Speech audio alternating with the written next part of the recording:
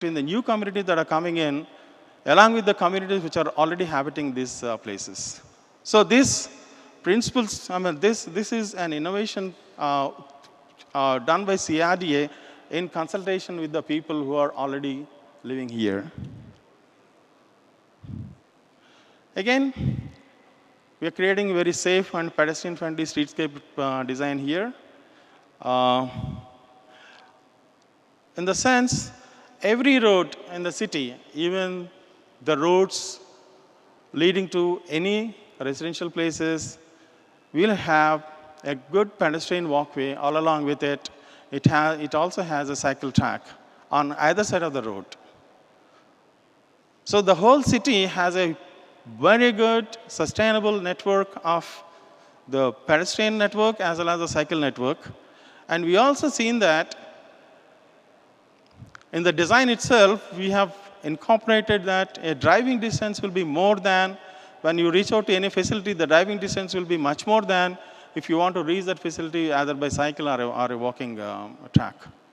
So thereby, we try to reduce the car movement within the entire city. And we also expect the public ridership would be almost around 60 to 70% by about 2050. So these are all some of the planning principles what we thought would be very congenial for a happy living within the Amaravathi. So this is what I talked about, this conservation of revitalization of water bodies.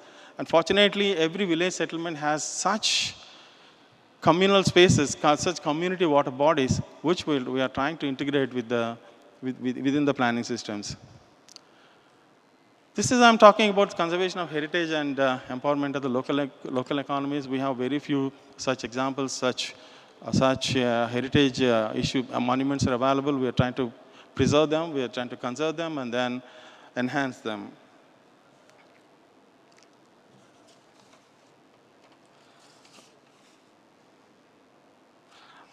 When you look at the land pooling model, we have almost created about 60,000 plots to the entire farmers. It is a very successful model because we gave them all the choices. I think when you look at the plot options, nowhere in the world this sort of an exercise has been made in. We gave them about 4,900 plot options to choose from. So that is, depending on their financial need, they can opt for a smaller plot or a bigger plot, or maybe split into various plots. And then we gave them all the choices, and accordingly, the plans have been done, and which has been well appreciated by the farmers. The other thing is, when we had consultations with the people, Vastu, one of the local considerations, very strong considerations, which was expressed by the people, and we made the entire city Vastu compliant, and all the plots are made absolutely Vastu compliant, which by this, the CRDA gained the confidence of the people.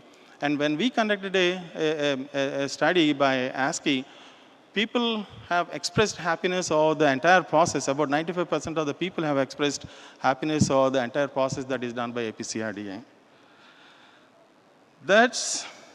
And after allotting the plots, we also called for objections and suggestions from the people about the entire principles, about the entire plot allotment.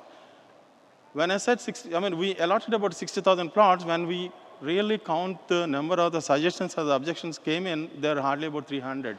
That's about 99.5% of the people are happy with the process that is done by CRDA. Only about 0.5% people raised some suggestions and objections. That too, I think most of them, they relate to the ownership issues, not really the planning issues here. So this sort of a confidence level we built among the people, this sort of a satisfaction levels we built among the people, and we got a very good response. This is all done through a public participation process. So these are all some of the list of design principles we have adopted so far to make the farmers happy. And now the onus is on APCRDA to make the new generation happy who are migrating to the green pastures in in future. We also look forward that this August gathering here and the panel speakers here will provide the way forward to make Amaravati a very happy, happy city. Thank you very much for giving me this opportunity.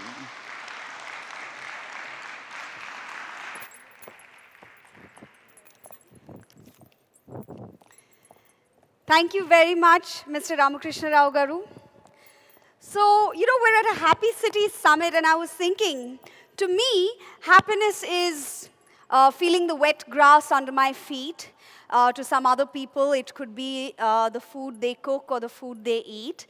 And to many others, it could be the words that, the way they string them together in the way they write or the way they speak. To some others, it could just be to be free again. Now, to so many different people, when happiness means so many different things, how do you go about measuring it? How would you do that? I'm sure it's a very, very tricky task. It was also discussed yesterday. That's what our panel discussion today is going to be about, the first panel discussion for the day. But before I call our speakers and the moderator on stage, I have a request of all of you. Everybody who's sitting at the back, could you please come to the tables in the front, fill up the sofas, please, so that you can come closer, listen better, and participate better. Everybody along those tables and those tables, could you please fill the sofas in? Everybody on the tables, and the people I know, it would be helpful if they got up and set the trend and came into the sofas. For those of you who weren't here yesterday, my name is Deepika Mahidhara, and I am your host for the Happy Cities Summit 2018 in Amaravathi. I request all of you to please oblige to come and fill up the seats in the front.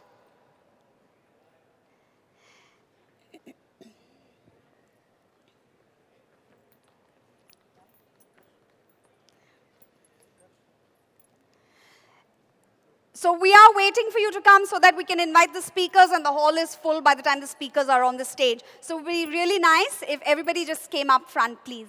Thank you.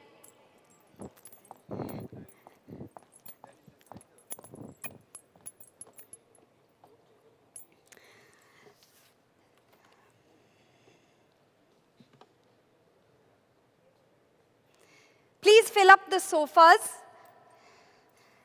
All right, so the first panel discussion for today is measuring city happiness. What is it and why do it? This panel will be opened by Mr. Umang Prabhakar Dalberg. May I request Mr. Umang Prabhakar to please join me on the dais?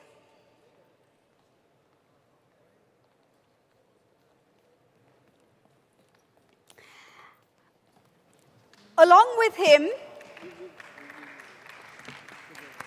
yes, when you're happy and you know it, you must clap. Along with him, moderating this session will be Revathi Prabhu, Executive Director, Cities, Pell Frishman, UK. Please join us on the dais. And please have a seat.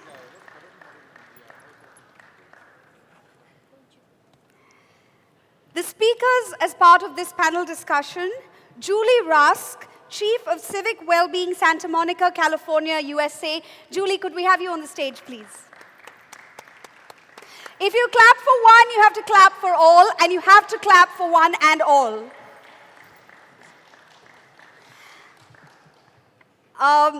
May I request Shoki Zangmo, Senior Researcher, Center for Bhutan Studies and Gross National Happiness. What a wonderful term. Shoki, could you please join us on the stage?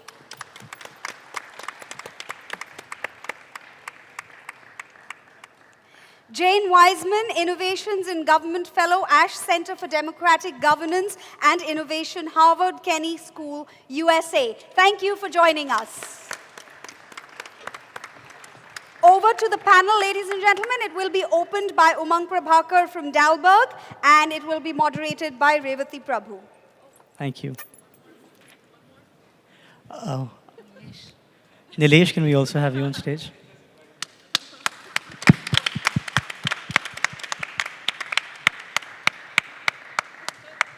We also have Nilesh Rajadhyaksha from the National Institute of Urban Affairs, in charge of designing India's Livability Index. Welcome, Nilesh.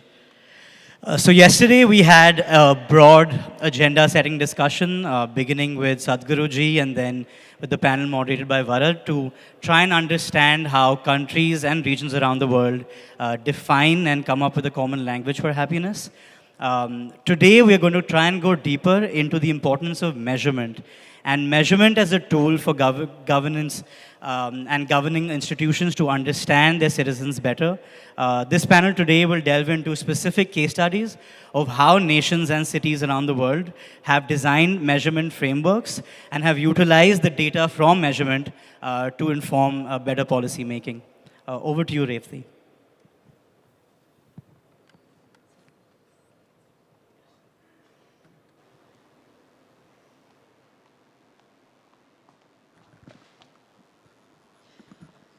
Can I see the slides? The slides? Yeah.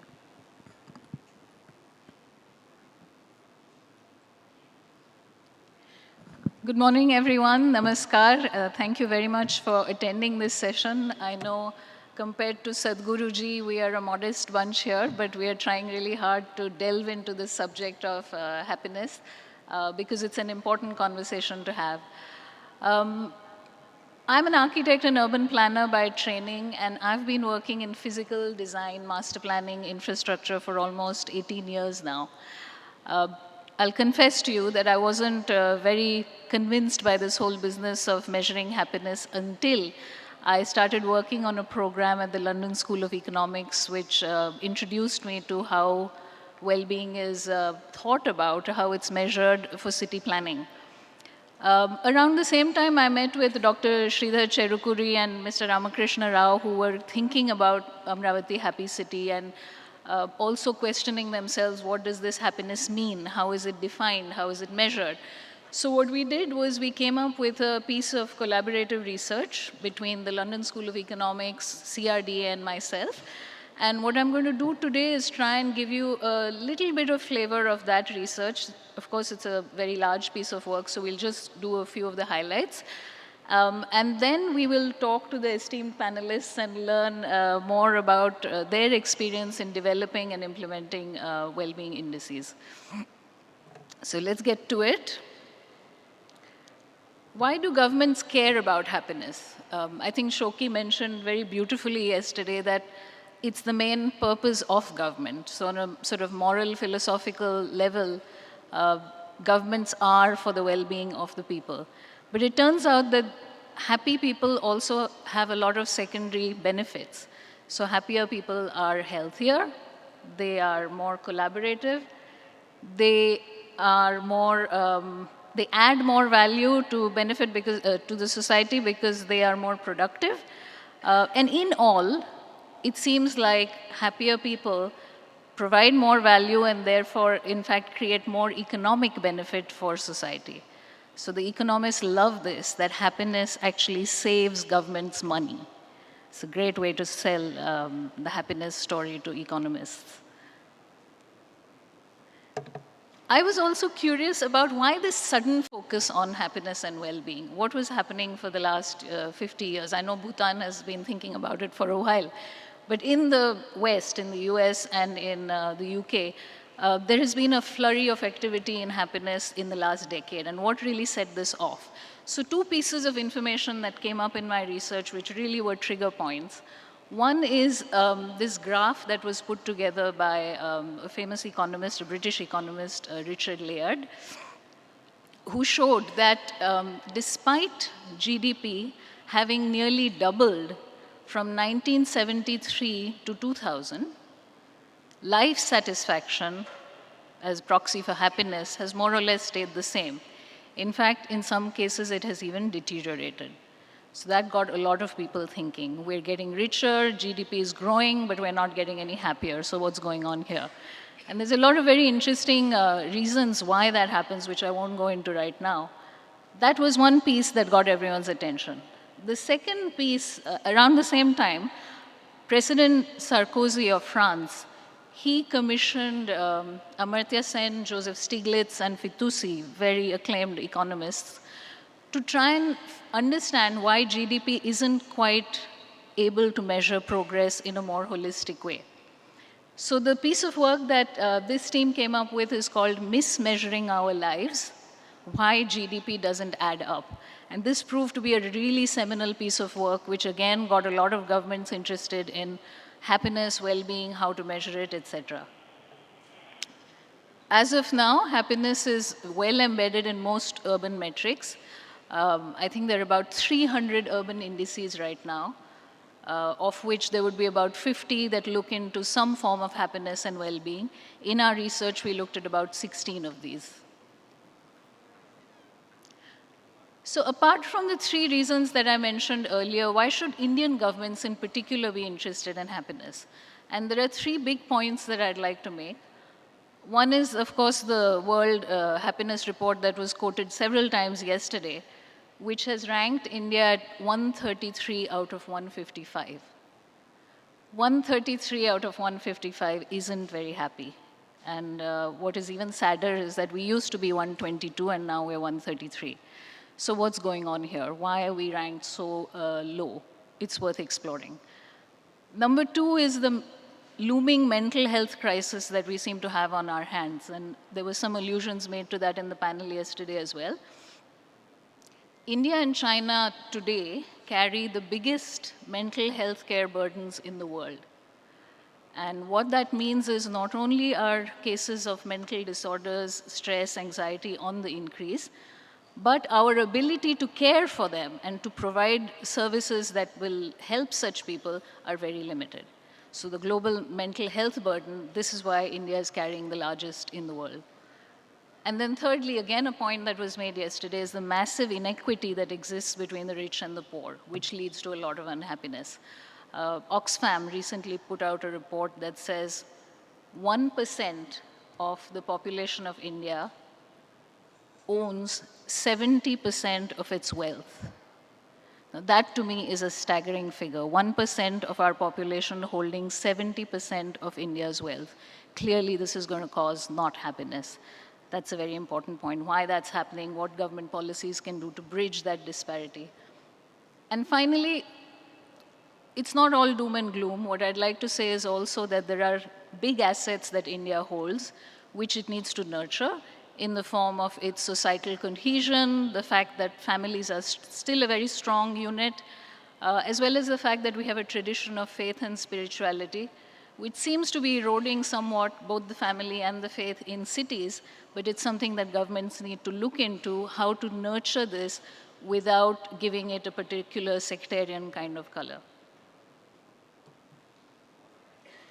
Let's look a little bit at the science of happiness. And like I said, the more I read into it, I realized that a lot of people who are neuroscientists, behavioral economists, psychologists have done a lot of work in happiness and how it is determined. So Marty Seligman, who is an American psychologist, he talks about positive emotions, actively engaging with life, relationships, and accomplishment, being able to do something, some meaningful work. He feels those are the determinants of happiness. Paul Dolan, who is a behavioral scientist, he has a much simpler sort of framework. He says it's pleasure and purpose. Between the two of them, you can define or determine happiness. Ed Diner, who's a big name in the field of measuring happiness, he considers genetic makeup and friends and family to be the main drivers. Richard James talks about resilience. Matthew Richard, who's a biochemist as well as a Buddhist monk, talks about serenity, mindfulness, compassion, etc. So you'll see every scientist that has looked at this has a slightly different framework, but there are overlapping areas as well. Right, this pie chart really had me depressed because I'm an urban planner, and what this chart shows is that 50% of your happiness is actually hardwired. There's nothing you can do about it. 40% is to do with your internal state of mind. And 10%, of which one part is physical space and environment, is what delivers happiness. So circumstances, which is place, employment, relationships, all that is in that tiny 10%. And this is research by Dr. Sonia Lubomirsky, if I get the name right. So it seemed pretty dismal that planners can't really do much, physical planners even less. But as I researched this more, what came to light is that that 10% has a huge influence on the 40%. So in summary, 50% can't do much about, hardwired. 50% we can work with. We can actually do something about it. What's the type of data that's used to measure happiness? Quantitative and qualitative. I've used a case of types of indicators in mental health to talk about it here. So an example of quantitative data would be the incidence of depression in ages 16 to 25. So that's a hard number which you can get from hospitals, government census data, etc. A similar qualitative example would be on a scale of 0 to 10, how satisfied are you with your life? That is self-reported well-being. Subjective well-being is the sort of term that's used for measurement of happiness, which is something you'll see in a lot of research on happiness. And finally, very important point, perceptions are important. So how healthy you think you are is sometimes more important than how healthy you actually are. So this is a very interesting thing, and it does influence metrics of happiness and how it is finally computed. Sources of data, government census and departmental data is a big source. Private sector businesses, NGOs, civic organizations also provide rich data. But the most important source is citizen surveys, which we call self-reported happiness data. And scientists have all agreed that the best way to find out how happy people are is by asking them. So if you have the right methodology and if you have a big enough sample size, this is a very accurate way of getting a sense of how happy your city, your country, your community is. Social media is increasingly being used to used to find out how well people are feeling, and Julie has used this quite successfully in her Santa Monica experiment. I hope you'll talk about that a little later. Okay, so all these 16 indices that we saw, the happiness indices, these were some of the common domains that emerged. These are some of the common parameters that came from these 16 studies. Good health, mental and physical, relationships, social connect, very important. How cohesive is your society? How many people can you depend on in time of crisis? That's the sort of metric that's used to measure that.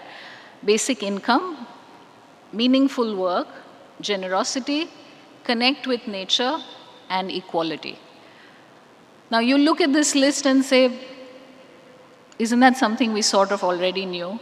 I mean, did we really have to go through all this research to come up with this list? But what's important is, although this list looks fairly obvious, now we have data to show how much each of these components affect our happiness, how they are interrelated with each other, and most importantly, we have data on the basis of which you can actually design policies. Policies can't be designed on hunches. Policies need to be designed on hard data. And so the data that we have on each of these is now helping influence policy. I have two examples of how data on happiness has influenced policies, and these both come from the UK where I work. A lot of the evidence showed that long commutes cause unhappiness, and this is again in UK. 16 minutes is the ideal commute time in the UK per their studies, and happiness decreases with every succeeding minute after that golden period. So what did the UK government do? Well, the Mayor's Office and Transport for London, which are two authorities which work very closely together, they came up with Transport for London's TOD policy, and they used the areas around all the metro stations to create neighborhoods where people could live, work, and play. So they didn't have to commute, and they were able to have much more happier lives. This is an example of how data on commute affected policies, which then improved well-being. A second example, really interesting one, is on mental health. The Center of Economic Performance in the UK, they have evidence to show that after a certain income, mental health is more important for well-being than income. So this was a very good finding by, again, Richard Layard and his team at CEP. What then happened was the UK government massively expanded its investments in cognitive behavior therapy for citizens across the UK.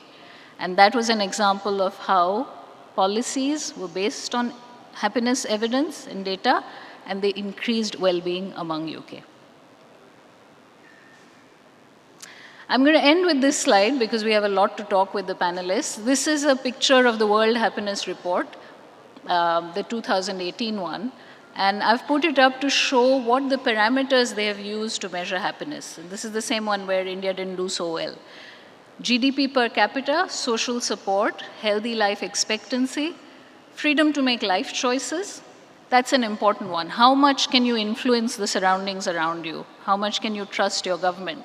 These are all related with freedom to make life choices.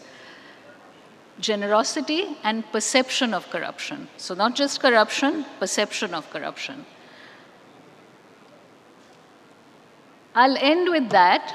And in fact, I wanted to put up this image of Buddha because I don't know how many of you have actually visited this Buddha. Can I have hands? Okay, for those who haven't, please take that 1.5 hours to make the trip because it's absolutely beautiful statue. And the reason I put this image up at the end is to say that we come from a land which has such a rich heritage and legacy in well-being. Buddha had the 4 noble truths about suffering, removing them and leading a happier life. The Vedas and the Upanishads have always talked about happiness not coming from material wealth, about the journey within. And I think now with this data, with the methodology and the science of happiness, combining the two, we're in a really good position to start creating happier communities. Thank you very much for listening. Thank you.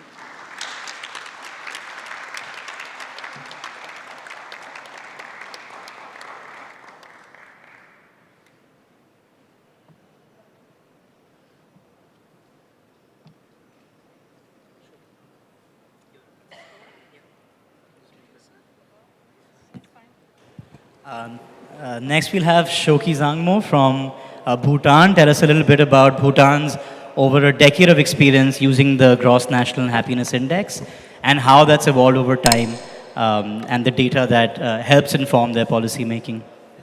Next, back. Okay,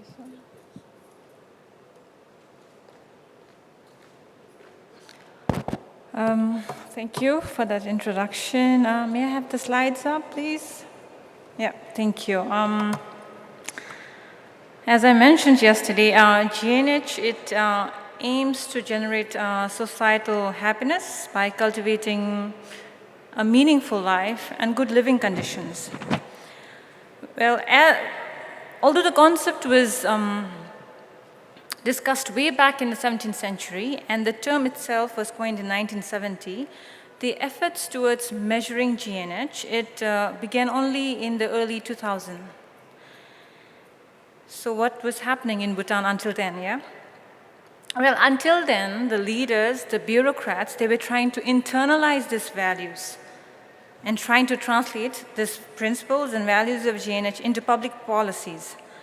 And we have the result. I mean, if you look at our culture, in a lot of places, if you want to experience culture, you have to visit a museum.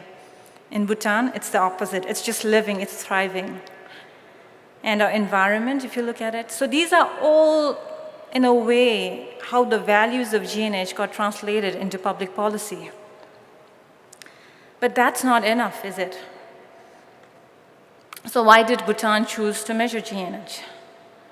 Only one reason. That is because we value this concept. We value the principles behind this concept. And the trend is that whatever matters gets measured, and whatever that is measured gets translated into policies, projects, and programs. So ultimately, what we value will be turned into an index, and then that precipitates into our decision makings, and then creating the conducive environment that our Sadhguruji clearly mentioned yesterday about creating the enabling environment for people to pursue happiness or experience well-being. This is the current model. We value material progress everywhere, individually, nationally, community level. And that's why we just have this GDP at the forefront, which obviously leads to prioritizing economic activities over everything, social connection, over environment, you name it, over culture. And that creates a conducive environment for something else. So GDP is, of course, as mentioned by Amaravathi, it just is a part of a story. It's not the entire story. And that is one reason why Bhutan chose to have a GNH index. Of course, there are other reasons too, of course, to measure progress in holistic terms, also to implement the ideologies that we embrace, and also especially to identify section of societies that are failing, whether the progress is just for an elite, for the rich, or there are just no barriers. Progress is for everyone.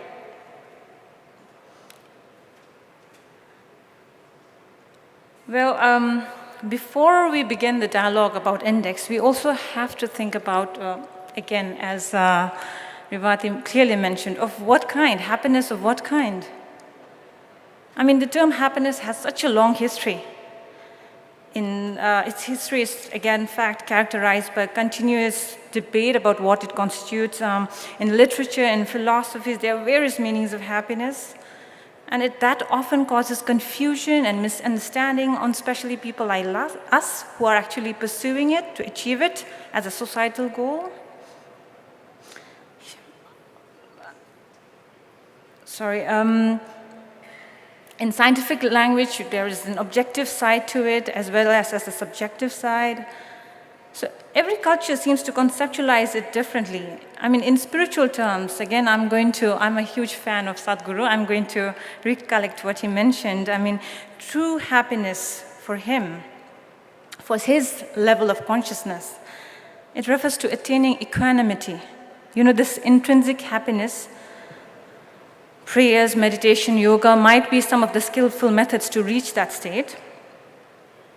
But sadly, to most of us, I mean, we are not in that level of consciousness, but nevertheless, we are planners, we are data scientists, we are bureaucrats, businessmen. So it is easier instead for us to provide, to build a conducive environment, the extrinsic happiness. You know, the happiness determined by external conditions. And this is what exactly predominates in the GNH index measurement, the attempt to quantify these enabling conditions for societal well-being. Now we know that well-being and happiness or welfare, whatever term we may adopt to use, is not a static concept. It is a construct with multiple expressions. I mean, and this was a central idea on which the GNH index was developed. For example, if you observe a life cycle of an individual, from good birthing to vital living to dying, within this there is this range of multiple causal conditions and determinants for happiness. So in order to encompass this holistic range of expressions of happiness, GNH actually adopted a domain-based framework. Of course, the first one being psychological well-being, it looks at the quality of life. It looks at, we have indicators on emotional balance, spirituality. The health domain looks at both physical and mental health. We have time use, which looks at the quality of work and non-work time. I mean, every one of us here in this room are given a 24-hour period. But how we use it, how we effectively use it for our work, our non-work, for our leisure, for our family. So it's a huge determinant of your happiness. And what are the services as a bureaucrat, as a businessman that you could provide to have this a good work-life balance is vital. We have cultural education. Again, in the education domain, we not only look at the formal institutions, but also the informal. What is the role of a parent? What is the role of community members? We look at knowledge skills, we look at history, cultural values. And the culture domain, which is extremely vital for Bhutan, it actually looks at, we have indicators that incorporates one's ability to express one's culture and identity. Under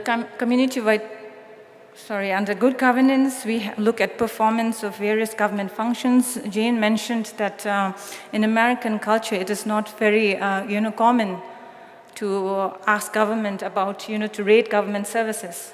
But this is actually the government asking people to rate our services. So that is what is taken care in this domain. Community vitality, of course, looks at the social connectedness. Now, Bhutan is a very cohesive society, so it actually looks at interactions and relations across families, community members, and the wider society.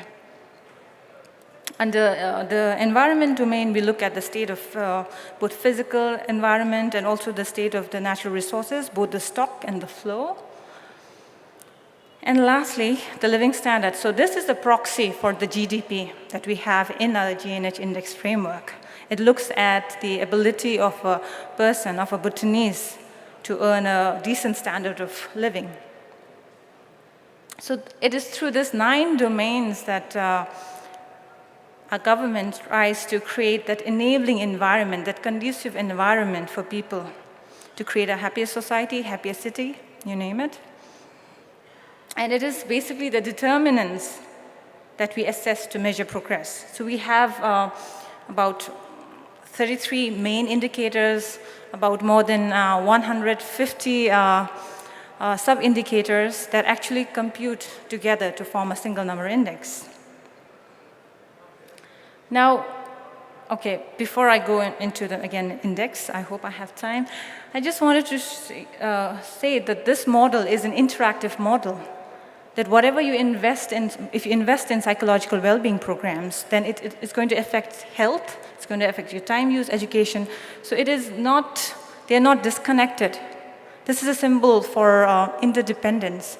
That is something, it's key to understanding or taking this approach of measuring happiness, that all the domains that you intend to measure are interconnected. There is no linear relationship, rather they are all interlinked.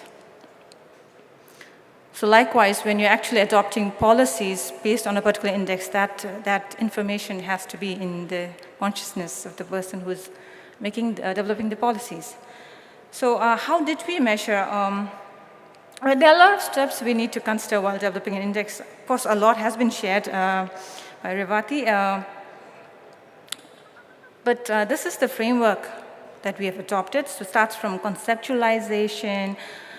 So a lot of efforts has to be required in trying to include whether there's going to be stakeholders involved, what methodology and indicators will encompass the indicators. Will it be happiness determinant like the GNH framework, or Amaravathi is going to choose the World Happiness Report, which is actually dependent on one single indicator of how happy you are from 0 to 10, and that's it. So it's a lot of choices. And of course, we used for our framework, we use a participatory approach, which Mr. Ramakrishna Rao explained very clearly in the morning about land pooling. That was the approach that was adopted, and it's the similar approach that we used. There was a lot of participatory. It actually took around 6 to 7 years to develop, to finally gain that confidence on this measurement. Now,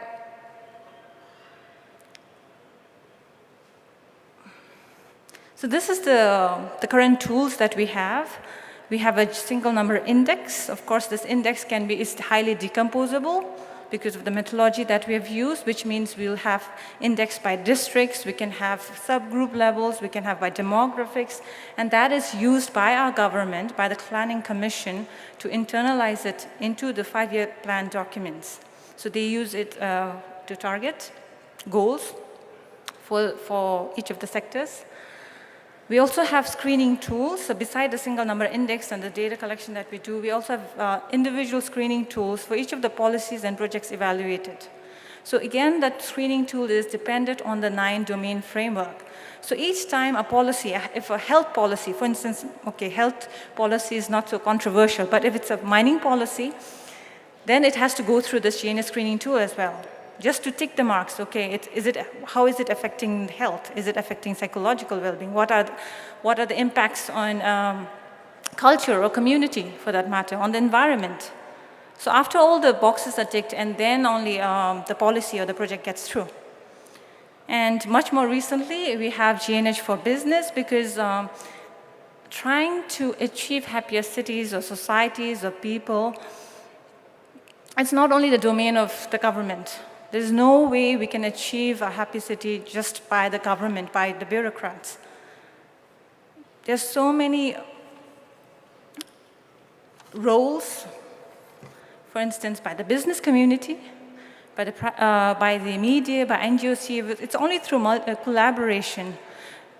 If each of these sections of society internalize these values, develop their own framework to integrate into its operations and practices, that is the only way to achieve. And GNH of business is one such tool. It actually integrates, it actually inspires businesses to have, to look at purpose more than profit. So it's only through the collaboration of the business community and the government, and of course citizens have a role too. Government in isolation cannot achieve GNH. It's a very pervasive philosophy to which every participant in the society must subscribe. And citizens' behavior, change in behavior is a crucial factor too. Just before I end, just was last example. For instance, of course, there was a lot of waste management methodology exchange yesterday in my table down there in the audience. If the government brings in, waste segregation, trucks to every household, but it is the effort or the individual will, the person living in that household, whether he or she is going to segregate waste. So it actually requires a lot of collaborative effort to create happier cities. Thank you.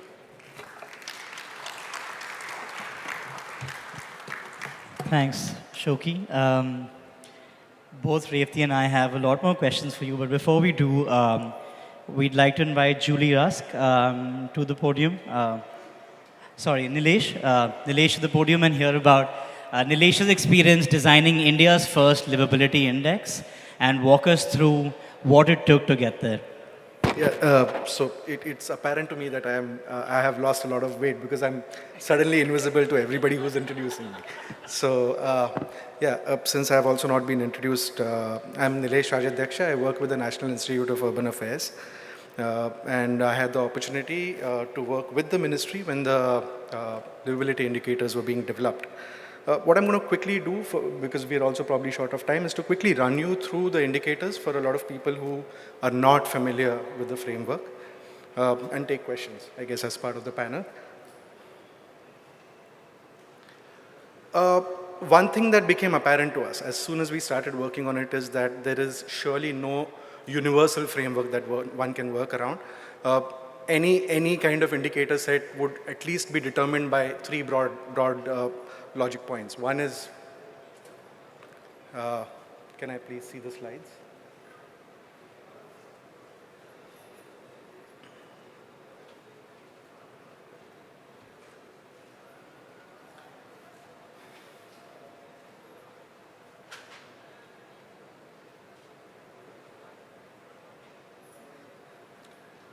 Right.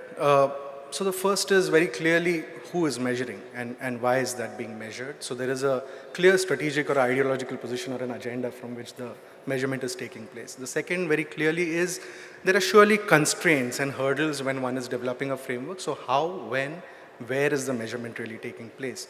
And the third is, of course, there is a definitive set of outcomes that one is constantly working towards. So of course, I don't represent the ministry's voice on this, but the way I think we went about it is that very clearly there is a set of new goals, new agendas that the ministry and the government of India are pursuing. What is also being realized increasingly is that and of course this began way back by the end of late 90s, I guess, is that there is a distinct shift from input-based frameworks to outcomes really. And how do you begin to measure outcomes that public policy and programs are really being able to deliver? The third critical element, which I think the Smart Cities mission very interestingly brought to the fore, is that city governments are often fairly restrictive in their ability to influence city life. So, largely you would find them talking only about waste management, about water supply, and so on and so forth. Whereas there is a much larger set of aspects that govern city life and livability per se. So one of the critical elements was to bring in some of these aspects that were not covered so far. So social sectors, pollution, safety, public spaces, environment, heritage, all of that. However, what we were constrained with quite severely is that this needed to be a national rollout, to be rolled out in a very, very short span of time. So what was very clear is that, that there is really no such data that's really available out there.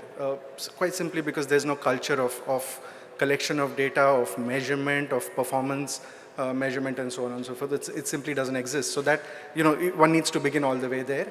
Outcomes that I think we were setting out to achieve was really, one, to create a very clear competitive environment amongst cities to push their own margins and whether they could go beyond comfort zones and kind of try and achieve some of these aspects. And of course, create at least a common minimum framework. So, a lot of people ask me that there are so many indicators, why choose what has been chosen? And I think what needed to be done was at least set a common minimum framework that no matter what size class of city you are really, you can associate with it, relate to it. So that really was one of the things that was being targeted. So like I said, it's a very, very ambitious effort of the ministry that's being rolled out. It's a multidimensional index that incorporates aspects of quality of services, both physical and social. It looks at governance aspects. It looks at issues of mobility, public realm, safety, security, and also looks at environment, heritage, culture, and all of those things. This is being rolled out, incidentally, in 116 cities presently. So the first baseline indicators are yet to be out. I guess by June or July this year, we would have the first numbers across 116 cities. What we needed to do, essentially, and I'm going to quite quickly run through this, is that we had to create a tool that was both comprehensive in a large number of urban aspects that it needed to capture, but be very minimum, which could be delivered and administered in a very short span of time. It needed to be well aligned to the ministry's existing missions. That became very critical because the ministry was launching it. There needed to be some synchronization between what the ministry was already doing with cities and what therefore was being measured. And importantly, I think there was a long-term approach. So the idea was to make it a do-it-yourself kind of framework, something that cities are perhaps comfortable measuring already, things that they can relate to. Small things like water supply, or whereas things like mental health, for instance, which you all have been discussing, not very easy for a city administration to wrap itself around, right? So there was an idea to kind of keep it simple to that extent. Not going to go into the process really right now. But if you look at the broad framework, there are 4 main frames that it's working around. So there is an institutional frame, there is a social frame, there's an economic frame, and then there is the large category of the physical. What we also did is that there was a system of assigning weights, and the largest amount of weight, because it was being administered to city governments, the largest amount of weight was also given to physical infrastructure, which is something that they very, very strongly control. For instance, economic policy at the city level would have very little impact on, it's a much larger, it's a regional conversation, it's a national conversation. So that kind of a weighing system was designed around it. Again, 79 critical indicators, 15 categories. I guess one could call them domain, is what Bhutan uses as a term. So 15 domains, 15 categories really, with 79 indicators. Again, split into core indicators and supporting indicators, each weighed differently. Probably not enough time. What we also tried to do is that we developed a separate, very, very detailed methodology document, which, because we also wanted this to be something that cities can perhaps self-administer at some point, wanted to kind of clearly give out what would be the methodology for going about capturing data, what kind of a formula one uses to assess that indicator, and even in the, also set a benchmark. So although this is a ranking system where cities are being compared against each other, we also thought that it would be useful for a city to self-assess itself against maybe some benchmark somewhere. So we did go that extra mile and put down a benchmark.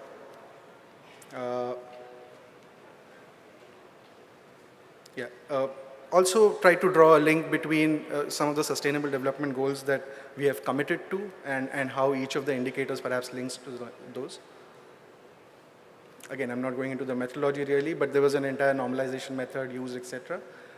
So just to kind of sum it up, what essentially happens is, and what's already happening is, data is being collected around 79 indicators. There are 4 pillars within which this data is being collected. Each of these can be computed as individual category or domain indexes, and on a certain given weight, a composite city level index can be developed. And this, of course, at some point would be ranked. And the important part of it is I guess, the gap areas that emerge would influence not only policy at the government level, but also, actions perhaps at the city level in the future. Yeah, thanks.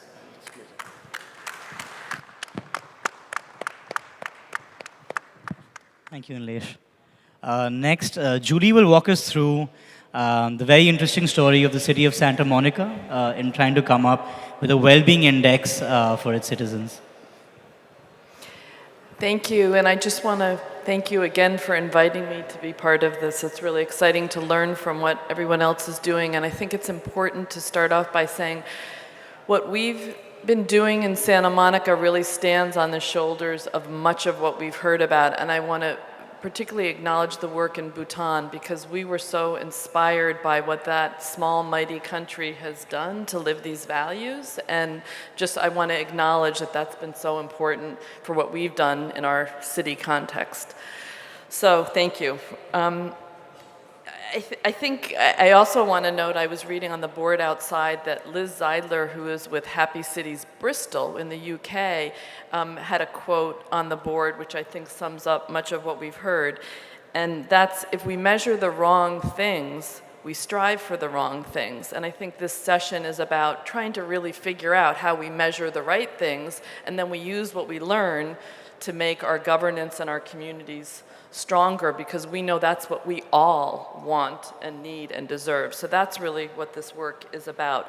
So I have a bunch of slides here that sort of tells our story. I'll do a little bit with what our index is, so you're familiar with that, some of what we learned, and then I want to focus a little bit on the citizen community engagement, because I really do think, and I'm saying this to those of you who really work in government, that part of what we need to think about is how this is not just a sort of a sterile tool that is used in a very kind of either academic or just routine way, but this is really about how we engage with the people that we are enlisted with governing with and governing for. So I think that's an incredibly important part of this. I talked a little bit about why. I think we all understand the why, and we talked about that yesterday. And really, for us, this is a framework that's about putting people at the heart of our work. So our framework is really, again, using these categories or dimensions, as we call them, that are very similar to some of what you've heard.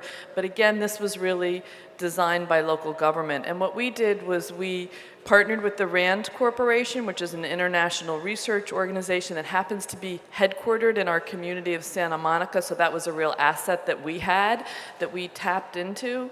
We worked with folks from the New Economics Foundation, based in London, who had really been at the forefront of measurement work in the UK for many years. We were also guided by an 18-member international panel of experts, which was a really exciting process for us and was our form of doing this kind of work, where you really bring in the thought leaders and the practitioners and the researchers from a range of disciplines. And I want to really underscore that point. As I think you heard earlier, this is people in behavioral economics, psychology, public health, sustainability and the environment. There's really kind of a convergence of thinking that I think is all really coming together in how we think about this concept of well-being, happiness that we're talking about today. So what we did as we developed this framework, it was designed for local government.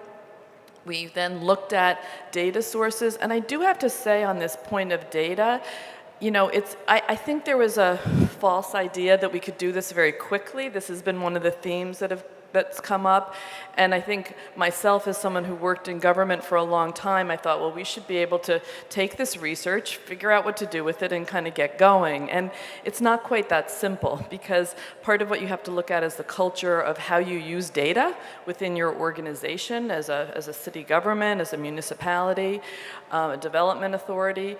You have to really look at what kind of data you have. Do you have the right kinds of data? Are you measuring things that really matter?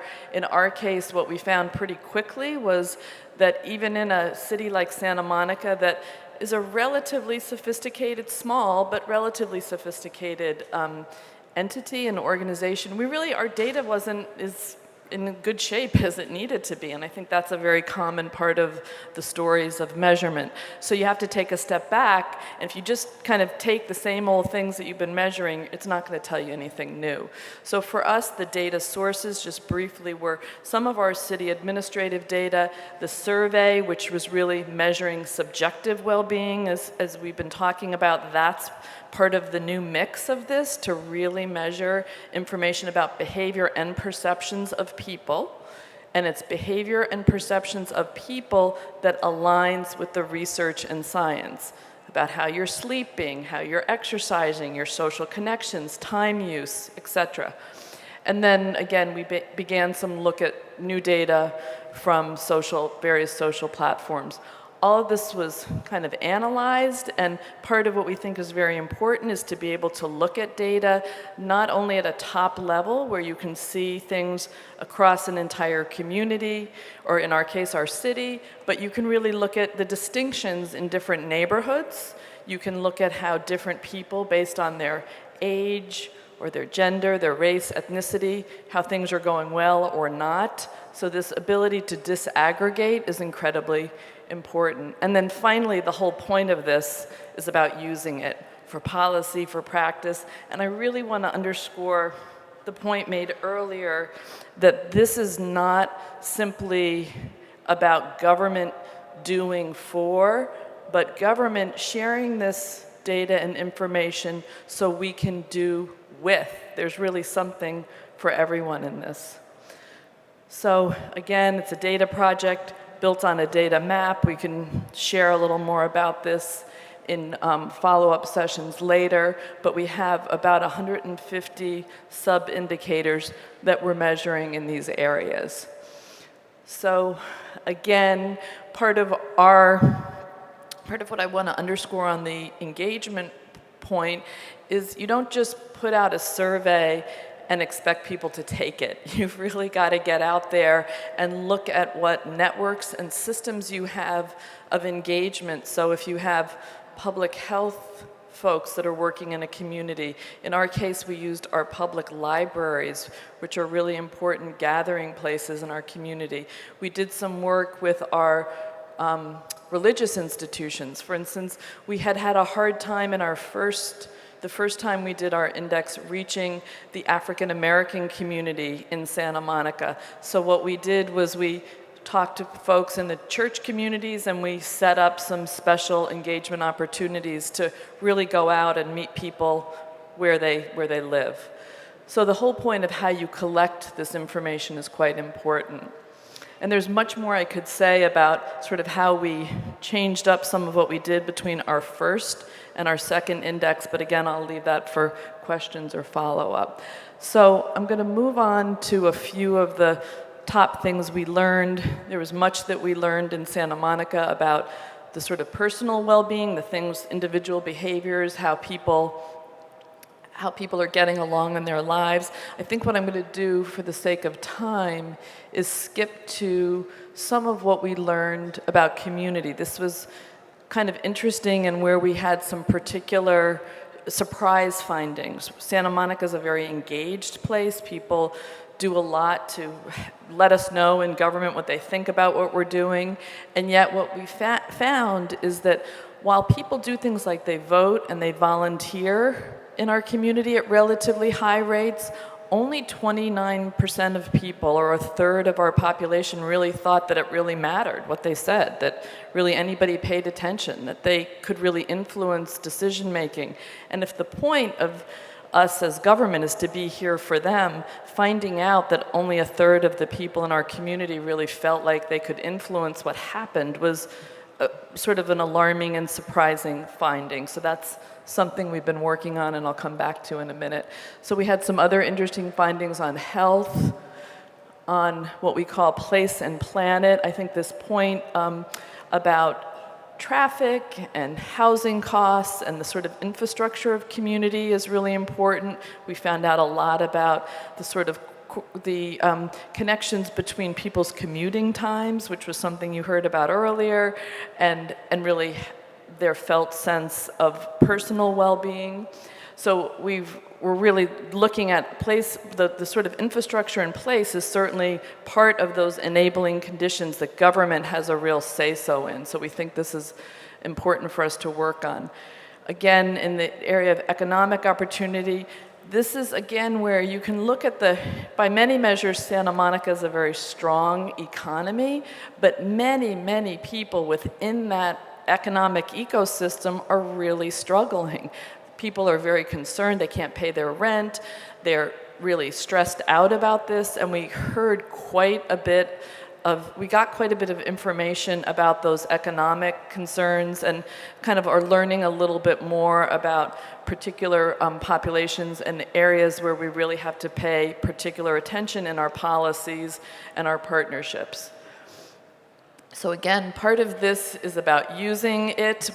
I mentioned a little bit yesterday about how this framework has now become the sort of guiding approach to how we create our city's budget, which is really important. And I would certainly encourage the folks who are doing the work here to really think about not having too many different frameworks and measurement things happening at the same time, but seeing how you can line these things up, and that's part of the process that we're engaged in now.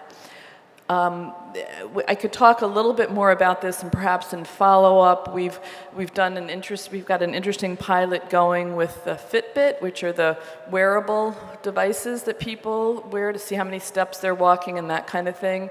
And we had about 175 people in one neighborhood that had relatively low rates of physical activity engaging in this pilot, and that's been a very positive opportunity to not only help people kind of look at how they can get healthier, but connect with their neighbors. So I think this point of the interconnectedness of these issues and thinking in a more holistic way is part of what a framework and index like this enables you to do.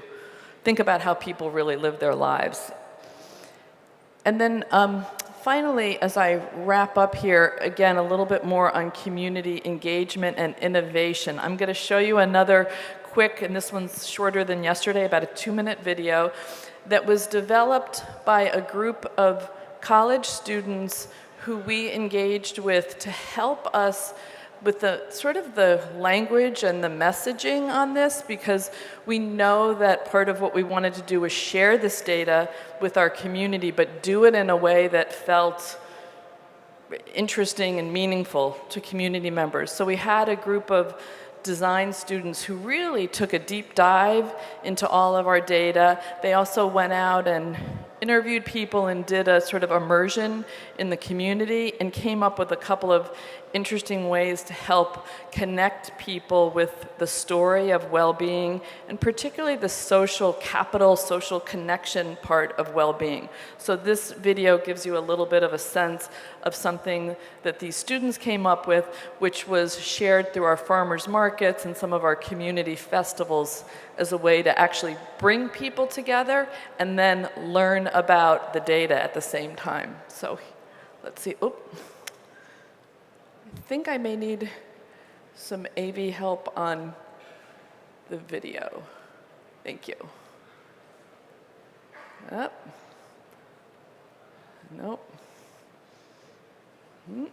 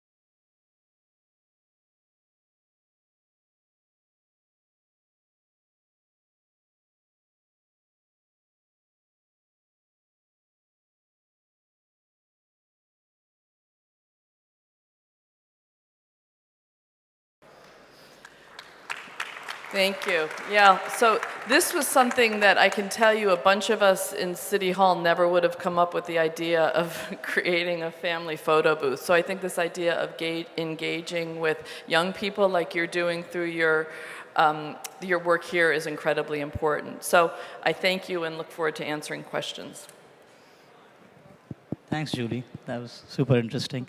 So I think underlying a lot of these conversations is really an acknowledgement for the power of data in revealing truths that oftentimes simple observation cannot. Next up, Jane will tell us about the story of American cities and the evolution of how data began to be used in these cities to become more responsive and adaptive to the needs of citizens. Over to you, Jane. Okay, so I'm going to walk around a little bit because I've realized that I can't read the slides except up here. So I've seen that video that Julie showed. I've seen it a million times, and every time I see it, I get emotional because to me, that is so, it makes real this idea that measuring can make a difference. When you see those people that have never met each other and they act like they're a family, it's a reminder of how government can make a difference. So what am I here to talk about? I am not a happiness expert, other than being very happy to be here.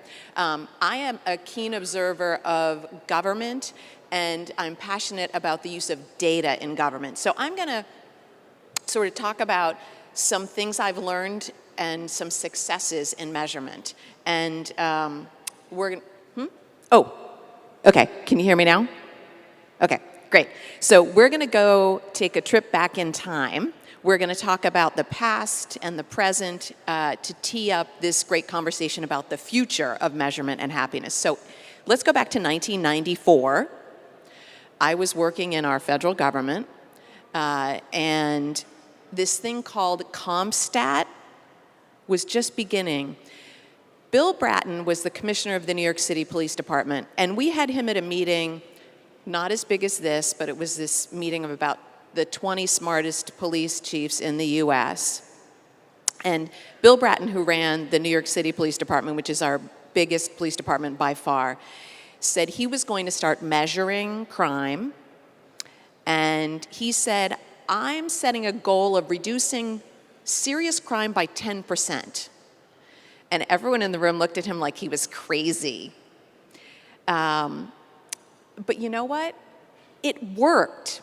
So this is a picture of a CompStat meeting. So that's computer statistics back in the 1990s. You know, computers sounded new, so CompStat sounded like a cool thing. So it wasn't just a meeting, though. It was a management philosophy that was, we're going to use the data to try to take action, right? So the commissioner held weekly meetings, and he'd call on members of this audience, and each of them was one of the 76 or 77 captains running one of the precincts, and they'd present their statistics and then engage in a dialogue about how to solve problems. Why was this revolutionary? I know, this may not seem that revolutionary, but honestly, today in government, we have so much data that we don't use.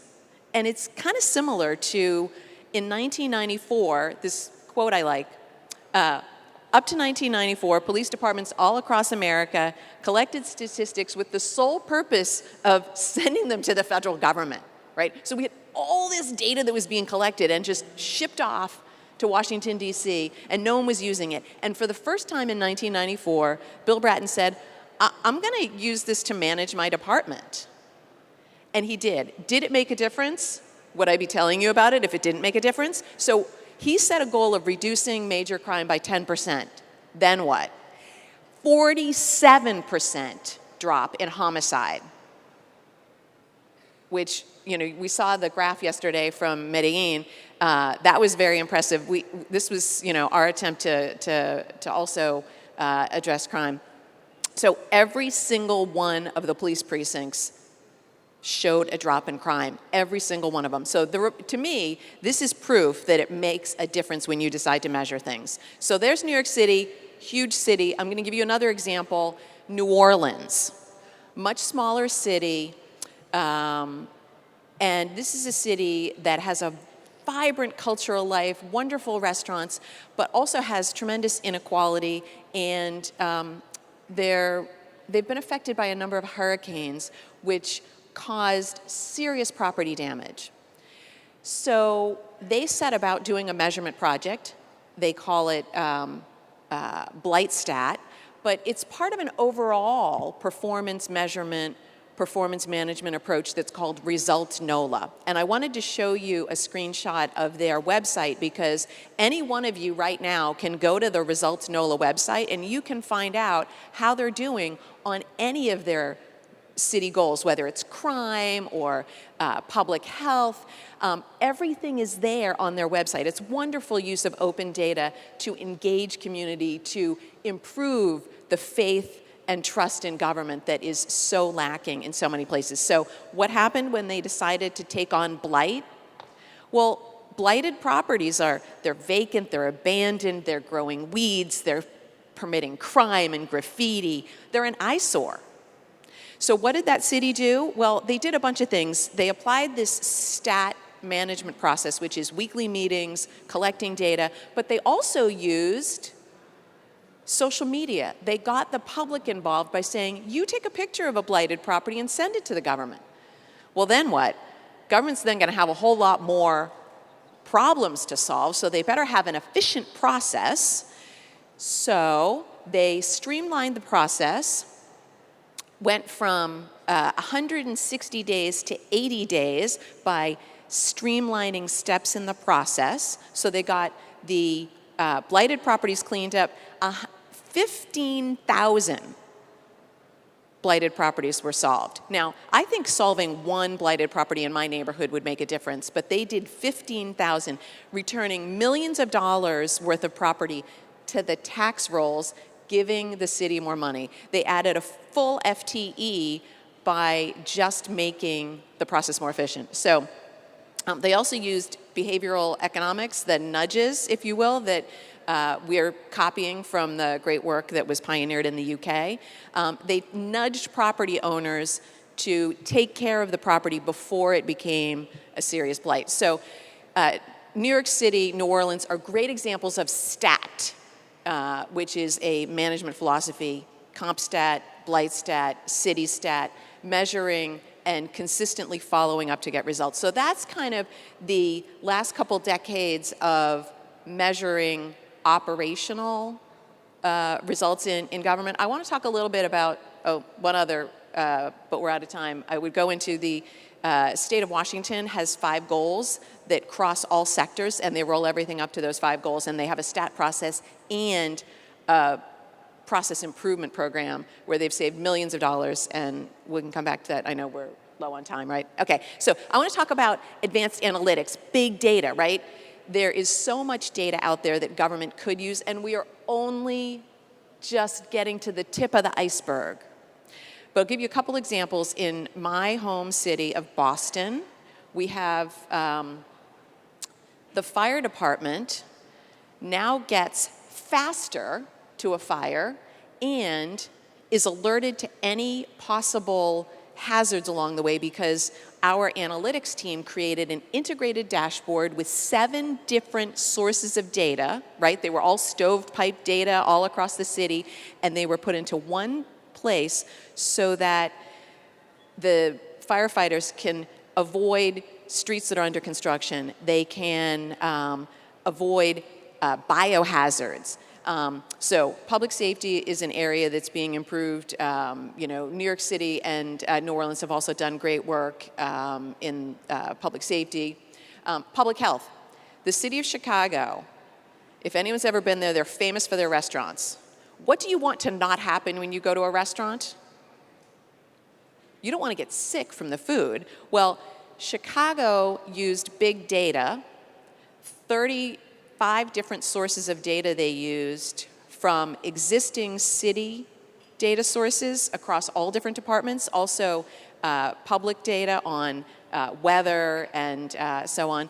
And they've been able to predict foodborne illness 7 days faster and with 20% more efficiency, so they can send the inspectors out to the places where you're more likely to get sick. So public health, public safety, lots of great ways. There are many more examples that I could go on all day with examples of success in government, but I think I'm supposed to move on to the discussion part, right?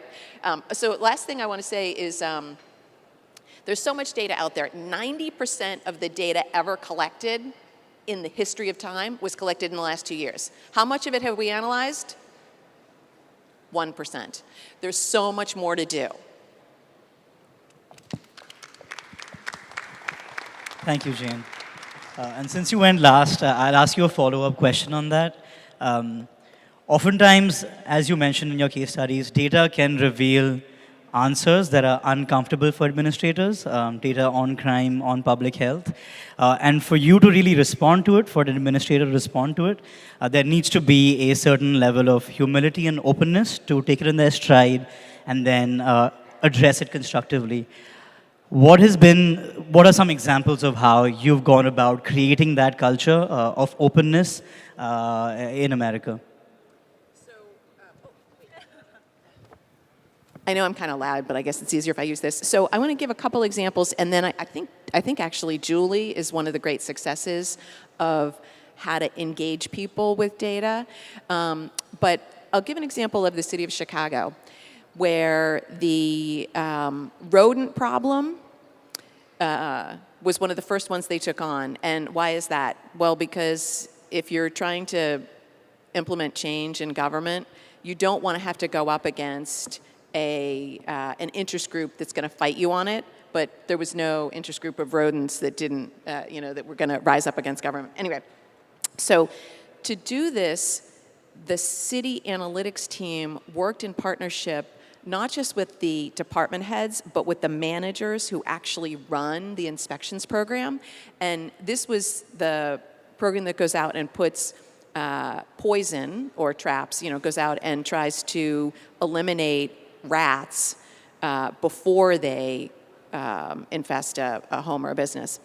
And what the city learned was the importance of working with the day-to-day operational managers and building those relationships.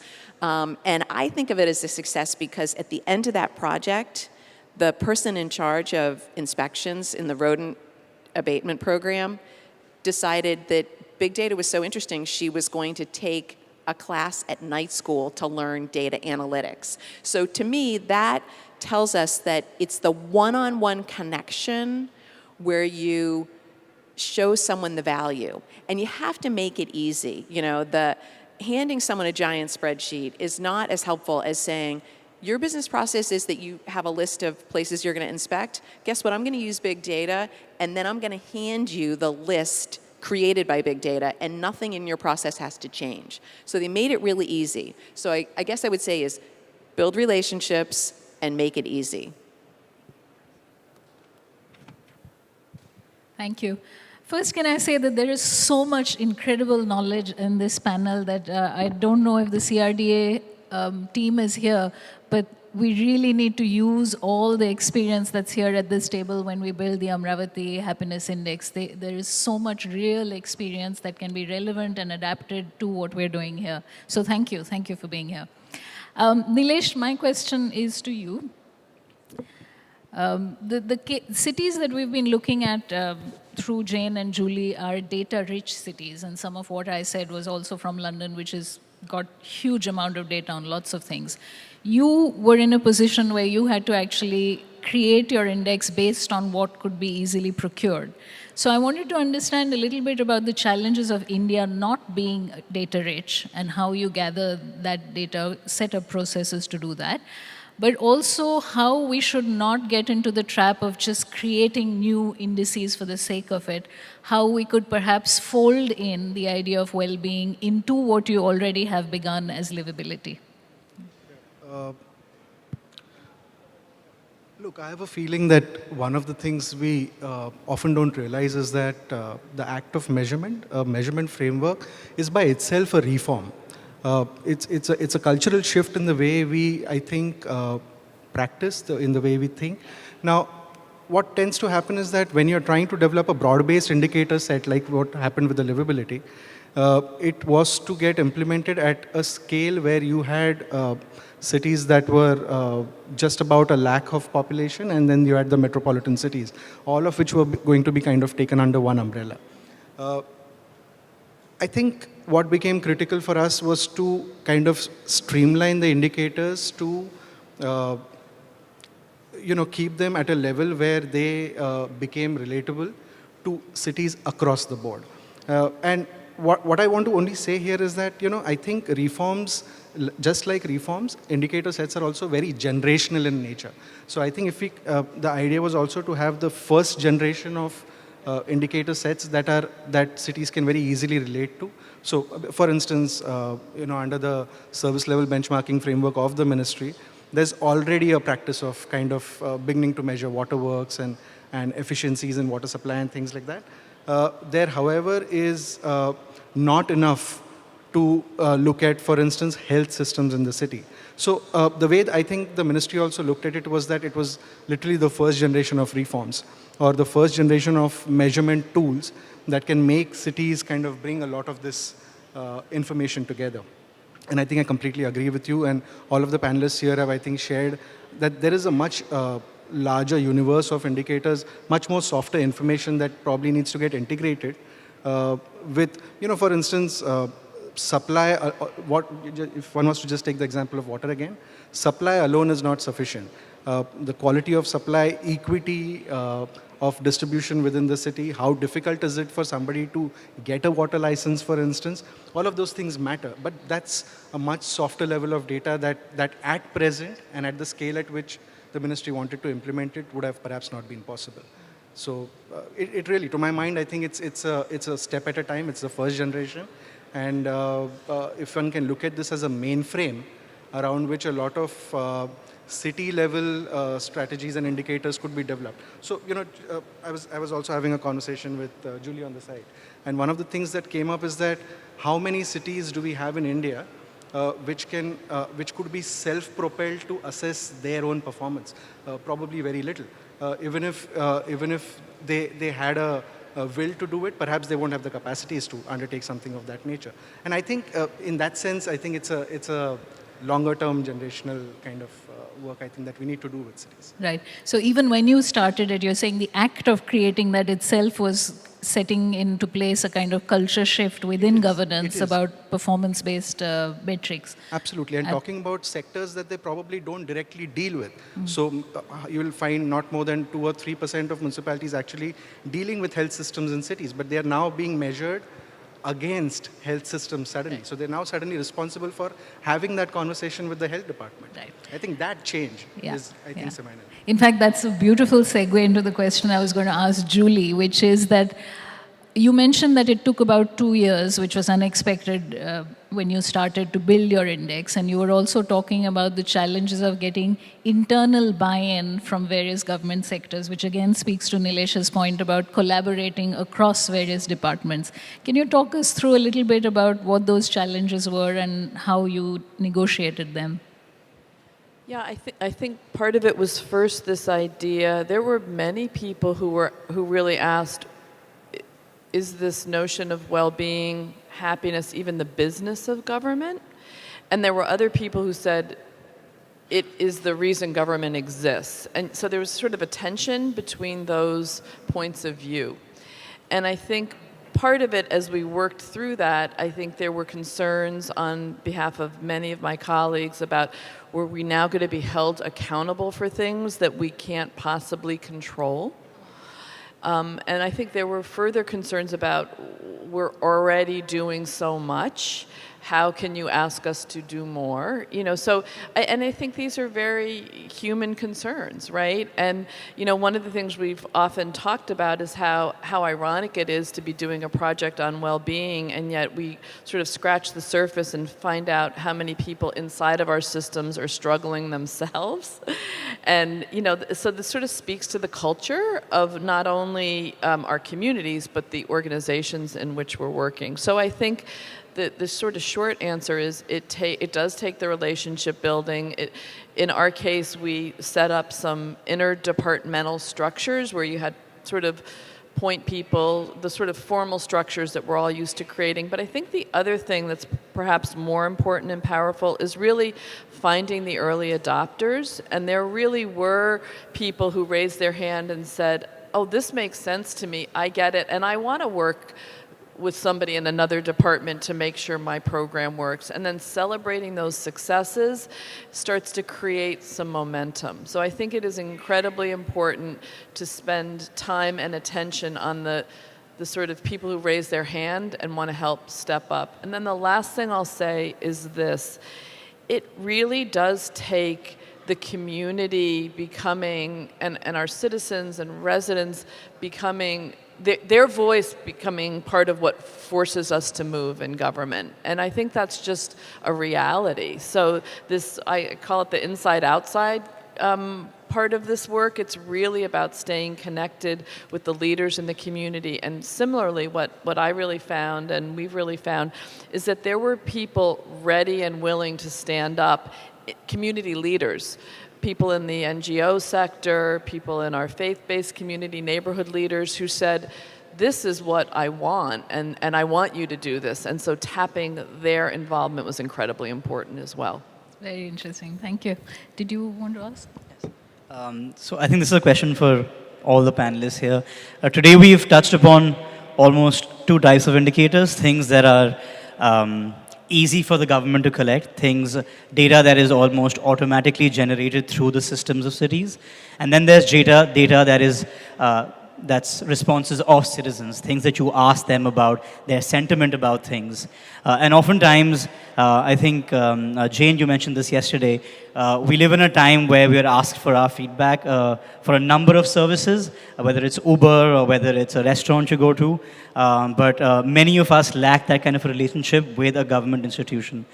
Do you think just the act of asking a citizen about how they feel is perhaps taking one step towards increasing their satisfaction?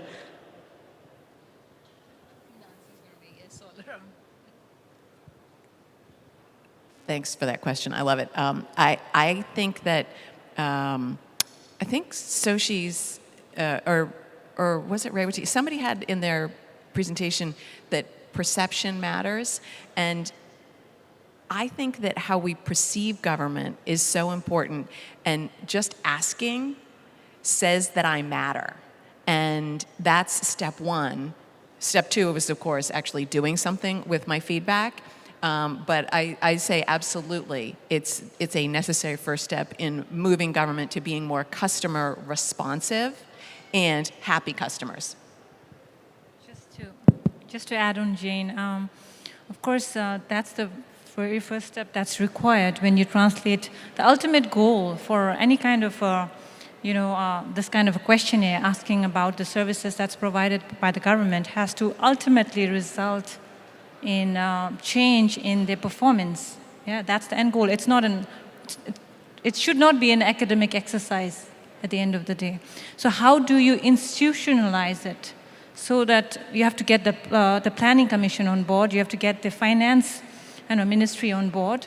So there has to be a lot of collaboration.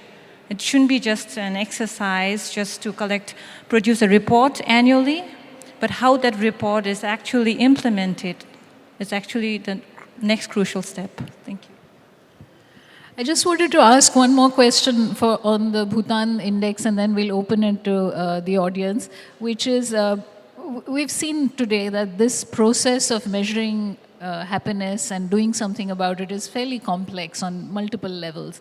And so a lot of the indices that have been developed, especially in the Western world, have used independent consultants who are experts in this.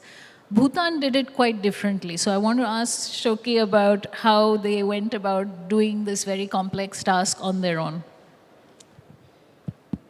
So I work for the research body of our government, and it was established in 1998. It's called Center for Bhutan Studies and Gross National Happiness. And since the establishment, we have had this reputation of never hiring consultants. So if you want skills, then we go out and learn ourselves. And just one main reason why we are doing it, because we are the best people who understand the cultural context of Bhutan. We understand Bhutanese values. We understand Bhutanese identity, which is very crucial when you're framing any kind of projects, whether it is policy making, whether it's developing a happiness index. So really, who is going to develop the happiness index for the happiness city for Amaravathi is going to be the next vital question. Yeah. Thank you very much. Yeah, Jane wants to say one thing about that. So I just want to say one thing about that, having been a government official myself and having been a consultant to government, and also thinking about how I advise governments today. And my answer around do you need a consultant is how fast do you want to get it done? Because when you do it internally, absolutely is the best way in terms of knowledge, and both that you start with the knowledge of the organization and their needs, and that you keep the knowledge internal. When you need to get something done real fast is when I think you need to just add the capacity.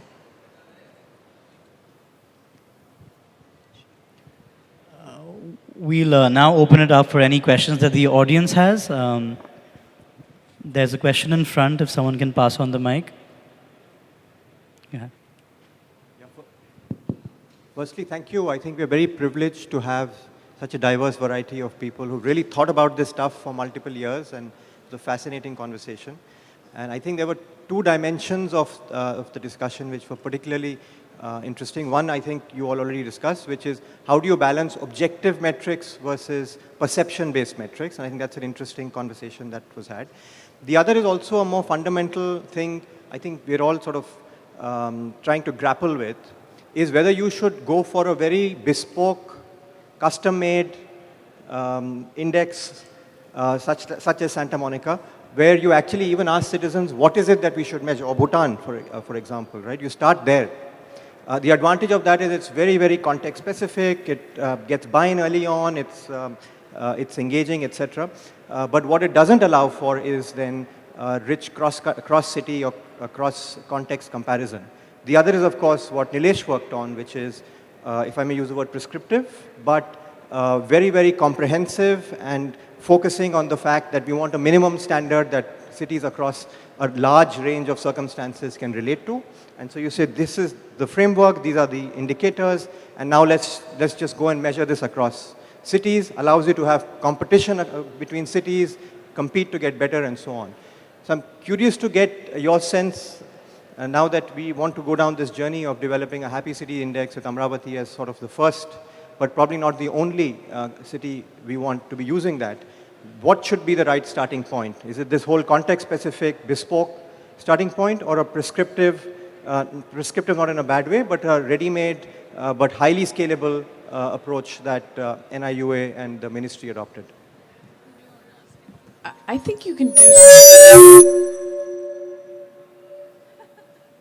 Is that me? That was me? Okay. Whoa. I think you can do some of both and need to do some of both. So what I mean by that is this.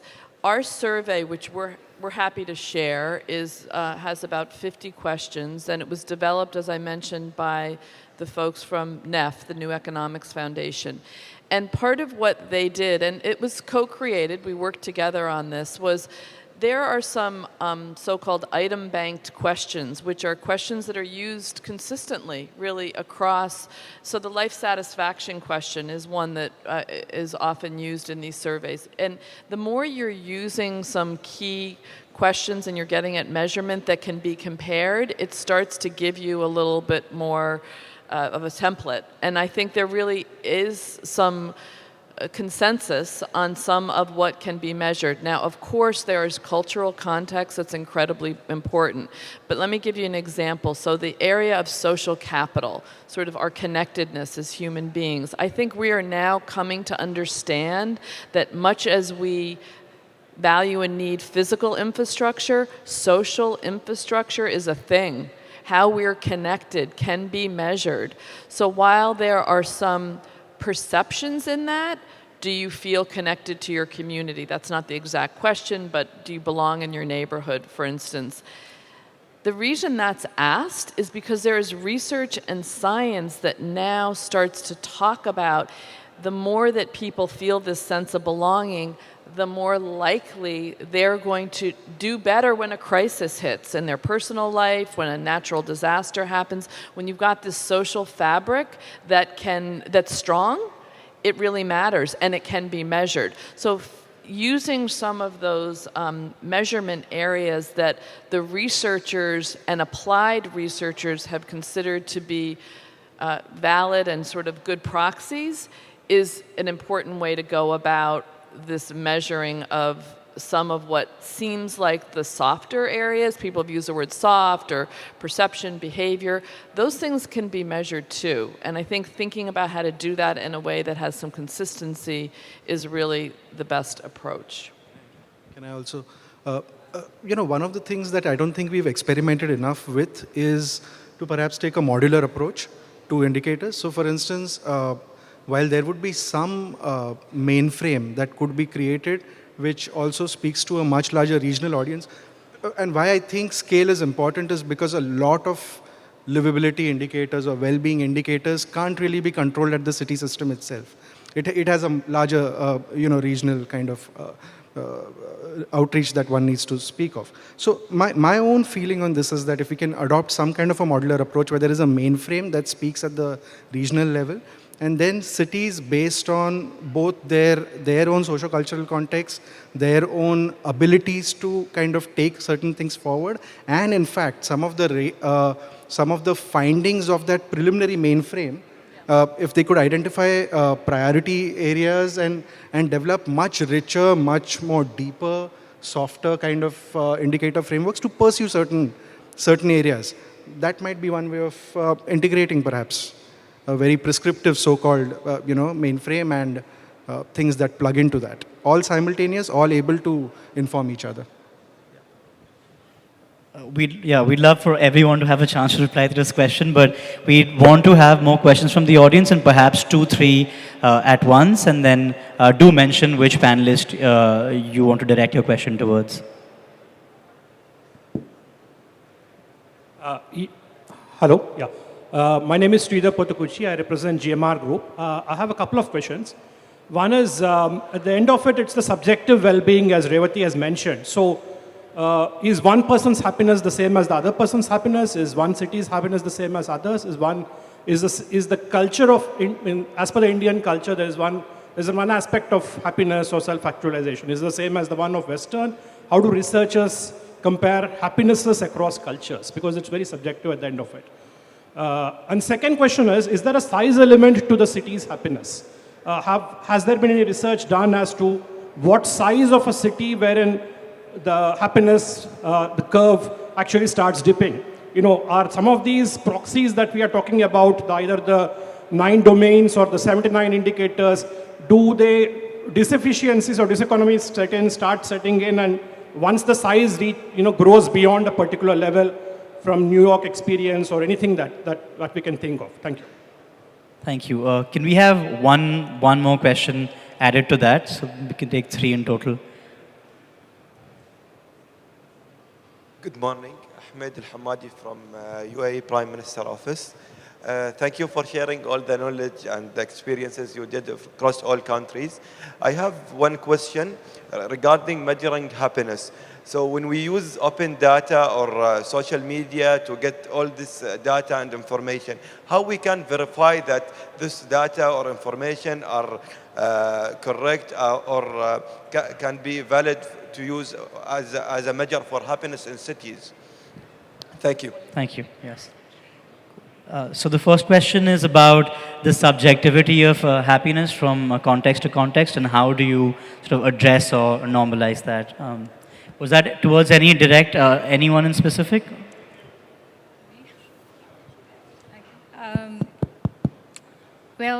Gross national happiness index as such does not give priority to subjective well-being. As I mentioned, it actually looks at the conducive environment, the enabling conditions across the 9 areas. But also, having said that, for Bhutan, we are, majority of us, it's a homogeneous society. 99% are Buddhist, so we have the same culture values. So it would be difficult for us to analyze how it works across culture. And also, although we might differ regionally within Bhutan, because this GNH index is relatively at an infant stage, although we have been working on it for the past 10 years, it's still at an infant stage. It's only twice that we did the data collection and formulated or computed that index. So we are not at the stage where we can actually understand the diversity across regions, why that's happening. And no analysis, for instance, right now has been made with population growth. But I would think that that population size, it has a correlation with well-being, especially because it's directly correlated to the spaces that we're always talking about, and even Sadhguruji informed. In terms of, what was the next question? To respond to your second question about size, it is a very interesting question, that is there a sweet spot of density or scale that can actually create maximum happiness? Unfortunately, the answer is, again, that's contextual. So what's a good density in an Asian context might be not a good density for the Western context. But that said, there are studies at the LSE that show that beyond 3 million, there are some sort of negative aspects that start creeping into the challenges of urbanization. That said, there are cities like Chicago, New York, other cities that are higher than that and are doing very well. So it is contextual, but 3 million, 3.5 million is sort of considered a good size of city for the level of happiness you're talking about. Related to that is also the idea of scale of buildings, scale of neighborhoods. There's a very interesting book by Charles Montgomery called Happy City, which starts to investigate high-rise buildings and correlates living in high-rise apartments is related to unhappiness and not happiness. And unfortunately, Sadhguruji was suggesting that we all live in giant towers. So I'm not so convinced that urban planning might be going towards Corbusier again, but it's a very, very interesting question. The one thing I would add is I do think there's research that really looks at the levels of economic disparity within a city. And I think the more that there are very large gaps, I think that really creates well-being and happiness challenges. And the more there's sort of some level of cross-community, citywide equity, that is, the research has really shown that makes a difference. The other thing I would direct folks to is there's a really great center also in London, What Works Wellbeing, and they're really working hard to gather the evidence and really look at case studies of applying what the research is showing about things like scale and where there are well-being inequalities, how they overlay with economic and other types of inequality. So I think part of what we have to all, I think, be comfortable with is this is an emerging area of understanding and research, and I think we're all actively contributing to the knowledge. So that's part of the reason for doing it. And the third and final question was, I think, the validity of using social media data as a dipstick into people's sentiment. I think, Jane, would you like to take that? While you're getting the microphone, I'll say one thing. We know that the people that are on social media do not represent the demographics of our community entirely. So what we've been saying about this is, for instance, some of what we learned about the economic concerns of people in Santa Monica by a look at the publicly available Twitter data. This was one of the sort of examples in our work. We know that it disproportionately told us something about a younger age demographic than an older age demographic. So as we're using this information, we're not, we're being very transparent about the fact that it is not a fully weighted representative sample. Yet, we think it still provides information that can give us some insights that are very important for segments of our community. So I think it's about contextualizing it and knowing what it can tell you and what it can't. Sorry, I'm a data analyst by profession, so I just could not answer that question. For Bhutan, it was a very lengthy process. I mean, there was a lot of groundwork on firstly training, getting the right enumerators. It's actually a normal process in any statistical, I mean, people with statistical background would know. So you have to really train, I mean, India is very multicultural. So actually after adopting the kind of happiness that you want to measure and also the methodology, then the next question is how do you collect data, yeah? And a lot of times for subjective well-being, if you're not depending on objective ones, which are already there in the system, then you need to interact with people. And a lot of times the questionnaires are developed in English, and then comes the translation issues, whether you're translating, the essence is lost. So that whole process took about 1 year. In Bhutan, there are more than 21 dialects, so we had to first convert the English questionnaire into our national language and then to those 21, just to make sure that the data is accurate. Thank you.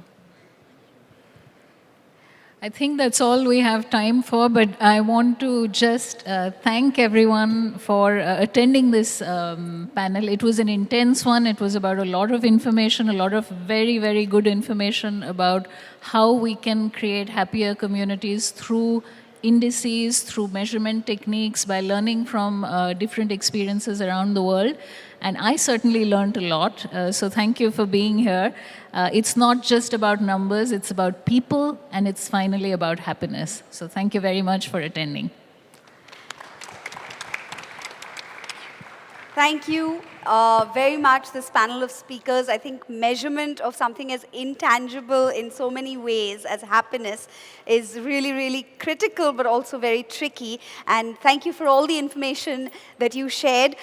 Please wait on stage a moment, because we would like to thank you. We have the Honorable Minister for Administration and Urban Development, Gauravniyalu Sri P. Narayana Garu, with us. And on behalf of all of us, he will felicitate you. Thank you for your time. We'll start with the moderator, Mr. Umang Prabhakar from Dalberg, the opening moderator.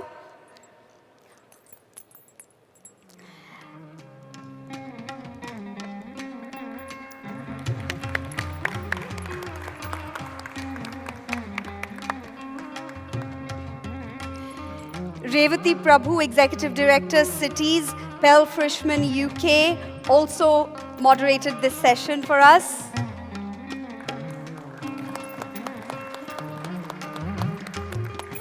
Mr. Nilesh Rajadhyaksha, Urbanist, National Institute of Urban Affairs. Thank you for being a part of this conversation. Jane Wiseman, Innovations in Government Fellow, Ash Center for Democratic Governance and Innovation, Harvard Kennedy School, USA. Thank you for being a part of this conversation, Jane. Shoki Zangmo, Senior Researcher, Center for Bhutan Studies and Gross National Happiness, Bhutan. Thank you for contributing.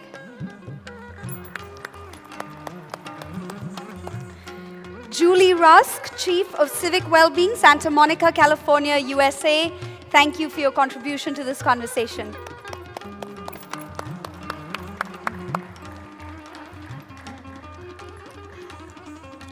We began this day with a lovely presentation on the way the designing of the People's City, Amaravathi, has been happening. And that presentation was made to us by Mr. Ramakrishna Rao Garu, Director Planning, APCRDI. Could we have you on stage, please, sir? We'd like to thank you as well.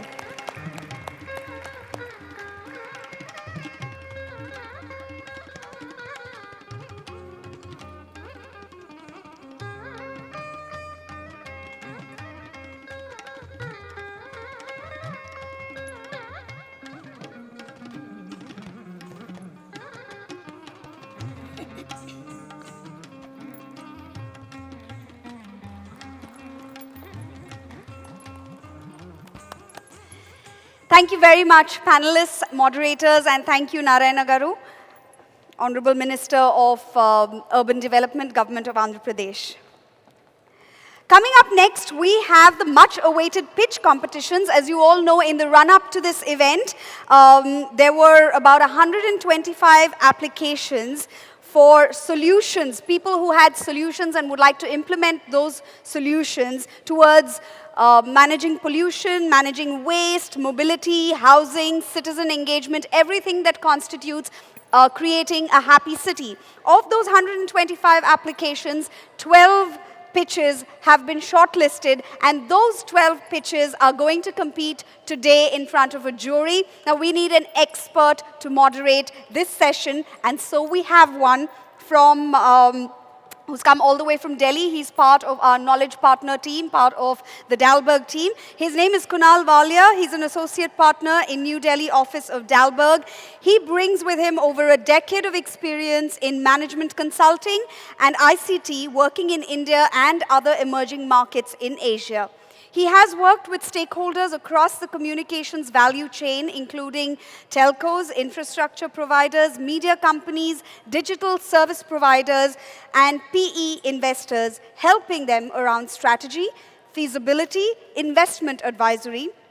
Before Dalberg, Kunal was director with the transaction advisory team at Ernst & Young.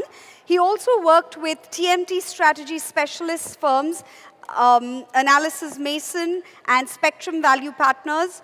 Kunal has been closely involved in some high-profile mergers and acquisitions transactions that have shaped the Indian telecom and internet space, as well as supported some of the leading communication companies in Asia in adopting and strategizing new technologies. Kunal has a bachelor's degree from Delhi University and an MBA from the Asian Institute of Management in Manila. I don't think we could have had a better person moderating this pitch competition for all of us. Could you please join me as I welcome Mr. Kunal Walia, Associate Partner, Dalberg.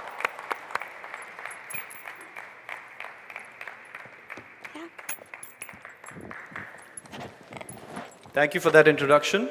Welcome, everyone, to the Innovation for Happiness Urban Tech Pitch Competition Part 1.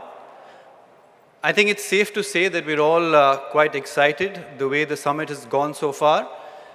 We've been both inspired and mesmerized so far. I say inspired because of the CM's very, very grand and unique vision about Amaravathi that he spoke about yesterday. And I think it's fair to say that we were fairly mesmerized by Sri Sadhguru on how simply he gave some practical solution around happiness. In parallel, we've also had some very, very unique knowledge sharing sessions with some city experts globally, and there is, of course, much to learn from that context and much to implement in Amaravathi as well. So how does the pitch competition fit into all of this? Well, the pitch competition is trying to do something very simple, is to take this vision that the Honorable Chief Minister has and to take these ideas that we've collected over the last few days and convert them into reality. So over the next few hours, we'll be hearing from about 12 very, very inspired individuals that have brought together innovation and technology and converted them into some real ideas that can actually be implemented in the context of Amaravathi. But I also want to highlight that Amaravathi, the setting of Amaravathi and this summit actually makes the pitch competition very unique. And that is because Amaravathi is a greenfield city, and that really allows an incubation space for these startups to test and prototype their ideas and to really embed them in the growth of Amaravathi and grow with Amaravati's journey as well. We already have enough reason to be proud of in terms of the pitch competition, in terms of the diversified and the number of applications we received over the last few weeks. So just to give you some numbers, we got over 275 plus registrations, about 125 plus applicants from over 25 different countries. And these applicants actually went through a very, very rigorous process, post which we've been able to shortlist the 12 presenters that will be presenting over the course of the day. We had given the applicants 3 themes around which they had submitted the applications. These themes are very relevant to happiness as a concept and relevant to Amaravathi. These themes are citizen-centric government, livable communities, and finally, clean and healthy environment. Now, that's a little bit about the participants, but what's interesting now is that their job is not going to be easy, because we do have a very, very esteemed and experienced set of panelists or jury members judging this pitch competition. So we have about 10 jury members with a very, very diverse set of experience. We have members from the government, India, and outside India. We have members from the investor community. We have members from the private sector, as well as think tanks as part of the jury member. I want to spend a minute to just introduce our jury members in no order as such. So we have Ashwin Mahesh, founder of Map Unity, Ashwin Raghuram, co-founder and partner, Bharat Innovation Fund, Bharat Vishweshwarai, Director Investments, Omidyar Network. We have Dr. O.P. Agarwal, India CEO, Water Resources Institute. Dr. Ruben Abraham, who unfortunately is unwell, might try and join us for the second half, is the CEO and Senior Fellow, IDFC Institute. Dr. Ramakrishnan, CEO, F-Tronic Systems. We have Mr. Loh, Director, Environment Policy, Management Division, Ministry of Environment, Singapore. Professor V. Vallakumari, CEO, AP Innovation Society. Madam will be joining us in the second half. Dr. Sridhar Cherukuri, IAS Commissioner, APCRDA. And Mr. Vipul Kumar, Country Director, Innovent India. Can we have a round of applause for the jury, please? Thank you so much. Before we jump in, here are some ground rules, extremely important ground rules for the summit as we proceed. The pitch competition will be divided into 2 parts. We are hoping to cover 6 presenters before we end for lunch. We don't want to delay lunch because we don't want people to be unhappy going to lunch. We start the second part at about 5:15, where we cover the rest of the 6. Ground rules for each team. Each team will have 8 minutes for presenting. And we want to allow 5 minutes for a Q&A session where we will cover about 2 to 3 questions from the grand jury. And if time permits, we will open it to the audience as well. Please note, presenters, that there will be a buzzer that goes off at 6 minutes, and at 8 minutes we will have a hard stop. And that alarm clock that goes off at 8 minutes is not something that can be missed very easily. We will be selecting top 5 teams out of the 12 presenters, and the results will be announced tomorrow. What I'd also like to highlight is that there is a lot at stake for the 5 winners. There are cash prizes for the top 5 winners. There is an opportunity for each winner to present to the Honorable Chief Minister. MOUs will be signed with APCRDA so that these ideas can actually be implemented. There will be a direct entry of the top winner into the World City Summit in Singapore later this year. Dalberg and Omidyar Network that have helped organize this summit, Dalberg will be providing consulting and to the top 5 winners and helping them refine their models. And finally, all finalists will get direct entry into the semi-finals for Civic Tech Acceleration Program for Village Capital in collaboration with Omidyar Network. So a lot at stake. We're pressed on time, so we'll jump straight in, and I'm going to invite the first presenters on board. Can we have the team from Metaverve to present, please?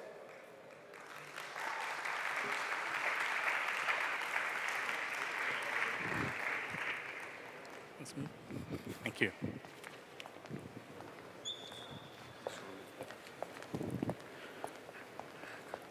Good morning, everybody. Thank you for this opportunity for me to present my company, Metaverse Systems, and our solution, which we call Metaverse Creator, which is a citizen engagement and participation platform. Basically, I'm going to go and tell you a little bit about what we see the problem statement is, our proposed solution, a bit about our credentials, and finally, if there's time, a little bit about the ecosystem that I belong to. Problem statement. The current practices in master planning, we see several problems in that. And the first thing that we talk about is that master plans today are generally developed by experts with little input from citizens and residents. Obviously, this presentation was put together before Mr. Ramakrishna Rao's presentation today about the excellent work that you've been doing. But it still holds, I think, generally for master planning practices. If you look at the quotation at the top, 94% of master plans, according to this gentleman, actually fail. And they fail because of these 3 issues. That there's little input from citizens. 2, when a master plan is done, it is frozen in time. And with that, it does not dynamically adjust to changing conditions. A plan, a city, is anything from 10 to 35 years. And in that period of time, there are a lot of changes that happen. But the needs of the residents over the life of that city planning is not easily incorporated. And finally, there is no mechanism for extracting the inputs and the personas of the people who actually live in the cities. So in order to do that, we have actually come up, and to reinforce that, some fast facts. I think we all know these issues. The world population will be about 10 billion, and 7 billion of those are set to live in cities. So it's absolutely critical that we have livable cities that engage citizens. So our solution, Metaverse Creator, has 3 basic components. The first thing is that we undertake an ethnographic study and we capture user inputs. That's key to the start to the start of the process. So by capturing those user inputs, we are actually designing the city around what the future citizens are going to are wanting to see. We get those inputs in. Next, and this is what we do in terms of the use of technology, we digitize that land. Today, with the application of technologies like photogrammetry and LiDAR, it's relatively cheap to be able to capture that landmass, digitize it, and make it into a 3D image. From there, we are able to convert that into a virtual world. And the virtual world has inputs from the citizens before through the ethnographic study. So we convert that into a virtual world. We imagine a virtual world. And then comes the killer application. Basically, we gamify it. So when we make this into a virtual game, which is able to engage thousands, millions of citizens in a virtual environment. So just to reinforce the solution, if we were to go ahead and do this, basically we would create the Amaravathi virtual city game. And this reinforces community engagement. And through this process, we are able to avoid costly infrastructure mistakes. We can test and prove in the virtual environment before building a physical world. So take this lovely hall, for example. I'm told that this was actually used as a wedding hall before, and it's a multi-purpose hall, and it's now done as a convention center. So in this process of building this hall, as a wedding hall, just imagine if we had gone through this process and created a virtual environment. Many of our citizens here would have been able to participate in this process and help in the planning, put inputs in here. For example, where would the toilets be, where the car parks are going to be, how does this whole thing work together? So they are able to provide those inputs and help the master planners, the city planners, before you actually build. The second thing that we're doing is that in this process, we have citizens empowerment through the Amaravathi virtual world again. And here, we have avatars that are created. So through the avatars, the citizens have anonymity, and they can provide their inputs without fear, and to be able to provide proper feedback on how to, what they like to see, how this will develop.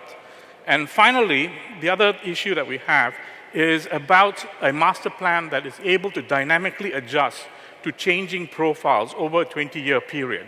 And that, again, happens relatively easily through a virtual environment.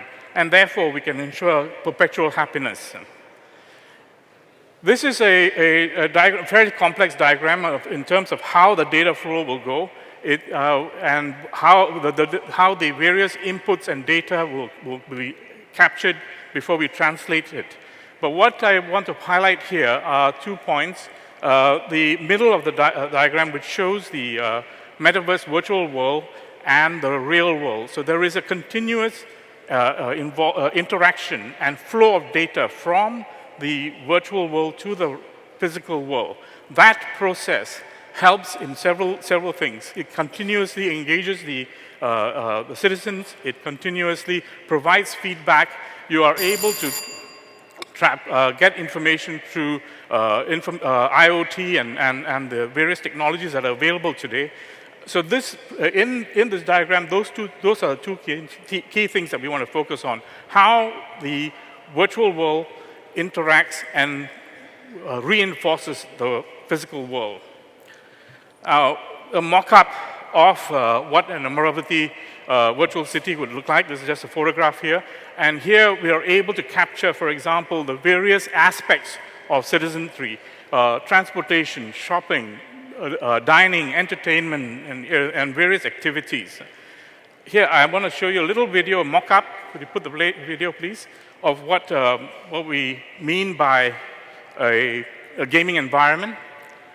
And in this process, the person is able to shop, person is able to book facilities, person is able to go to libraries and in a virtual environment.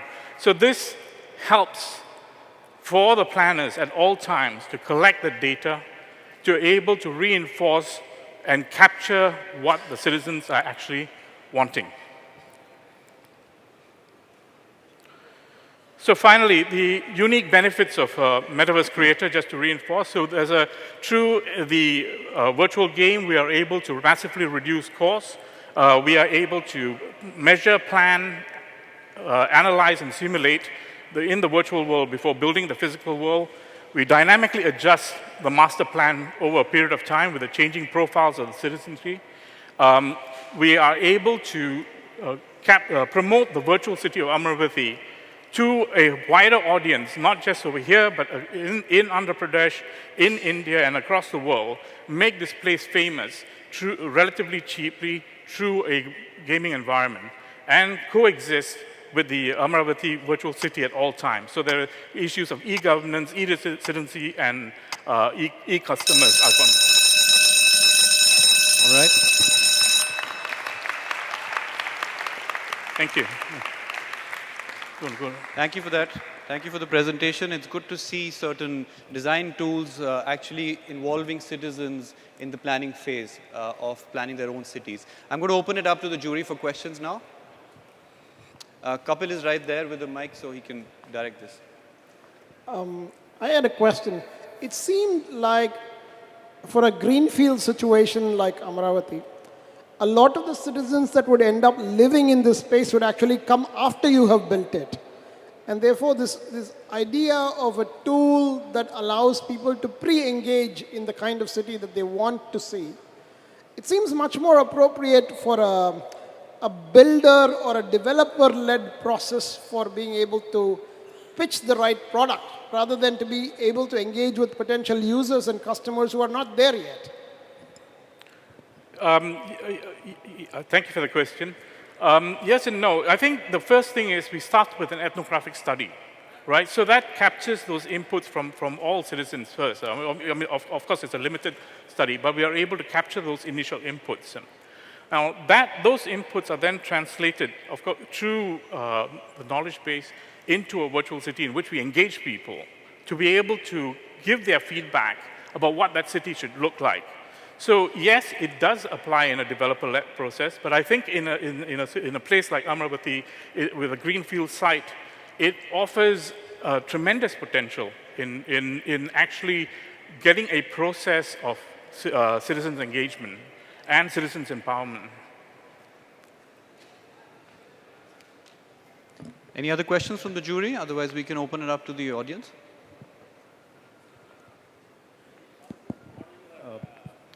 So we're getting a mic to you. I just have a question here. Oh, okay. So we'll come back. You have informed that the model can be adjusted based on your the citizen profile. Is it possible to adjust it to the changing growth patterns of the city? Yes, absolutely, absolutely. So that's precisely how we would capture the inputs, right? I mean, there will be, and the placement of sensors in the real world will be able to feed that back into the physical world, and we can continuously engage in that process. So yes, you can do that. I think we have another question from the jury, Ashwin. Yeah, can you hear me? Am I audible? Yes. Yeah.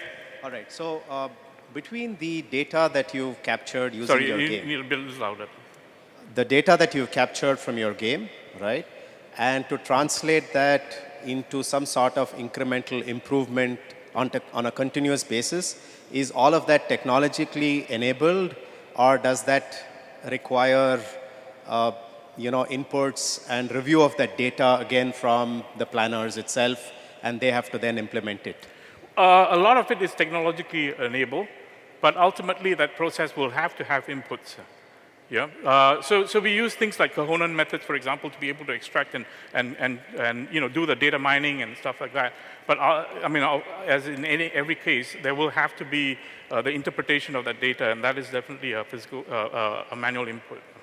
And just a quick follow-up: how do you plan to acquire citizens who will actually come and live in this virtual world and therefore engage in the gaming format? Yeah.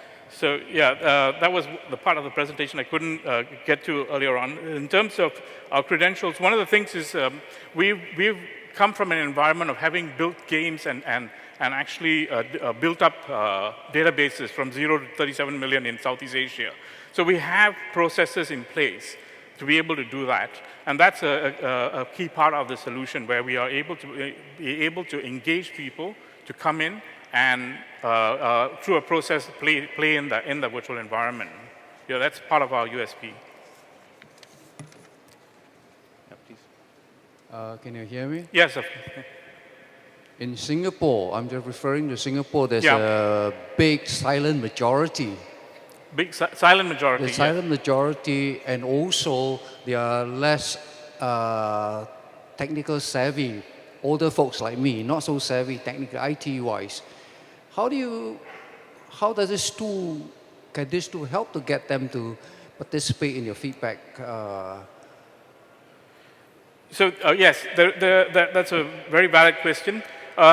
So actually, the issue of social media today is not just limited to the millennials. I think social media is being engaged by a wider citizenry. The older citizens do engage in that. There will, of course, have to be some physical inputs in terms of community engagement, community level activities. So to give you an example in the gaming world, right, what we've done is organize events at shopping malls where we get gamers to come in and play. So in a similar way, we would have to have certain of those events organized to be able to capture inputs from the older citizens, people who are less technologically savvy. So it's a combination of things, right? It's not just going to be purely a virtual engagement, digital engagement. Thank you so much for that. Can we have a round of applause for Metaverse, please?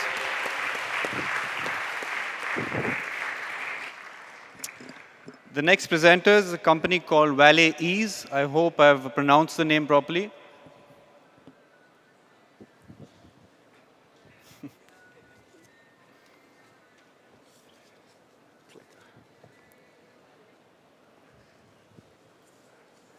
You have the clicker? The clicker. You have the clicker with you? No? Okay.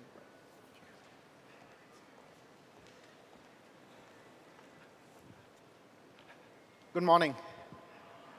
I'm Smith, and we are going to talk about Valet Easy. But to get started, I want you to look at this image. Now, this is a common sight in our metros. Right? And increasingly, you see this in our Tier 2 and Tier 3 cities also. Now, what we need to understand that this is not only because of the increased number of vehicles, it's also because of haphazard and illegal parking, because of lack of parking management, because of lack of planning when we are doing our parking infrastructure. And this will only get worse, right? As the number of vehicles increase on our roads, as the parking space in our cities goes down, this is only going to get worse. So what do we do? Right? Now, what if we could have a system where we could get data from all our parking inventory sources, such as your train station, your metro station, your bus station, residential buildings, commercial complexes, your offices, malls, on-street parking, and understand this data, analyze it, and then provide it to the stakeholders of the system, which is your enforcement agencies, your users, your parking operators, and help them make smarter decisions around parking management, around mobility, around pricing of parking. What if you could disseminate this parking data in real time? What's stopping us? Right? As of today, most of the systems are not built to work for different kinds of parking spaces which we find in a city. Right? They are built keeping in mind commercial places. And because of that, they have a high cost. Now, this high cost prohibits small lot owners to run these systems. It prohibits cities to actually roll out these systems across the city. And these are not simple systems, right? They take a lot of technology to set up, and they take a lot of energy to continue working, which increases their lifetime cost. And even after that, they don't help us with enforcing the on-street parking, and especially in a country as big as India, it's very difficult. So when we started to think about how to solve this problem, we thought we need to solve all these issues, create a mobile and cloud-based system which is inexpensive to set up, right? You need an Android phone. That's all you need. Less than $5,000. It's simple to set up. You need to install an app which connects to our servers. But it is smart enough to work across different kind of parking locations which you find in a city, right? Railway stations, hospitals, malls, on-street parking, residential, you think of it, it will work there. And it is also state-of-the-art to be able to connect to different kind of hardware, RFID tags, NFC, QR codes, everything. Sorry. So what we have here is a system which in its base form is very simple and inexpensive to set up, but can grow into a smart parking system which works for the whole city. Great. Does it work? Right? We have more than 300,000 parking events through our system every month. Our system is run on 60+ different locations across 3 states, across different kind of parking spaces. We have 140 people on the ground running this system. It's not a proof of concept anymore. This is a solution which works. And just to give you an idea of the kind of people we are working with, we work with mobility providers, we work with real estate developers, we work with corporates and companies who have problems in parking. We're trying to solve their problem. OK, now the system works. I hope you agree with that. And then, how it's going to help in making smarter decisions. Let's look at this data point. This is a lot usage by the hour of a lot in Bangalore. This is another lot in Bangalore over an 8-month period by the month. When you collate this kind of data and you feed it into an intelligent system, you can allow the stakeholders to make intelligent decisions. So an end user can decide whether to take the car or take public transport. You can decide it by the month of the year, by the day of the week, by the hour of the day. Right? You can book a parking lot in advance. Enforcement agencies can deploy additional resources. You can implement congestion charging for select periods and select locations. Parking operators understand the resources better, requirements better. They can project the revenues better. They can reuse the same location for other activities, increasing the revenue and making a sustainable and a profitable business. In short, smart parking should lead to smarter decisions all around. To sum it up, we have a system which works with in all kinds of parking spaces across the city, connects to all different kinds of hardware devices, assimilates this data, and sends it into a system to allow us to make smarter decisions around city parking design, pricing optimization, intelligent traffic management, fuel savings, and lower emissions. We have a smart parking system for a smart city because we believe building a more livable city is a step towards building a happy city. Having said all this, obviously there is a major concern about what is the financial viability of this kind of a system. Now, luckily for us, it's a cloud and mobile-based system.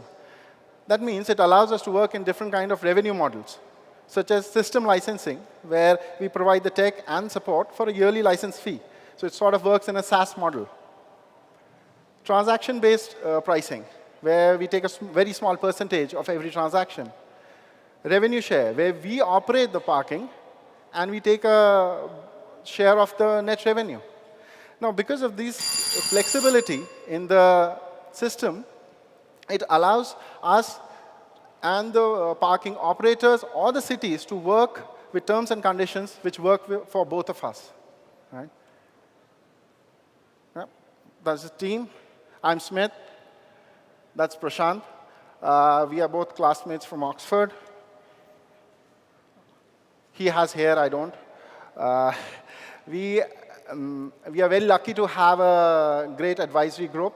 Vasudha helps us understand better about the digital world. Neeraj and Atul have helped us marry those digital ideas into the parking and the real estate domain so that we just don't come up with an application, Android app. We come up with a solution which works on ground. Thank you.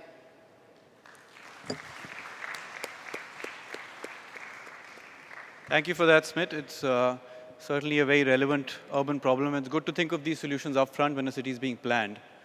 I'm going to open it up to the jury. This time, maybe we take 2 to 3 questions together, and you guys can address them. Yeah.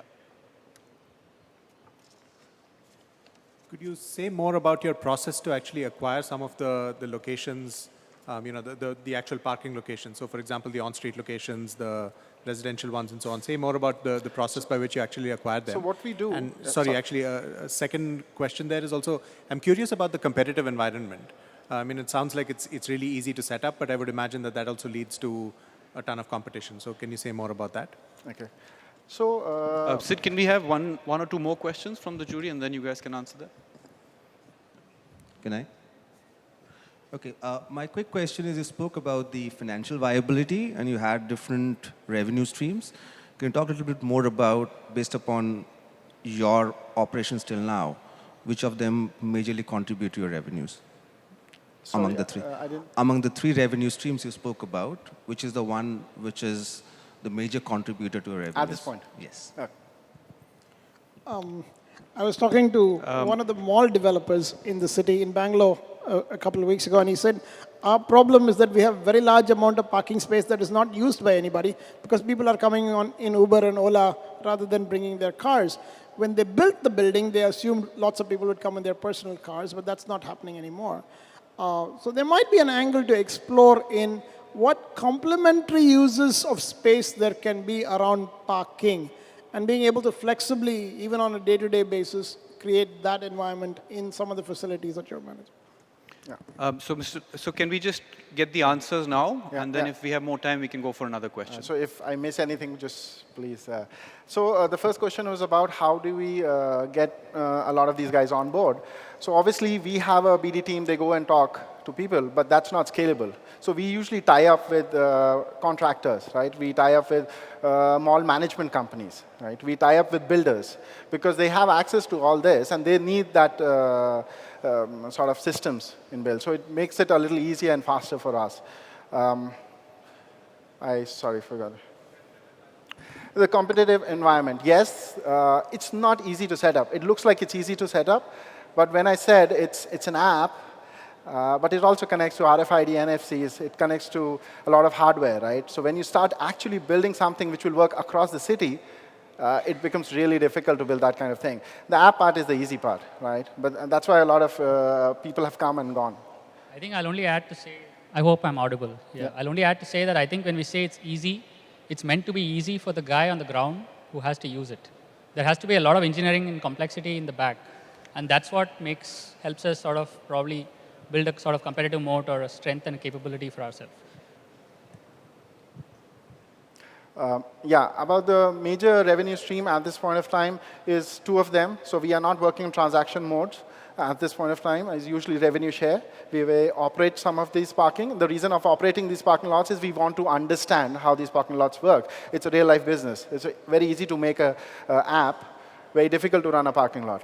And secondly are where we give out our technology and we train the people and they pay us a fee on that.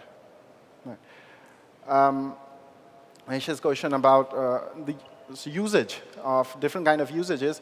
I would love to meet those mall people, first of all, because most of the malls we work, they say we don't have enough parking, right? But yes, there's an angle to it. But we should also remember, as of today, people assume Ola and Uber are going to park on the road. It's not going to work, right? That's a wrong assumption. They have to park legally, eventually. And I think that sort of figures into that you have to use a legal parking spot. Also, as I mentioned earlier, that we are looking at this from an angle where we can use that space for something else, right? Can I set up a small shop there in the lean season? I think there's... Yeah, Mr. Low. I don't have a question. It's just an observation or, if you like, comment. For existing cities where traffic congestion, difficult to find car parks, I suppose this will be useful. But for greenfield city, like Amaravati, for example, right? All cities in the world, in fact, like Singapore, we're planning for as a car-like state. Therefore, your entire transport traffic system master plan is geared towards fewer and fewer cars, car ownership, but more public transportation, so that you have a car-like situation. Therefore, in that situation, in fact, your number of car parks should be much smaller than what is required at the current state, for example, in Singapore. It's just a comment. So I was just wondering the usefulness of this particular project in a greenfield city like Amaravati. I agree to some extent. The question is, what is the date when I'll have no cars on the road? When is that date? What am I going to do till that date? Am I going to still face that problem, or am I going to solve it? Right? So that's my answer. Well, thank you guys, and an interesting point of view from Singapore. Round of applause. Yes, so let's have the next presenter on board, which is a model around using technology in governance. Can I invite Easy Gov on stage, please?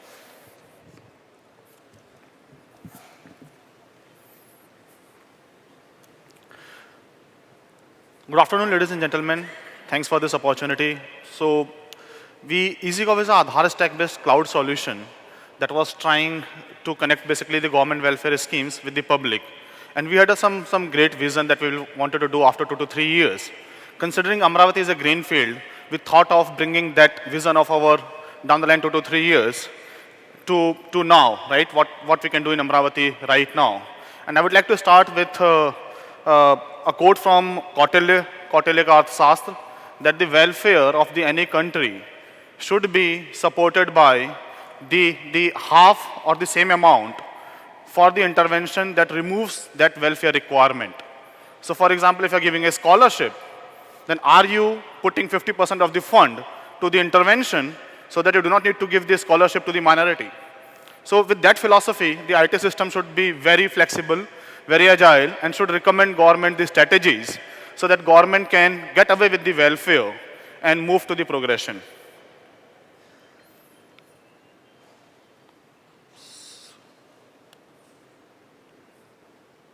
Yep. So what we are saying here is there shouldn't be any welfare program, right? And to do that, we have 3 shifts that we are looking, and we want government to make these 3 shifts. The first one is program-centric approach to a family-centric approach. Programs, so right now we design a program and then we try to fit all the families into that program. Whether it's a housing program, scholarships, pensions, farmer subsidies. Instead of that, if we look family as a unit and we design the welfare around the family, that will be more progressive. The second point is the program creates dependence. So once a person starts getting a benefit from a program, they think that it is going to be the lifelong, they will continue receiving this benefit. To put people or the citizen out of that welfare system and into putting them into the kind of a progressive path, that is very important for designing a welfare system. The last and the most important is need to know basis. Considering the privacy concern, the kind of the data that we need, right, to analyze, and that is becoming a privacy concern. So if government wants to do a policy making without ingesting all the data of the citizen to the databases, the information exchange only happening need to know basis between people to the government, and even within department to department. If the information exchanges need to know basis, that will be more a long-term solution, right, where people have more confidence on the government, that government is not spying on us. Yep, so putting the things in the context, right, in India you have more than 10,000 welfare schemes, and government spend $150 billion every year for this welfare. I'm not talking about infrastructure, I'm not talking about the other education institute, I'm talking about direct welfare, the money that has to go to the public. If you do a quick math, that only 30% of the population of India need this welfare money, and a family size is 5 members, then you will arrive to a figure of 1 lakh. 1 lakh per year, per family, is our expenditure for the welfare of the public. Still, these welfare programs are running for like 70 years, 80 years now, right? What can we do to get away from this kind of a welfare system where their dependence can be reduced? Right? So my philosophy, why programs are bad, and why should government get away from all kind of a welfare programs? Right? So the first thing is the programs are usually conceptualized with a very short-sighted view. And one of the reasons is politics, right? Because it's a 5-year term government, so program has to deliver result within 5 years. Right? So that is one thing, that is the backdrop of the program. The second thing is the next government will launch their own new program. right? And their old program will go to the kind of a sideline, right? But no one will take a courage to stop a program. And with this philosophy, we keep on adding the programs with year to year to come. And now we have so many programs with same sort of a bureaucracy to do those programs that some of the programs are are just lying on the books, on the record of the government. They are not being executed because the programs, only those are the priority of the political bosses will going to get executed. So that's why the programs are bad and they take away the lot of bureaucracy, the fund and the effort in the wrong direction. Right, so what EasyGov is trying to do is basically to understand the family without even ingesting the total data of the family and then design a progressive path for that family so that we can put on the progression path. And the family doesn't need any kind of a welfare after 5 years or 6 years, right? That kind of intervention can be designed, and that has to be a constant communication and engagement between the citizen and the government, right? In terms of the achievement, what we have achieved till now, our app is available in 12 local languages. We have more than 5,000 welfare schemes already in our app in India. Our business model is that we white label this and give it to the government. In the white labeling, by doing a white labeling, it becomes a government app. Our first client is Government of Haryana. The Chief Minister of Haryana is launching our app this Saturday, right, with more than 300 schemes for the Government of Haryana. And that app name is Saral Harlab, right? It's meant for that purpose. But here what I'm proposing is beyond that. Here I'm not proposing that we will put your all welfare programs into that app. Here we are proposing that clean slate approach. Remove programs, just do welfare, right? And the welfare that is progressive. Another thing is that we have been recognized as the top 50 innovation in the IT from NESCOM. There are some more recognitions that there at the bottom of the line, you can read that, right? And in terms of the engagement, we have served more than 1 lakh customer and did significant revenue in last few years.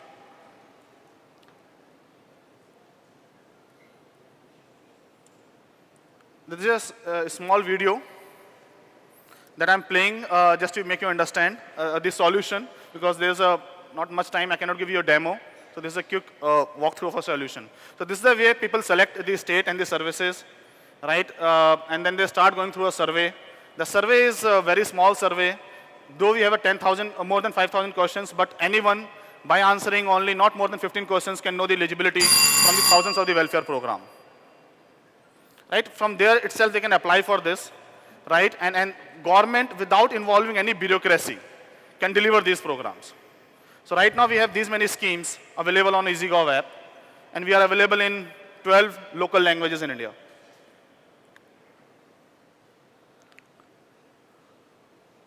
And I will encourage you to download this EasyGov app and help your maids, servants, or whomsoever, like the people in the downturn, to at least know what their eligibility is, so that they can talk to the bureaucrats and the politicians for those things. So quickly, I will give you the roadmap for Amaravathi. So what we are saying that this is the family. They are department, there is a middleware. So EasyGov being a middleware will never store any data, right? So the people data will remain with people. Department data will remain with department. Even department A doesn't need to know about the department B data. For example, police is filing a challan and they need to know the license. They only need to know the license validity, not the complete license. So precisely need to know basis exchange among department families. Right? This is what we are proposing, and this is the middleware that we are ready with, that we can deploy in a month from now. Okay, so this is completely because the way we have designed the system. Right? And the second thing is the interaction between the citizen and the department is real time. It's not like an application for a program and then the person are going away. It's a real time interaction for tracking the progress towards the end. This is our team.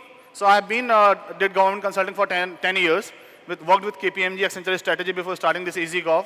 The complete tech team have more than kind of a 10 years of experience collectively. We are in the team size, we are 31 people, and kind of, we are all together as a family for last more than a couple of years. This is what is our key ask is, right? We have an IT, we have a vision, and we can improvise this, but what all we need is a very strong political intent. And Amaravathi being a clean field, they can give us that opportunity of starting something very new that has never been done anywhere. Thank you so much, Amit. Really heartening to see how information sharing can become a huge tool for citizens around governance. I'm going to open it up to the panel now.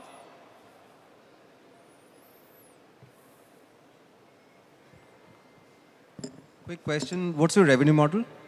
So as I've said, our product is a software as a service. So we give it to the government or to the trust or the foundation. As a white label thing, it's launched as their own brand. And we charge on a monthly rental basis or even per transaction basis. So for our client, there is no upfront cost. The time to go market is like a month, and there is no upfront cost. Once people start getting this benefit, then we'll take section of this. The way the government collects money from the public, they may give it from their own fund, or they, like in a common service center model, CSC model, or the other model, right, like passport seva model where they charge 200 rupees, TCS gets 200 rupees. Similarly, right, so that's the government decision, whether they want to give it from their own pocket or they want to collect from the citizen, but we will charge on a per transaction basis, or we can normalize it to a month, kind of a monthly basis revenue. Yeah, but the schemes themselves are government schemes. There's no reason why the same data should not be available with lots of other developers of applications also. Will that interfere with your revenue model if the same list of 5,000 schemes was available widely to the public? Yep, I think I will be more than happy, right? So right now we have 5,000, we have a plan to get all 15,000 schemes. But eventually what I have proposing in the Amaravathi is a different approach, not schemes, the rules, right? And what I will say that if you decompose any welfare scheme, the welfare scheme is nothing but set of 3 rules. Eligibility rules, like demographics and everything, restriction rules, right, that who should get it and who should not get it, and the benefit rules. The person in a class 8 will have a different scholarship than the person in the class 12. So actually, whatever you put the numbers, 5,000, 10,000, 15,000, it's nothing but set of 3 rules. And if you start writing all these rules, and you put family to pass through this rule set, you can profile a family, what kind of a benefit they want. Right? So even government automate all the welfare, that doesn't impact us because we are thinking on a very different line, where we are trying to be a family-centric, not program-centric. Could you talk a bit about how you verify whether families do indeed fit with those rules or not? Verification of a family for a welfare. So the chain of trust is like this. So our IT analytics engine asks some questions that is not like a database of a citizen we have. It's transactional. So let's say you tell your caste is XYZ. So based on the caste, I will decide what should be my next question is. So in this transaction, by answering limited number of a question, you decided the program, right, or your welfare. Now what can happen wrong? That you fake that information, right? So what we do, we tie every data that citizen has given with one verifier, right? So for example, if caste is a data, then caste certificate is a document that needs to verify the caste. Now what can happen wrong? He can upload a wrong caste certificate. So we will send this caste certificate to the document issuer to validate this caste certificate without telling him for what welfare he has applied for. That's what need to know basis is. That your job is to verify caste and give a time length, like for next 3 years, this caste is valid. So for next welfare, I'm not going to verify the caste again from you. So this is a chain of trust. What have you done to ensure that the citizen progresses, as you kept mentioning, and therefore eventually comes out of the requirement for that particular welfare scheme? Yeah, so I will say that's why I said that this is something that we wanted to do in 2 to 3 years from now. But with the Amaravathi, can give us that opportunity, right? So one citizen so first we will launch all the welfare programs, those are there in the, let's say, Andhra Pradesh. Already we have launched 125 programs for Andhra Pradesh. But let's say we launch all the programs now, right? Now after that, we start knowing the citizen better through this transaction, right? And then with the set of this rule set, we know that each and every family, and Andhra Pradesh luckily has a people hub, that is a family data linked to the 18 profile, right? So then instead of having a program, we profile every family and pass them through the same set of a rule. And then we say that what should be the benefit to be delivered to them. So for example, I will give you a quick example, right? So a family may be eligible for 12 programs, like his kids may be eligible for a scholarship, his old age parents may be eligible for old age pension, he's a pregnant lady, she's eligible for Jani Yojana Abhiyan, and this person is, let's say, a farmer, he's eligible for 5 farmer welfare schemes.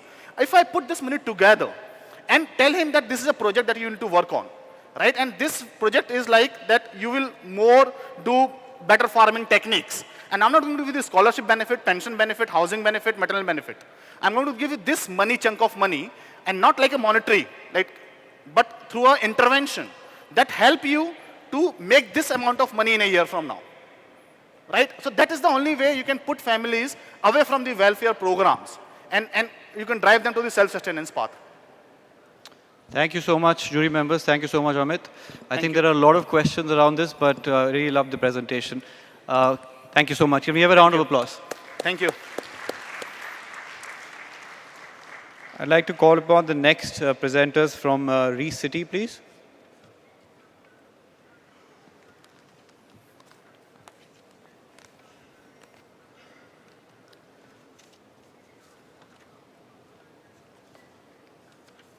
Excuse me, 1 second.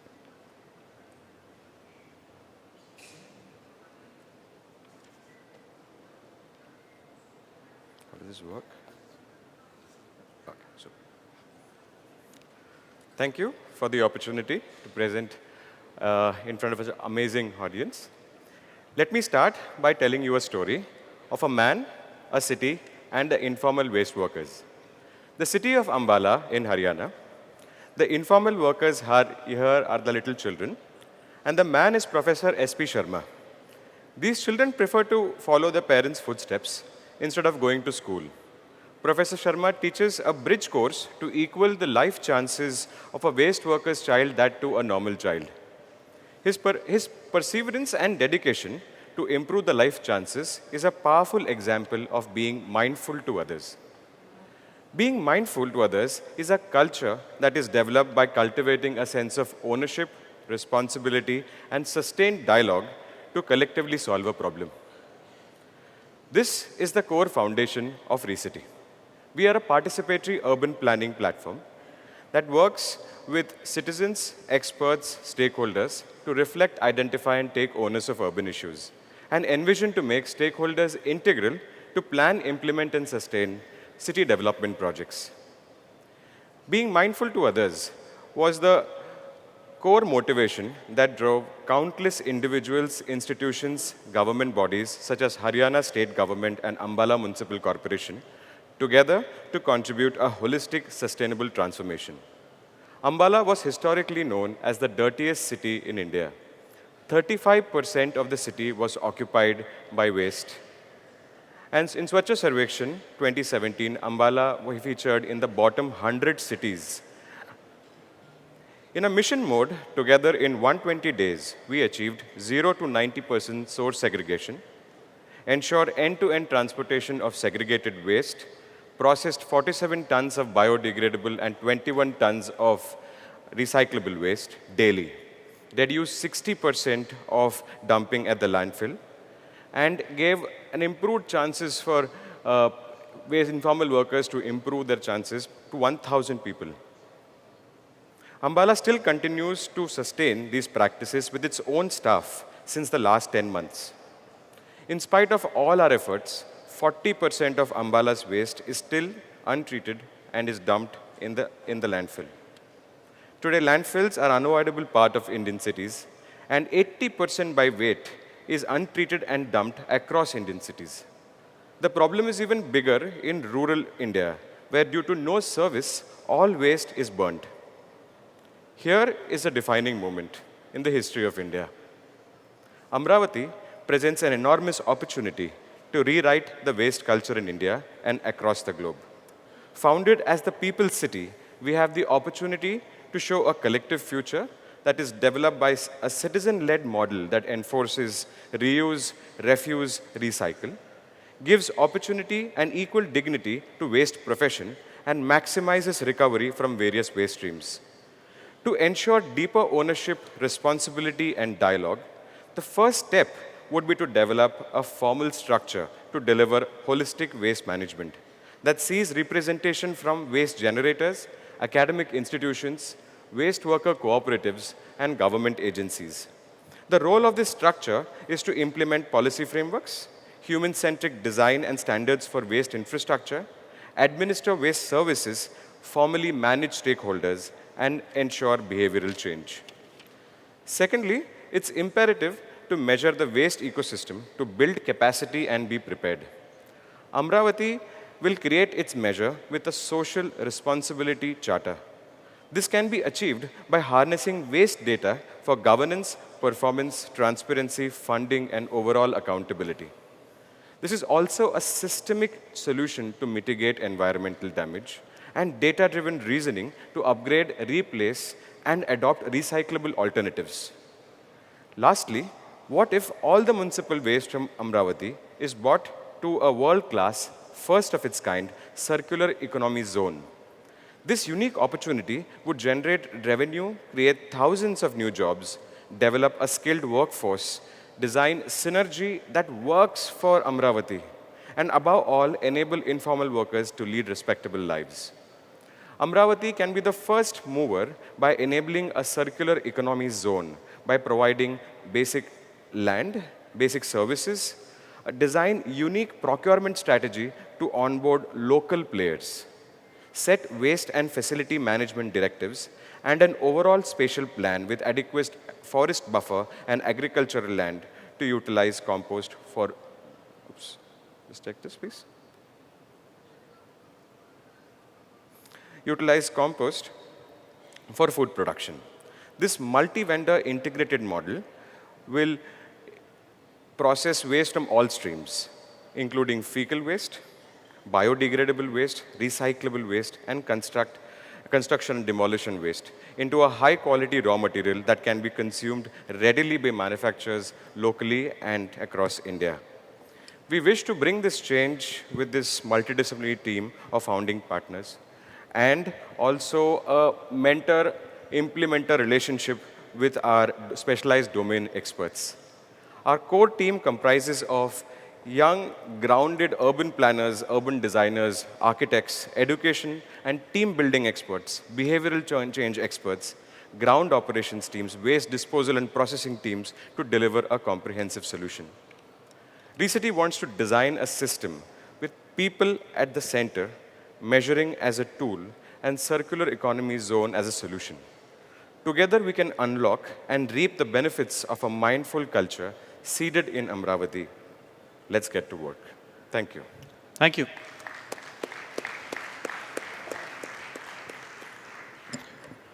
Can we have about 3 questions from the jury, and then we can maybe address them together?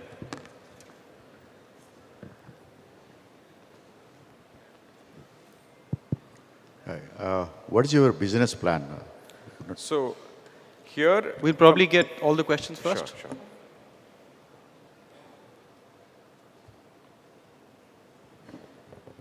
You know, my instinct is that what you are proposing can add a certain amount of capacity to smaller towns and medium-sized towns at the most, but in for the complexities that exist in large cities, I'm not sure how differentiated your approach is to be able to handle that. There are many others who are already trying such things in the large cities. More than a question, I would say that a focus on the smaller towns where capacity becomes a difficulty is where I think this can work well.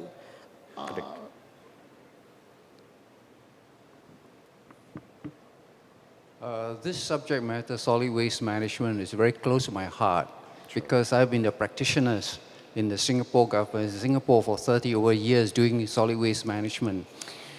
In theory, I can't argue with what you're trying to do. But in practice, the devils are in the details. Hence, I would really like to hear your response to Dr. Sridhar's question of business model. Sure. It will be interesting. Sure. Yeah, to begin with the first question, just to start with the larger idea of Ambala is a city of 5 lakh people. We've also worked with Navi Mumbai Municipal Corporation of 20 lakh people as well. What we offer is we work directly with the ULBs to set up this model so that they can earn revenue from various other informed choices. The first part of our idea is to set up the citizen center and the entire working model, and also to get the right kind of end-of-waste stream solutions so that the municipal corporation can make money through transaction advisory and get it back from various processes. Actually, the larger idea is to save money. Every ton of waste in Amaravati is calibrated at 3 lakh population. So we're looking at 132 tons of waste. So every ton of waste, if you put it at the landfill, you will be spending about 1,000 rupees. So the idea is to save money and not to look at and also to create opportunity through the circular economy hub, in which land, if allocated to local vendors and upgraded, you save the cost instead of the tipping fee, they make the revenue. If you get a tax holiday, then they may be able to pay you back in time. And that's how the business model actually works in terms of that idea. Second, to answer Mr. Murthy's question as well, is that the problem is cultural. The problem in a small town versus a big city with respect to waste is more or less very identical. But however, systems can be upgraded to be scaled across various solutions. So we work in packages of 5 lakh. So when you look at big cities, there are 30 lakh problems. So 30 lakh people whom we have to engage. Lastly, to answer Sir's question in terms of how do you implement something like this? The way we see the problem is from understanding the waste generation and waste streams. There's no point of segregating unless the waste streams are logically calibrated and done with. The moment the idea moves away from waste streams to rather an idea of saying that let's process some of it, and because only 15% is getting processed.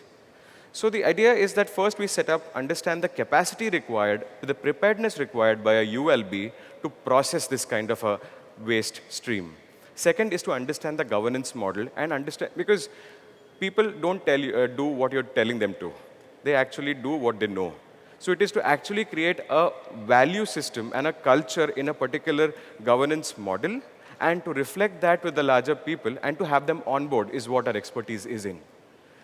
Third part is also to look at understanding and transparency of data so that penalizations don't happen because somebody is hand in glove. The contractor model as such in India has failed. Rather, a cooperative model has survived. It's because there has been some level of transparency in the conversation and the humanness in this space. The last idea is behavioral change. Once the infrastructure is in place, then you can onboard people to an idea that you have to do your part so that I can do my part better. And cumulatively is where the sustenance has happened. Ambala is an example. There was zero, nothing there when we entered the place. Over a period of 120 days mission mode where all the faculties came together, the government came together, the citizens came together, and we truly resolved that idea for once. And it's been sustaining there for the last 10 months by itself. Our involvement has finished last 4 months ago. Yeah. Thank you so much, Suraj and Meha. Can we have a round of applause? Thank you. Thank you. Can I invite the next team, Siab? Where's the clicker?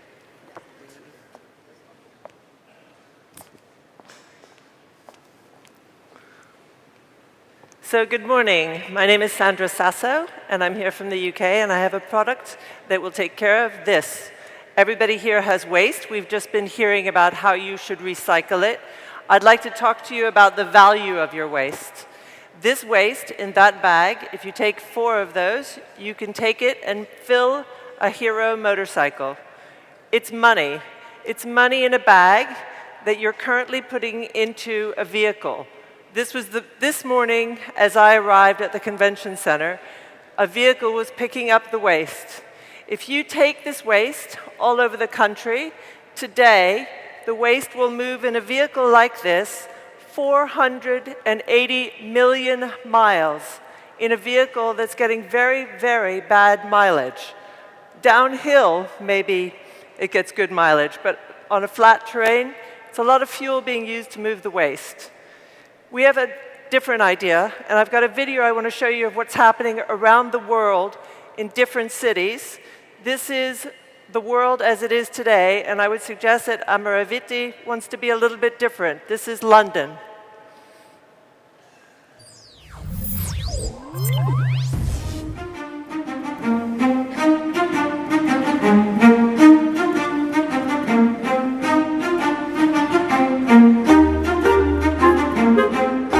Every day, over 50,000 rubbish trucks clatter through our streets,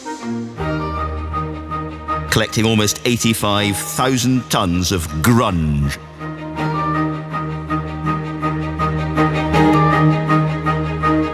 These are the GPS traces of just a few of them.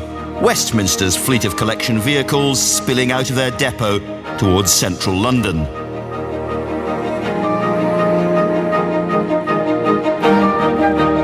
weaving and crisscrossing their way through the city streets.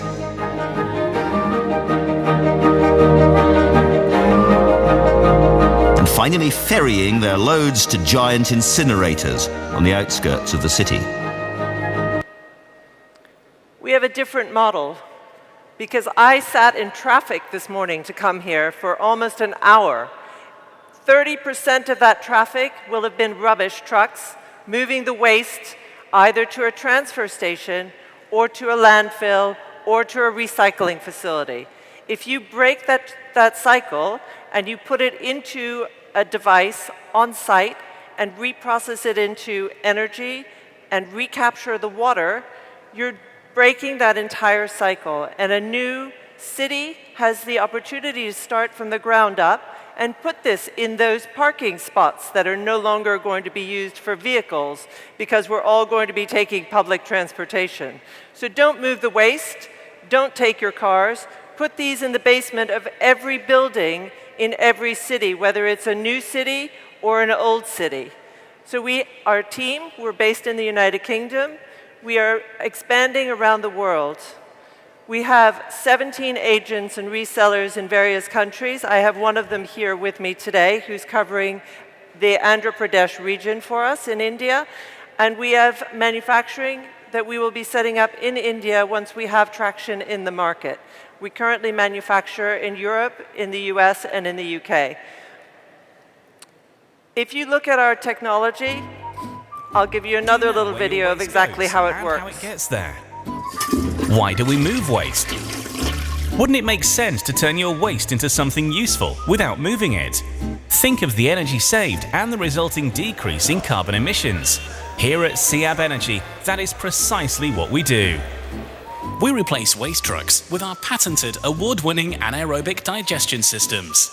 The FlexiBuster and MuckBuster, which turn your food waste and sewage into fuel. We've made an appliance that every building should have, and which every island could use, and which is able to create power for millions, anywhere in the world. Load your food waste into the FlexiBuster every day, and the system does the rest. The software manages the flow of your waste through the mouth, into the buffer tank to wait until the bacteria are hungry, and finally into the digester, where the bacteria eat it. This process makes biogas, fertilizer, and water from your waste. You can use the biogas to create electricity, heating, and cooling. The FlexiBuster can convert between 200 and 1,000 tons of waste per year into fuel, eliminating harmful emissions and odors in the process. FlexiBuster reduces your costs, enhances your sustainability, and offsets carbon, all in a fully automated box. So, just why are you paying someone to move your waste? The recognized leader in on-site waste management. At SEAB, we turn your waste into water and energy.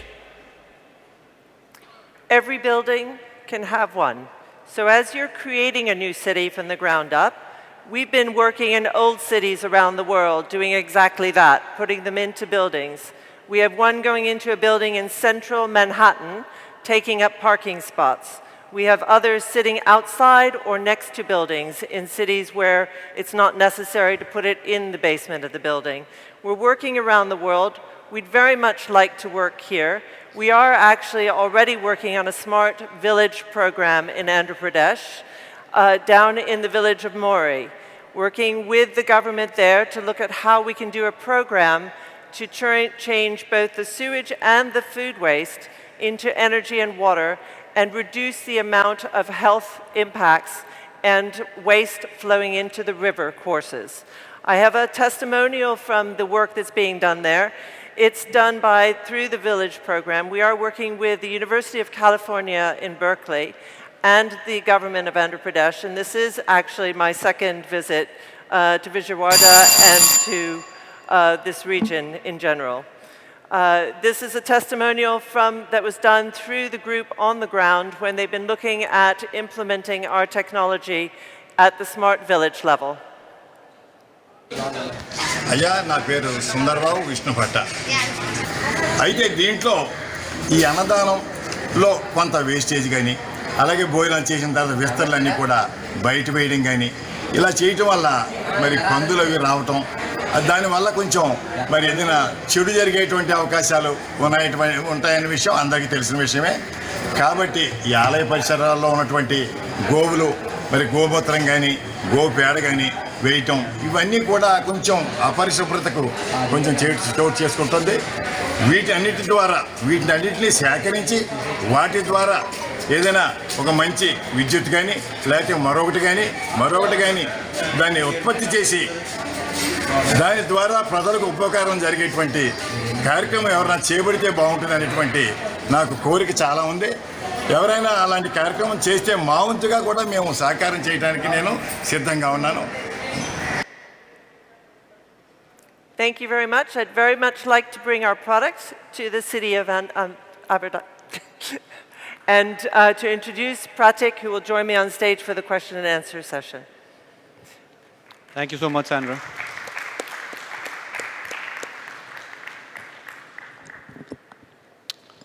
Can we get about 3 questions from the jury?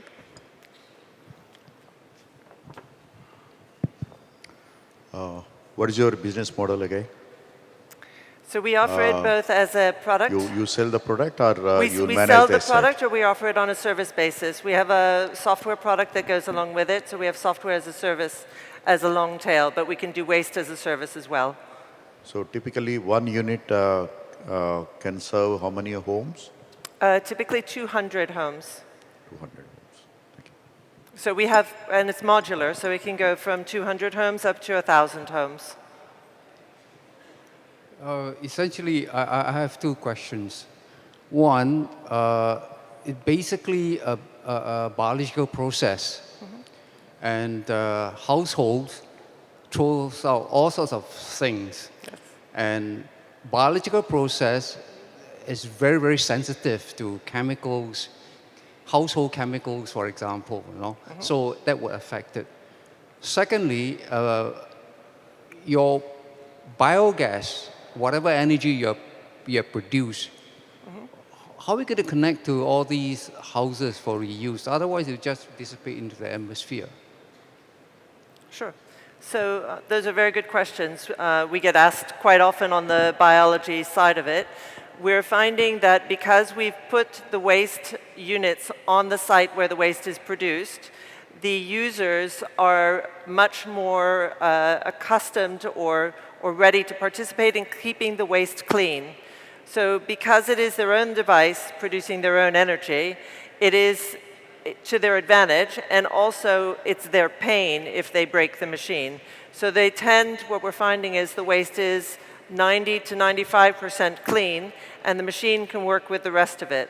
On the sewage front, there's obviously an education side to it of what products can be used in a building where we're taking the sewage element into the machines. In terms of the overall functioning of the machine is very simple. What was the second part of the question? I apologize. The use of the biogas on site. So there are several models that we're implementing. So we're not new in the market. We've been in the market 2 years, and we're now in 8 countries. The way we're working is either we're converting the biogas into electricity on site and then feeding it into a microgrid for the site, or feeding it back into the grid. If the gas is going to be used on the site, then we can pressurize it into an in-building gas grid. We can additionally, the other element of it is the water, and the water can be fed back into the building. So in New York City, we're doing water into the cooling towers for the building, but we can also do water into water purification and then back into use for the building's own consumption. How is the viability of the project? How is the viability of the product? From the user point of view. And, I'm sorry. Yeah, go for it. The viability of the product is it has an ROI somewhere between 2 to 3 years. And essentially, we are talking to the Andhra Pradesh government so that we can finally bring this product here and even manufacture it here in the local setup. Okay, thank you, jury members. I do want to open it up to the audience. If there are any questions from the audience. One more. What's the capital cost involved for this, and are there some economies of scale, a certain volume of waste? So the capital cost varies depending on the size of the unit because it's a modular unit. But ultimately, from the smallest unit, you'll have a 3-year payback, to the biggest unit where you'll have a 1.5 to 2-year payback. No, no. For the smallest one, what's the capital cost? What's the initial investment? Do you know The capital cost is roughly about 45 lakhs. Any questions from the audience? I think we have a question there. Can we get a mic there? Yeah. So considering this is an investment-based idea, do you have a promotion strategy to encourage people to invest that money in so that they can get it back in a few years?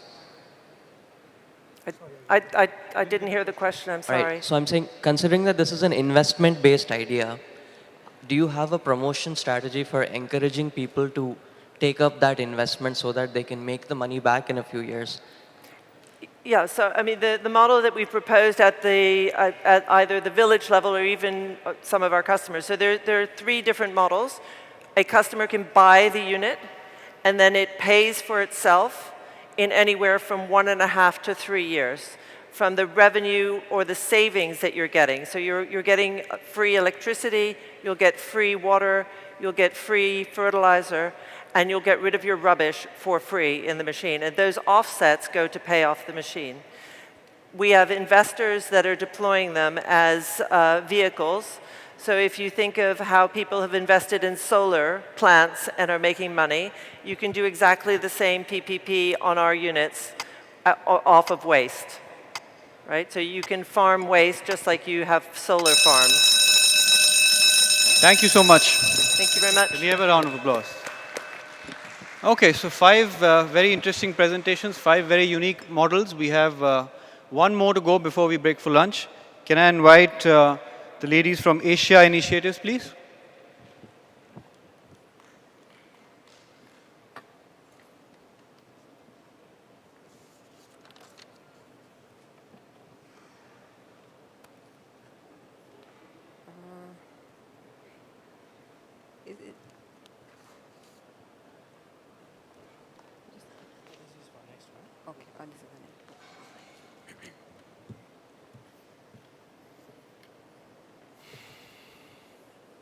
Good afternoon.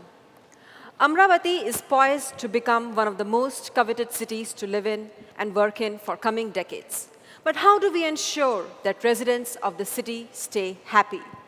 Studies have indicated that individuals and hence the communities who feel that they belong and that they are the part of the development process and growth of the cities they live in feel more happiness and contentment than the communities which are disconnected from this very process. So, how do we achieve this? By making residents active partners in the development and management of cities, instead of being just the consumer or helpless complainers. We are going to show you a revolutionary way of doing this. Our innovative solution to make Amaravathi a happy city is Social Capital Credits, or SOCs. SOCs are the community currency for social good. It incentivizes people to come together and undertake tasks for collective good. They act as a citywide catalyst to make people part of change and also as grassroots energizers that empower communities to become the main stakeholders in their own success.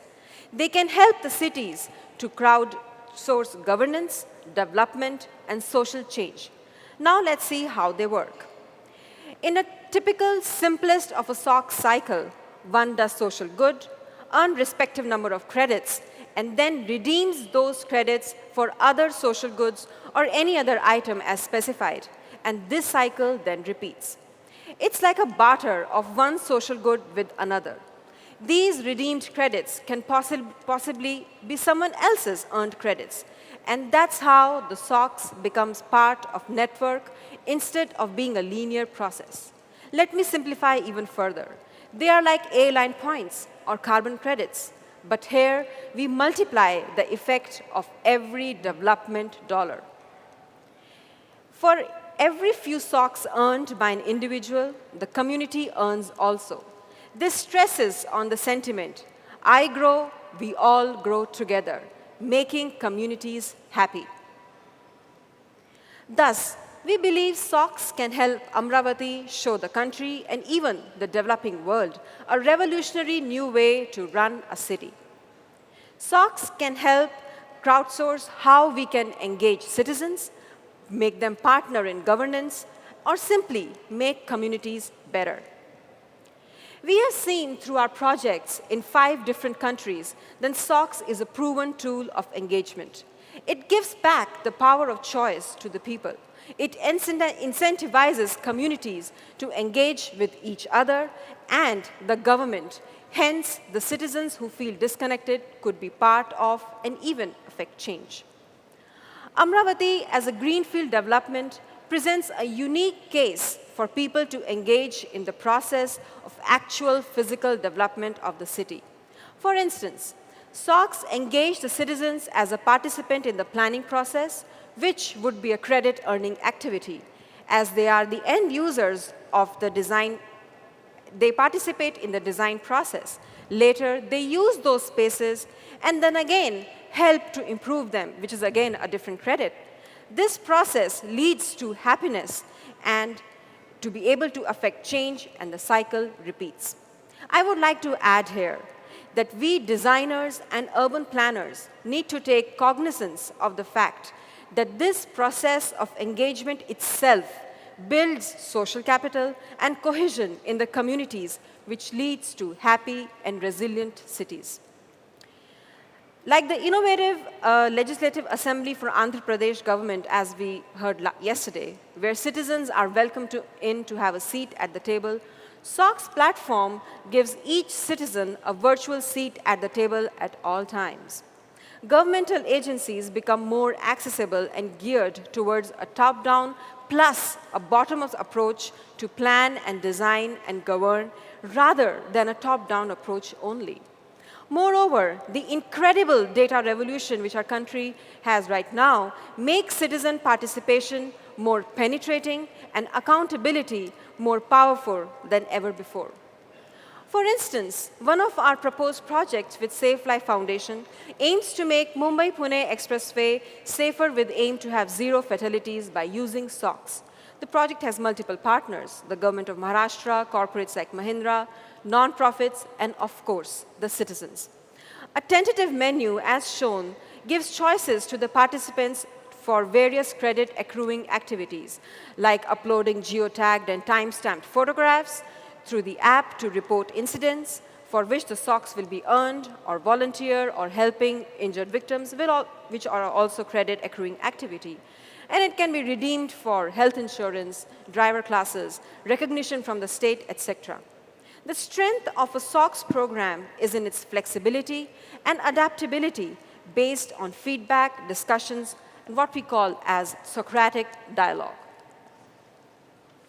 Another way the SOX process stands out is the gamification of the process and at both ends, while building up the program and during the process itself. You earn, redeem, transfer, again, like carbon credits, at both an individual level and at the level of community. Incentivization ensures participation, and gamification helps high retention rate of the citizens. Let's keep them interested, isn't it? As the Finnish minister mentioned yesterday, that equality is one of the pillars of happiness of cities, and which also aligns with Amravati's value system. SOX have the inherent capability to self-empower communities. They can counter the top-down approach for the site-specific issues for the smallest building block of the city, a community. Socratic dialogues allow for shifting priorities across neighborhoods and can have customized menus. The communities or the neighborhoods can eventually form a hyper-local network of SOX which can be bartered across the city. This gives us a tremendous opportunity to scale up the SOX system.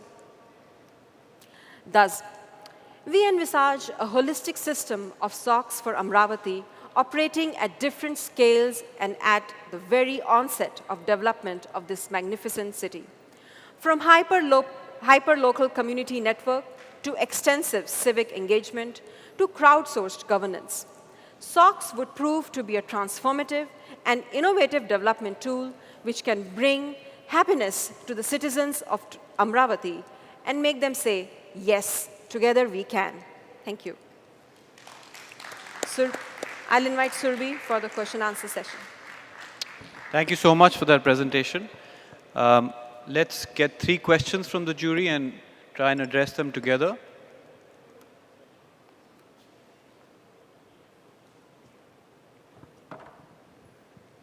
What are the outcomes which you are anticipating from this? Come again? What Sorry. type of outcomes you will be anticipating through this SOAPs, whatever that software? So we have Let's get the other questions as well, please. Sure. Yeah, I think. Again, it's about the business model. Will you be giving the platform or you will be partnering this? So we are a US-based nonprofit, and we work with cities as consultants and white label this product.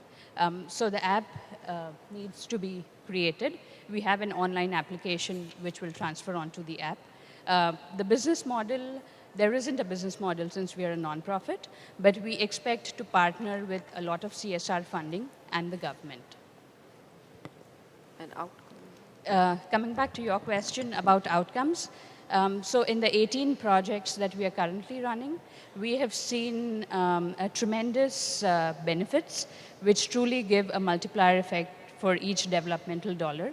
We have seen huge reduced costs in waste management. We have seen increase in education. We have seen a huge increase in volunteering services within the city where people are engaged to volunteer to do social good for their own communities. So these are some of the social impacts that we hope to see. How do you capture data, monitor, prevent fraud on the SOX piece? Because there are some benefits that you get or accrue when you have SOX, right? True. And that's a great question. Social capital credits is essentially a data-driven model. So each activity or each social good that is done is verified either by an image or a video or by a person on the ground. The earned credits are also verified by SOC managers within the community, and a network of verifiers are created to constantly monitor and verify the social good. And with this mechanism, you think it can scale in a very sort of large environment? Yes, we are currently, so we've done pilots in Karidabad with Mayor Edgar Mora, who's one of the panelists. We have implemented this model in Washington, D.C., in Portland, Oregon, which are much larger scale cities. So we're pretty confident. Thank you, jury members. A quick question from my side, continuing on Ashwin's point around scale. How do you integrate with the larger ecosystem, specifically around redeeming the social capital? Because if you implement this in a city, then you would have to tie up or partner with a large number of players. So any sort of thoughts or experience around that? So for redemption, like in the Mumbai-Pune Expressway, we tie up with CSR. Other redemption models include, like a doctor volunteering his services becomes a redemption model for a person who is planting 5 trees. So earning models become redemption models for someone and so forth. So it's more a barter system where you constantly don't have to rely on external funds to provide opportunities for redemption. And especially with the case of Amaravati, we kind of envisage that partnering with the government of Andhra Pradesh, we can scale up the redemption and then bring in the programs which we have been talking about, and then bring in as part of the redemption menu that how if access to those programs, the ease of access, that can also can be part of the menu. So that, that helps to scale this up. Yeah, thank you. I think we have time to open it up to the audience. Any questions from the audience? I think we have one there. Hello. So recently I heard about China is doing the same program throughout the country, and looks like if I have a good social credit, I might get a good interest rate on my homes or car loans. So do you plan to tie up this to real financial benefits, like some kind of benefits, the social? So award good citizens with some good discounts. We can't hear very clearly. We couldn't hear you very clearly. If So I'm correct, in China, the government has decided to take this program at the entire country level, wherein you earn social credits, and then they have tied up with private industries, and private people are using that as your, they are giving you some discounts.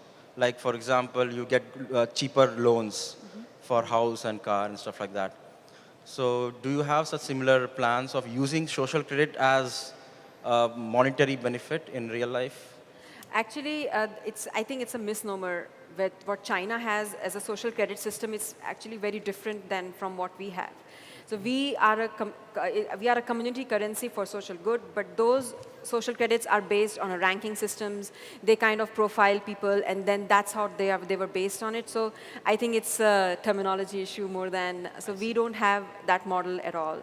And what we have is that we the communities participate in a program. You can finish the answer. So it's different, if I can say that. Thank you so much. A big round of applause for Asia Initiatives. I'd want to thank all the participants as well as the jury for making this a very engaging session, as well as the crowd for being so patient. We'll now break and set up again at 5:15 for the second session. Thank you so much. Thank you, Kunal, for moderating the pitch session. Thank you very much to the jury as well, and thank you for being a very attentive audience, all of you. I wish all the pitch presenters all the best. We break for lunch now, and I request everybody to be back in half an hour from now. The next session will begin at 2 o'clock. The next session will begin at 2 o'clock. Also, the convenience facilities have been moved. The restrooms are now next to Hall 4. The restrooms are next to Hall 4. So I request all of you to go towards Hall 4 in case you need to use any of the convenience facilities. Thank you very much. Please reassemble and be seated by 2 p.m. because the next session will begin at 2 p.m. Thank you.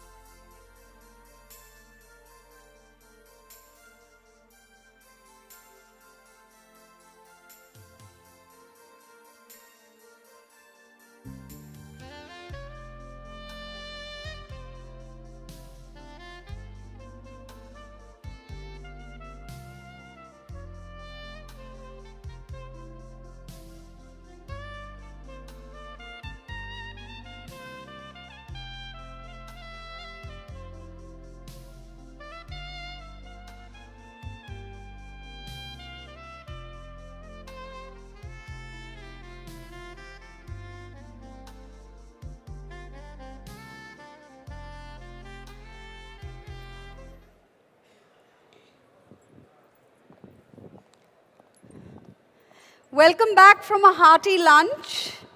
We're going to begin our next session in the next few seconds. So may I request all of you to be seated in the designated places. It would be great if, if we could fill up the tables, the sofas in the front. It's going to be another very, very interesting panel discussion on joyful living. So 30 seconds for everyone to please settle down, turn your mobile phones off, and get ready to listen to another very engaging, very informative panel discussion.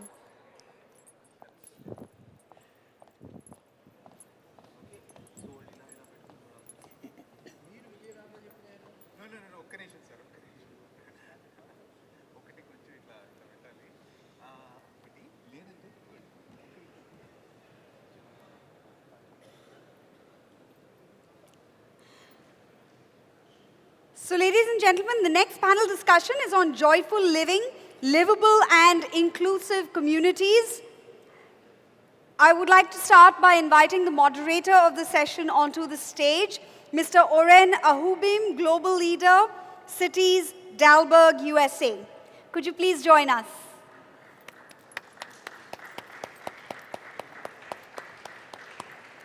Thank you. The speakers of this panel discussion, I will call them out one by one, and I'm going to request you all to join me on the stage, please. Rushda Majid, Representative India, Bernard van Leer Foundation, Netherlands. Aino Maija Lukonen, Mayor of Pori, Finland. Clap for one, clap for all, and you have to clap for all.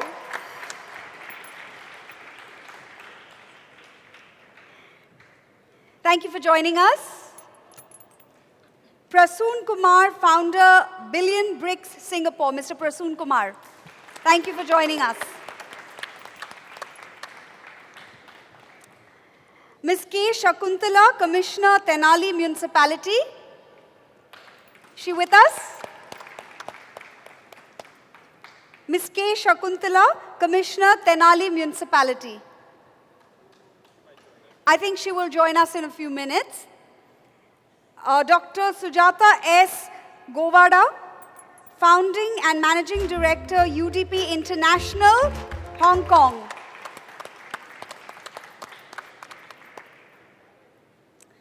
Thank you for joining us. Mr. Harpreet Singh Arora, Urban Advisor, Department of International Development, British High Commission, New Delhi. Could you please join us?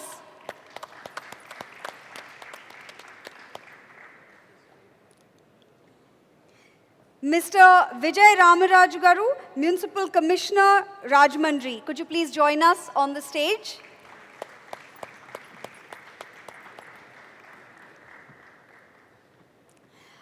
Just calling one more time for Ms. K. Shakuntala, Commissioner, Tenali Municipality. If she's here and could join us right away, that would be great. Over to the moderator, Mr. Ahubin.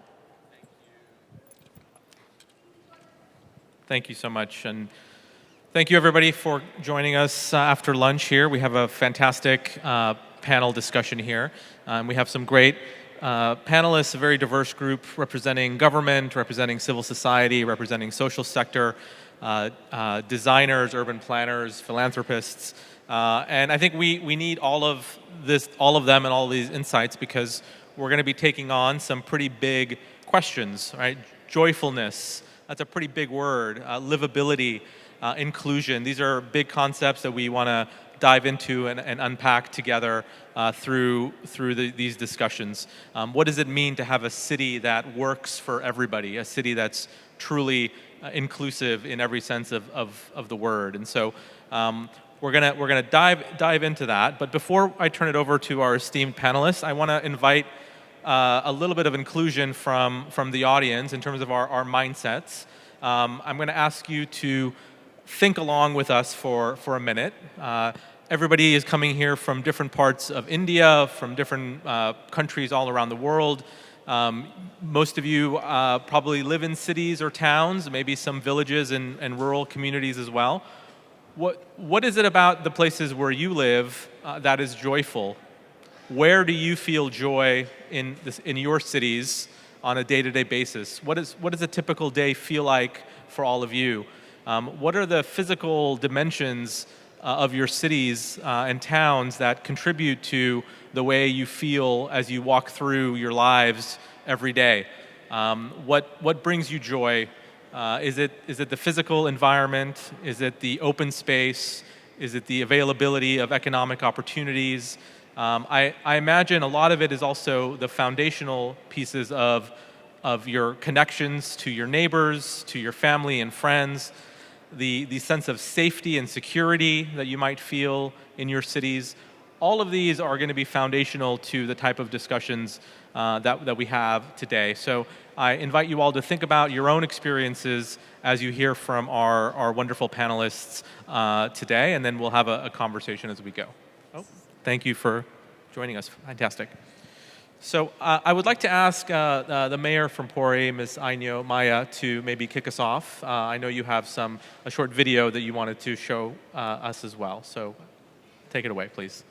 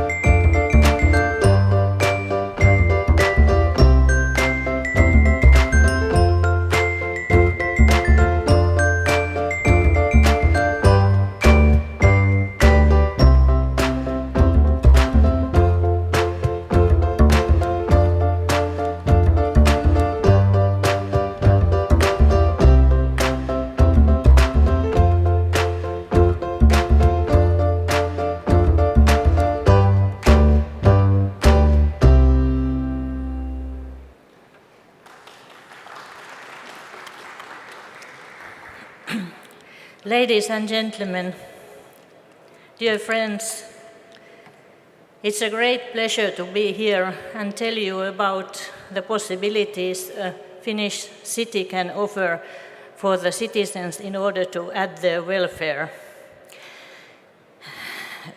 The livability can be defined as a combination of housing, neighborhood, transportation, environment, health, engagement, and opportunity. In Finland, at least one of those dimensions, it will be environment, can be taken as granted. I can mention clean water as an example because, of course, the tap water is drinkable in Finland, and of course, we can swim in our seas and lakes. In my city, Pori, which is the 10th largest city in Finland, the City Council accepted last year a new city strategy. The vision to 2025 is defined as follows: Pori will grow sustainably and network strongly. The citizens of Pori will survive, always. The values defined in our city strategy are work, courage or bravery, and experiences. And our priorities or goals are work and entrepreneurship, children and young people, good life, and a well-known Pori. And I'll tell you one example about the ways of adding a good life for the children and young people, because we have created something which is called a youth passport. And a youth passport is given to every children on the 6th and on the 7th and 8th and 9th class of the school. And the passes have names. On the 7th class, it is called Do You Know Passport. On the 8th class, it is called Don't You Know Passport. And on the 9th class, it is called You Might Know Passport. And with those passports, the children have free access to leisure activities, to cultural activities and sports facilities and so. And thus they are guaranteed equal access to those, independent of the socio-economical status of the parents. And I can name some examples. For example, swimming. They have the possibility to go to the swimming hall 43 times during the school year. They have the free access to cinema. They have free access to slalom, to skiing. They have free access to public transportation a couple of times every week. And they have free access to students' parties, free access to museum, free access to symphony concert, and so on. That was just one example of what a city like Pori can do for its citizens to add the welfare. We have many more, but I hope you remember this, how we behave ourselves in the city of the happiest people in Finland, the happiest country of the world. Thank you.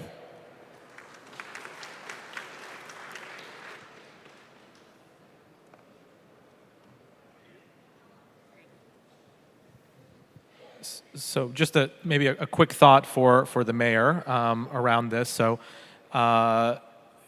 providing free access to services for the youth.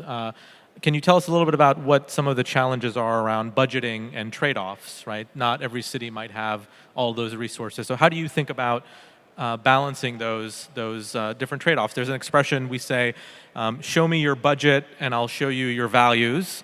It sounds like you really value children here, but what are the things that are difficult about that? It's maybe difficult to measure the price of the outcome of the money we put in these kind of activities, but in a longer period, in a long perspective, the outcomes might be very good because the people will feel more active and they can feel themselves as members of the society, and they will not be as isolated as they would be otherwise, because, for example, mobbing is a problem in the schools in Finland as well in other countries. I think we'll come back to this theme of long-term planning for inclusion as well. I'd like to maybe ask one of our other panelists here. I think Harpreet, the British government and the government of India have a lot of close relationships in this world, and you guys are supporting Amaravathi as well. Can you speak a little bit about what the work you've been doing together, specifically around this idea of making the cities more inclusive and more livable? Sure, thank you very much. Well, let me just begin with complimenting this panel from the gender perspective, this is the first panel which is most inclusive, because you can count the number of men and women together. So it really shows what inclusion can bring in. Let me begin with what support British High Commission and specifically DFID and Prosperity Fund together are bringing here. So for the past 25, 30 years, we've been supporting in developing technical assistance for developing urban governance, municipal finance, management. And these are key bricks, community leadership. These are key bricks to make an assurance that the livability of a city or sustainability of city is invested in. We are assisting first prior to last year, we developed an exercise where we reviewed the existing master planning development guidelines from the perspective of disability. How would an elderly access the new road? How would an elderly would want to go to the closest temple? Let's try and understand culturally. We try to adapt these standards from most of the developed countries. But what we see is there's a uniqueness in the way that the city functions here in India. The way that there are informal activities which we prefer even if the new cities to exist, but to coexist with the cities. So developing guidelines, sensitizing it, how it would be enrolling those as a function of the new guidelines. Very recently, to try and understand what is the city management in the terms that we want to see together, overlapping with the IT. And that's where we bring in this whole thing of behavioral change. I would want to present the idea that we all keep on saying behavioral change is something that has to be brought in the behavior of the citizens. But the longest running behavioral change exercise that has happened in India, and I'm not kidding about it, is the IPL. Everybody cheers up for the city for their own team because they have a common goal. If a city has its own common goal, everybody cheers for it. So the longest running cheer is that you should have a common goal. And to do that, you've got to engage with the society, you've got to understand the aspiration and reach to the poorest of the poorest.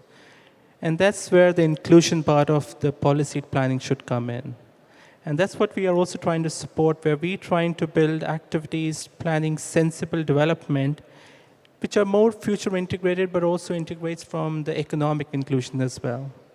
So sensitizing planners, sensitizing economic viability of planning by thinking of who is going to be utilizing it for the poorest of the poorest as well. And this behavioral change is something that would brings in, which keeps on continuing over the time.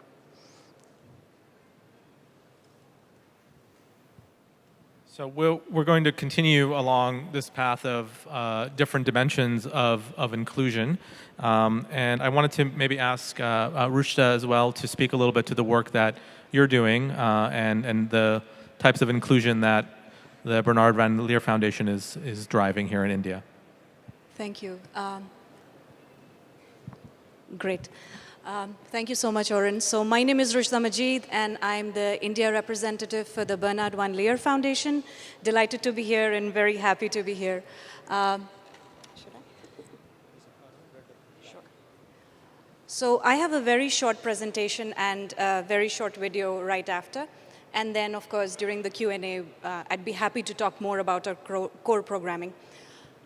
So in thinking about Amaravathi and in thinking about the Happy Cities Summit and the work that we do at the Bernard Van Leer Foundation, I wanted to invite you to think about what the best measure of a happy city would be from the perspective of the foundation, from our perspective, which is a perspective that we call Urban 95, which is 95 centimeters being the average height of a healthy 3-year-old child. So what would cities look like from that perspective? And briefly, in terms of the Bernard Van Leer Foundation, we are a philanthropic organization that believes that, that we want to give all children a fair start in society. And the best way to be able to do that is to be able to focus on early childhood that will have a bigger impact in terms of building healthier, happier, more inclusive, livable societies.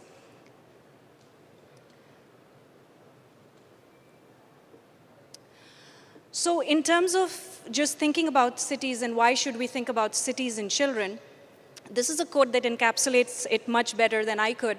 This is from Mayor of Bogota in Colombia, Enrique Peñalosa. This is one of the cities that we work in. And he says that children are an indicator species. So if we build cities that work for children, if it is a successful city for children, then it works for all people. And I would just go a step further and say that if we focus on the youngest, specifically on under 5, then we are focusing on cities and we are working in a way that would have impact on all residents, and that includes older children, that would include caregivers, that would be parents and community members, older siblings, and so on. In thinking about early childhood, and there is a lot of science behind it as well in terms of thinking about why we should focus on young children. And I just wanted to bring forth one example. This is from a study that was done by Dr. Charles Nelson from Harvard University, who ran a long-standing study. And this shows you two pictures of two different brains. One is of a young child.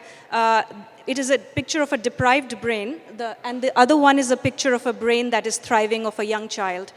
And the research shows that young children need different components, different experiences that will shape their brain architecture. And so this can include nutrition, nurturing environment, safety, security, and also opportunities for learning. And the first few years of a person's life are the most important, because up to 1 million neural connections can be formed per second within the brain. And these will have impact and implications for a child's life later on as an adult. And so this is the argument that we like to make for focusing on early childhood. And the link to cities is there as well, because the physical environment shapes how children grow up. What are the public spaces? Are there enough clean green spaces around them?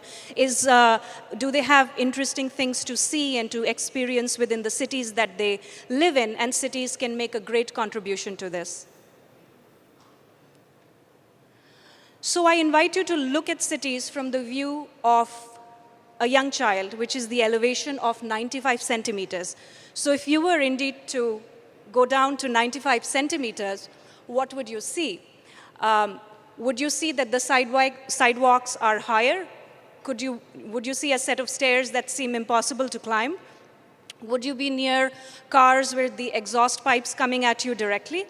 Would you see tall, perhaps scary adults? So there are a number of things that you can think about when you think of young children and how they perceive cities. And I just wanted to play a very short video. It's a 2-minute video, but we don't have to play all of it. That talks about what a city would look like from 95, or at least it shows you that. And just for context, it's captured in the city of Atlanta. It's a very different context from some of the cities that we come from. But it's just a way of thinking about how that elevation kind of changes things for you as a child. So I just wanted to move on to the video, and then we'd have more time during the Q&A. Thank you.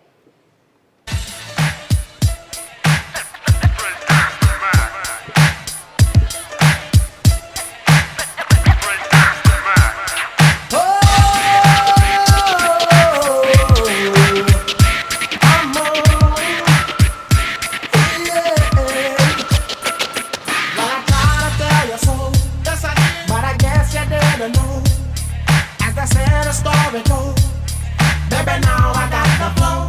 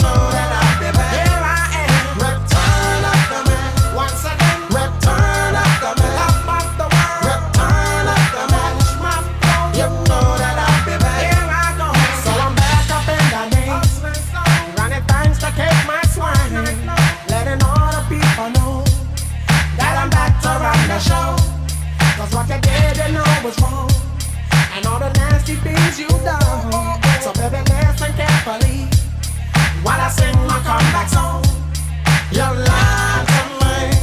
All this pain you said I'd never feel. Your lies are mine. But I do, do. Return of the man.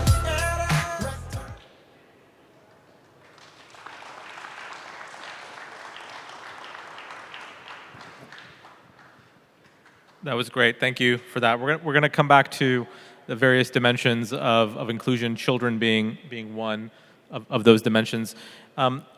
We speak a lot about livability and some of the factors that go into affordability in cities, and we know that housing is a particular challenge for many in our cities. And in many of emerging cities, fastest growing cities in parts of Africa and Asia, there's a lot of informality that comes with housing. And so the housing challenge is quite a big one globally. And so I wanted to ask Prasoon to share with us a little bit of the work that you've been doing with Billion Bricks around shelter in particular. So thank you for having me here. It's a pleasure to be able to talk about inclusive cities. This is a subject which I've been waiting to talk about for a long time.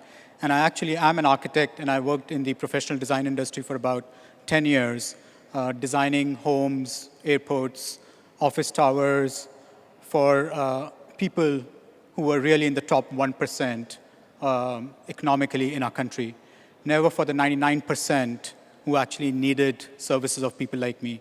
And it's important that when we design cities, especially when we are starting from scratch, where we have the ability to not do some of the mistakes that we've done in the past, that we look at things differently. And I just want to make 2 points and put that in perspective. If anyone's wondering how old am I, you'll see it on the screen. I'm almost 40 years old. In these 40 years, India's GDP has increased by about 10 times, which is quite phenomenal for 40 years period. Our population in the same time has gone up by about 3x. So if I do a simple mathematics, our incomes have gone up by about 3.3x, but for the entire 1.3 billion or 1.25 billion Indians that are there. But about 300 million of these live in less than $0.25 a day. So that's about 25% of India's population is living at $1.25 or lesser a day. And these are people that we forget, because we look at cities are engines of economic growth. We look at as cities which will generate more and more income, and we forget the people who are behind the scenes who generate this income. And I would go to these conferences and always hear about these numbers. You can see my image from about 4 years ago. How excited do I look? You go to these conferences, you come back to your studio, and you design these fancy buildings all the time, which you can see across the other room, side of the room as well. This is a project I was working on, a 600-meter tall tower in Kuala Lumpur, a 100-story tower in Mumbai. But when I would walk in the streets, I'll see more and more people who are on the streets, and you tend to forget in your daily lives that these are actually the majority of your inhabitants in the city, not the ones who are living in these tall towers.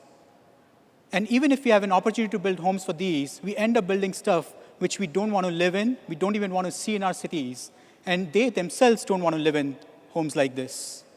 And housing is something which is human right.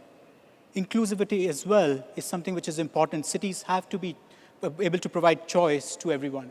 So can we still work on to provide and build cities like we were doing 50 years ago or 100 years ago? Maybe not. So as we move forward with a city like Amaravathi, we should look at what the city of future should be and how we should be looking at it from a 21st century standpoint. So I founded Billion Bricks with a simple vision to say that can we end the housing crisis which our cities are facing? This is one of the 2 wicked problems that we are facing in the world. A 2015 World Bank report said that housing is something which we cannot catch up with. And our mission was simple: to not design ever poorly for the poor. So we work in Cambodia, India, Malaysia, doing buildings for the poorest of the poor. But the 2 points I wanted to make is that keeping inclusivity in mind is not easy, because you can't decide whether you are looking for a short-term or a long-term perspective. And I'll give you 2 examples of our work on how we try and balance these 2 things out. The first one being, when we look at people on the streets, there are about 100 million people who cannot even afford to live in slums. More than 100,000 of these people die every year because of nothing but just cold or warmth.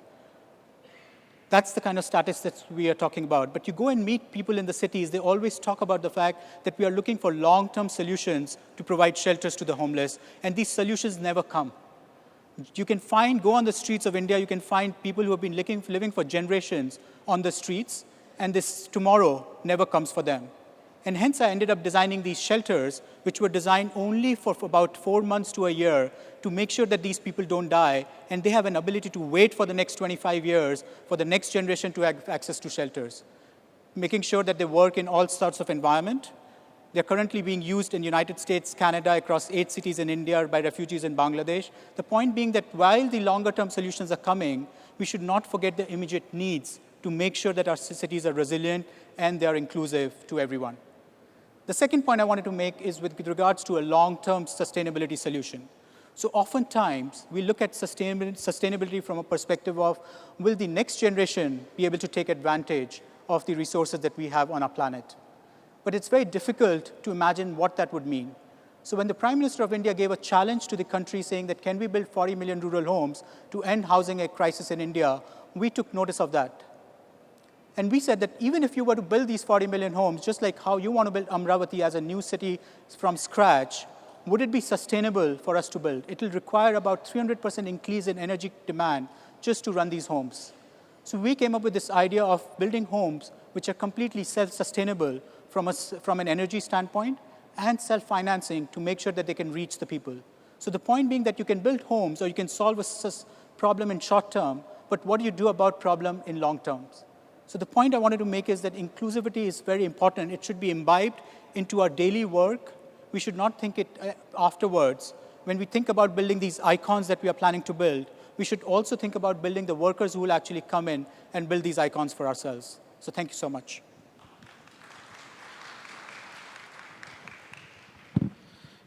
Just maybe a quick follow-up to that, Prasoon, before we let you sit or go.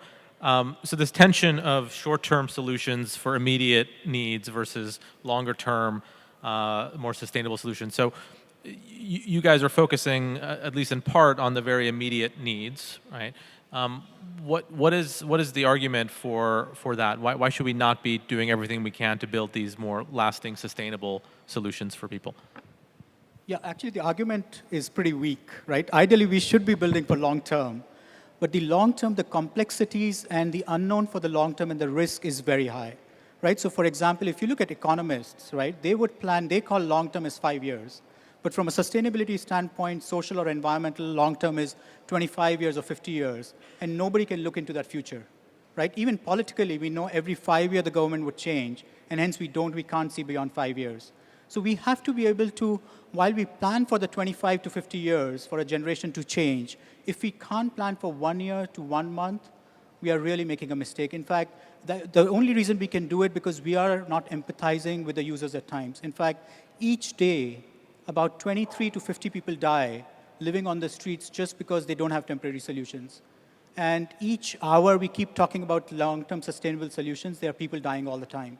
So can we really afford something like this to happen? So we're going to get to our esteemed commissioners here in a minute, but I think we're trying to learn a little bit from this great work and then bring it back to Amaravathi and the Indian experience. And so I think a good bridge to that is our next speaker, Dr. Sujata Govada, who's been working on multiple scapes around both addressing global issues around city development, but also bringing it to Amaravathi and helping develop some guidelines and frameworks that might be relevant here. So would invite you to share with us the work that you've been doing, and then we'll focus it very much on where to go next here. Thank you, Oren. It's a pleasure to be back in Amaravathi, and I wanted to share a little bit about some of the work we've done and also what we are working on. The slide you see is of Hong Kong. People might get scared of it. A lot of buildings. So when you talk of density, I think there is a lot crammed into Hong Kong. On the good side is, out of a city of 1,000 square kilometers, only 25% is used for development. The rest of it is actually open space, country park, and everything. And the issue in Hong Kong is the density is too extreme in certain cases, and there's not enough public space immediately there. And I think public space in cities is extremely important. It's almost like your living room. That is where people participate actually in the city, and where you actually learn about the city as well. And this is a UDP International that I work with, that I started about in 1994 in California, and then moved to Hong Kong. We do a lot of different scales of projects, from very small to very large, master plans and strategic plans, and some are from Hong Kong and India there.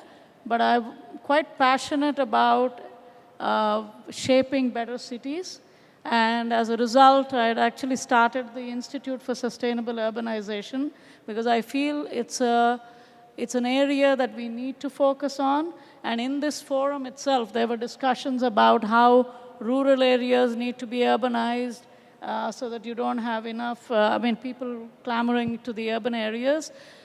But I really think that if you had like urban, peri-urban, and rural areas, so you have facilities in rural areas, but not lose the charm of the rural areas, and then have peri-urban areas in between that can support the urban areas as well as the rural areas. That might be a model that we should actually work on. There are other things that we would like to do. We've done some research work with the Institute for Sustainable Urbanization on smart cities.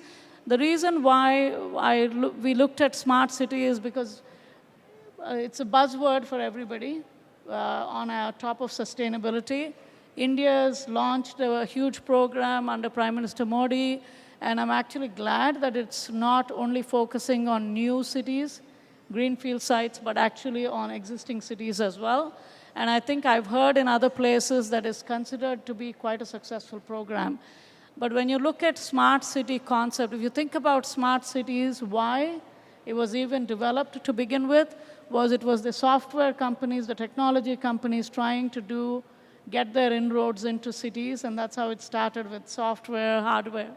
And I think the point about having well-planned, properly designed cities kind of got lost.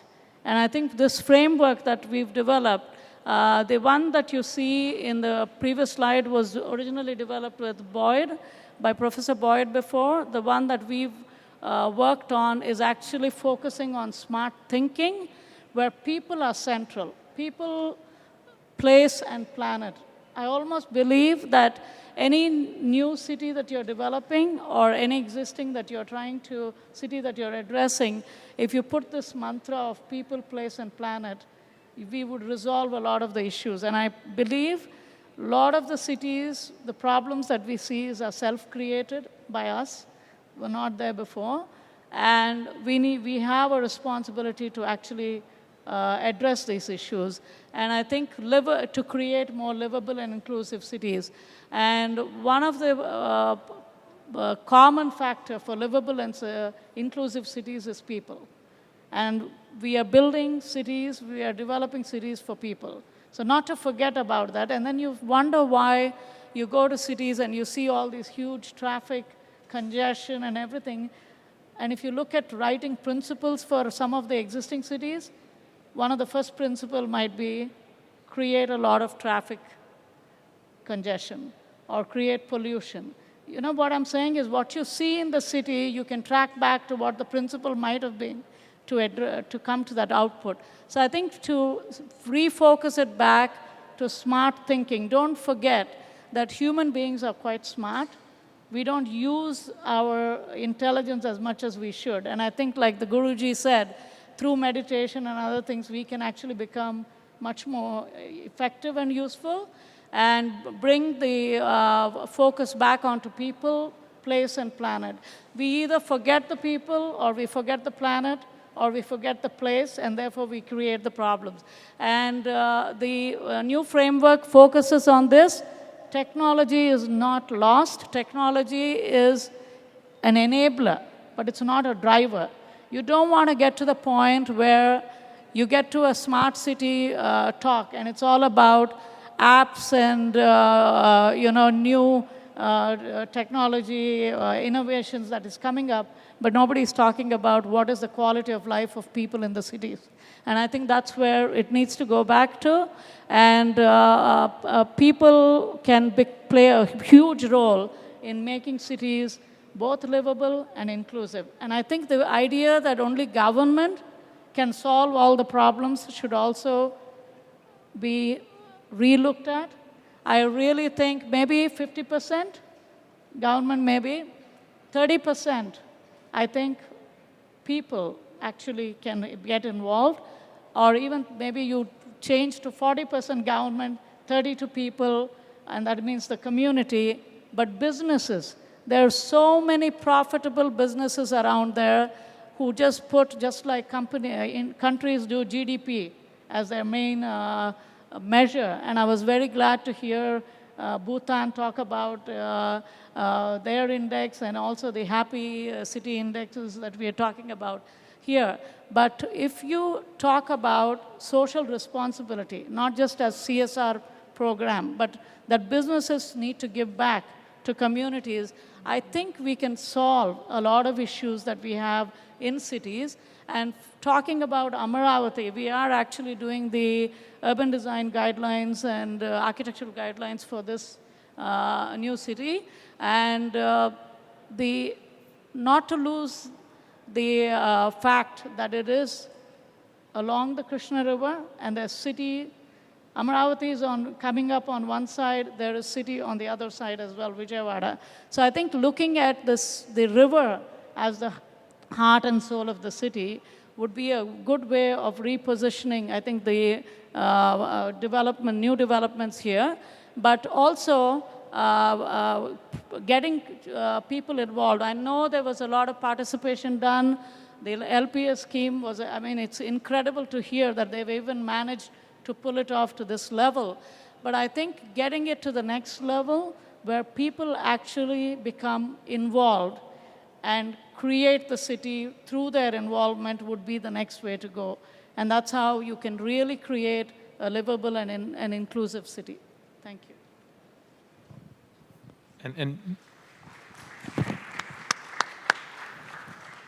Yeah, I think the final point you made is an important one. I think there's inclusion in the process, and then there are equitable outcomes that also drive a more inclusive city. I think that we typically tend to be better at having an inclusive process.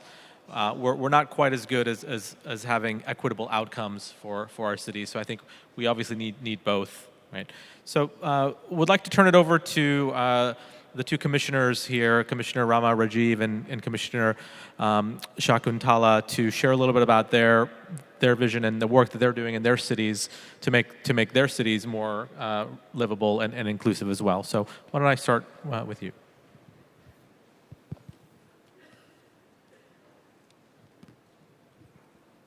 Can I get this slide? This thing? I think the slide for Tinari. Yeah. So good afternoon, everyone. Good afternoon, delegates. I think on the offset, I want to thank the CRDA for organizing this summit. This is a platform where we get to learn a lot of experiences. And all these summits and these directions which we want to speak on an evolution platform of cities, if you want to see, in the initial stages, cities have been seen as economic engines. Later, it came to part of basic amenities that we need to provide in the cities. And now, the paradigm shift which we see is now can be graded in a three-level thing. It's like a philosophical, a policy level, and the people or the citizenry on the ground. In the philosophical level, yesterday we have seen Guruji as well as the Honorable Chief Minister stating that everybody wants to be happy. We have seen the paradigm of rural people being happy and the city people, they are not getting basic amenities, the health issues, traffic issues. Now, this paradigm shift which is being seen is the acceptance of everyone that happiness index in the urban areas is a platform which we need to focus on, and all citizenry has to be guided in a way if it is to be needed, or otherwise some platform has to be provided. So on that note, some initiatives have been taken up by Rajamahendra Municipal Corporation. I would be presenting my experiences. There are few personal learnings from myself, and at the same time, I want, because there are many people from different countries, the social fabric might be different, our understanding of the society might be different. So it is good to understand what is happening around the world. If at some points can be taken up, it will be very good. But the general acceptance has to be that at the end of the day, the citizenry has to be happy. So before I go into the platform which we created is the Happy Sunday platform, which is being done in the corporations. I'm very happy to see the Finland delegation for this Happy City Summit, because I'm a big fan of Finland. Because in the last 5 years, at least 3-4 occasions I've been to Finland. I've been in Helsinki, Espoo and areas. Because I have a cousin there, I keep on going to Finland. When I read the article that Finland is the most happiest country in the world right now,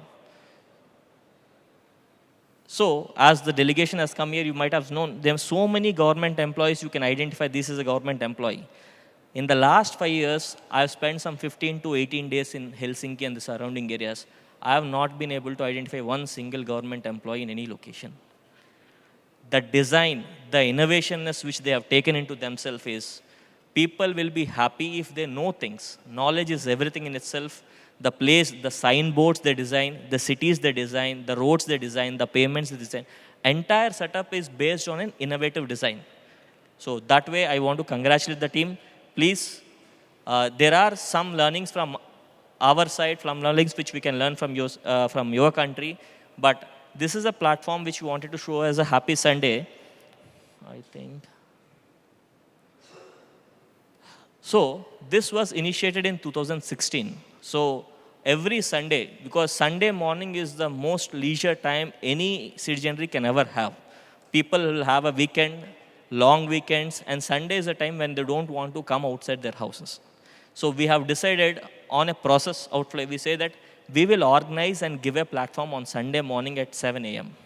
If people can take their time out, come to a common platform and celebrate, that actually bonds them together for a long run.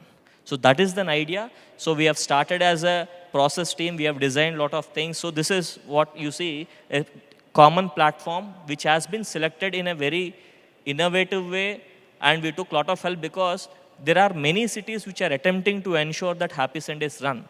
But there are some problems because we have selected a CBD area, Central Business District, but not in the commercial lines. Because whenever some events happen, we tend to do it in the commercial areas. We have mapped the CBD of the residential areas. So 5 to 10 minutes, you have 1 lakh to 1.5 lakh residents living in that area. So whenever an event or a music starts, it's very easy for those people to just come out of their houses, even on a Sunday morning, and celebrate there. So we generally do, this idea came up with idea of some young students coming up and saying, we want to do a flash mob. There's a new tradition of flash mob doing on, they say, give us a permission on the center of the road. I said, like, let us create something where the talent can be identified, people can take it up, and on a continuous basis, we can do it up. So on that note, we have started this. The concept has been planned. We have done a lot of citizen interactions, some brainstorming sessions, what all items can be taken up in this one. So we have successfully been running this program for almost 75 weeks. And the last week was the 76th week. So it has not stopped at any point of time. Even when it was raining, when the message came, sir, so it's a heavy downpour is there. Should we stop the Happy Sunday today? I said, like, let us celebrate the rain. At least that can be. So even the public participation was also in the similar lines. So we're very happy in that note. So the concept, how it was taken up. So we planned a lot of, and after running the program for 10 weeks, we understood the potential of this platform. So if I want to talk to my citizenry, Rajamahendravaram city has a population of 500,000. So I cannot talk to the whole citizens directly. Or by giving a press release or by social media, the reach has been very limited.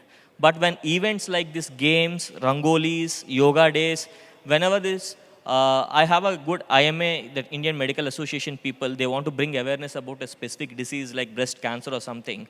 They choose this platform saying that on a specific Sunday, please allocate a slot to us. We will do a lot of events to ensure that public actually understand this. So we are running a lot of medical campaigns, educational campaigns in these Happy Sundays. And some, in the process of 76 days, we have one surprising element which we observed is we understood the talent of our city. It is very difficult to understand what is the hidden talent in your own city because you never get a chance to identify which is who is what talent does he have. So we have recorded every person's address and everything, which person is the talent in specific sector. So whenever events are happening, if they want to showcase something, so they are a call away for the local administration. So these are some events, and apart from it, we are encouraging some hobbies. There are some people who have this hobby of stamp collection, coin collection, and these things. We give a platform and the Happy Sunday saying that they can showcase all their skills, and some people interested in hobbies also can be taken up. And this is apart from the Happy Sunday thing, as a sub-platform of these things, if you can look at the pictures, the upper pictures were how it used to be look. The cities with all the posters and these things. So when some youth came together during the Happy Sundays and said, sir, anyways, we are coming up for celebrating, why don't we paint these walls on a Sunday? So on Sunday, one event, they pick it up and they select the wall which is not so good and they paint the whole thing for almost 6 to 7 hours and complete that. This is actually one day's work in the city in one corner. This is the people that are doing the wall painting in the city. And apart from it, we have taken up the greenery initiatives also in this one. Some local festivals where we ask the citizenry to dress up in their local attire.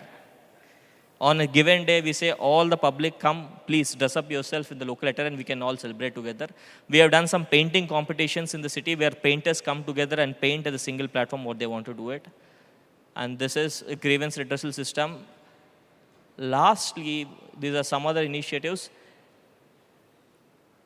Yeah.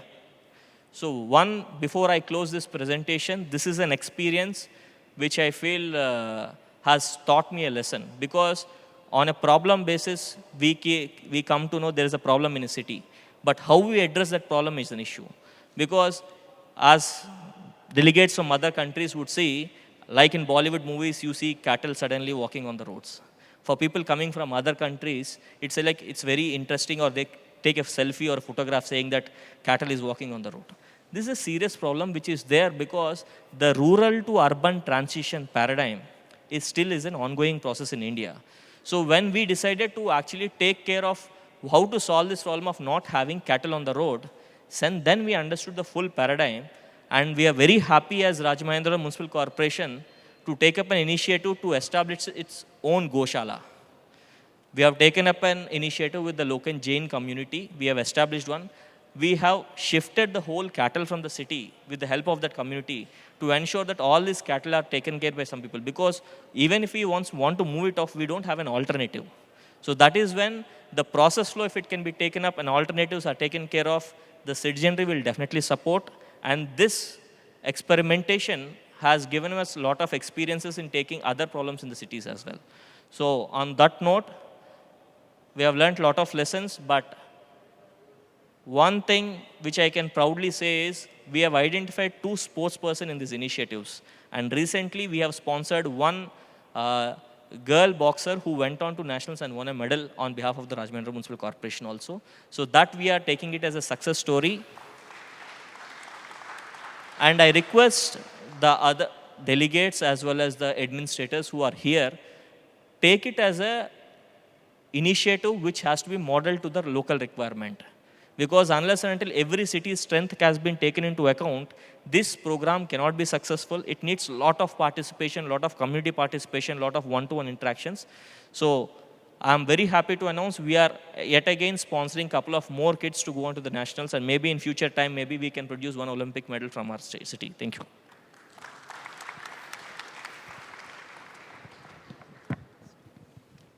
Thank you for that. And finally, would love to hear a little bit from another city here in India, Commissioner Shankuntala. Can you share a little bit about the work going on in Tenali?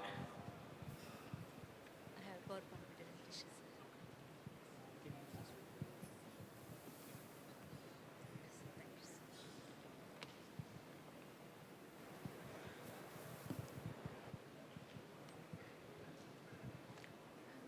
Good evening, my co-participants, and good evening, the delegates.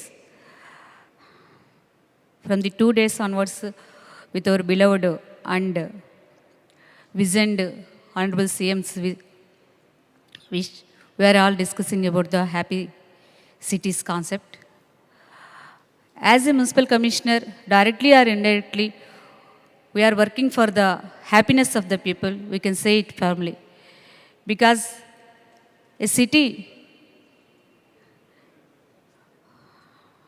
a city with all basic needs, if we provide all the basic needs, then the people will be very happy. Here is a presentation from the Tenali municipality. That's how do we work for the happy and livable and inclusive community. And first of all, we are discussing about the happy city. Let us think about what is happy city.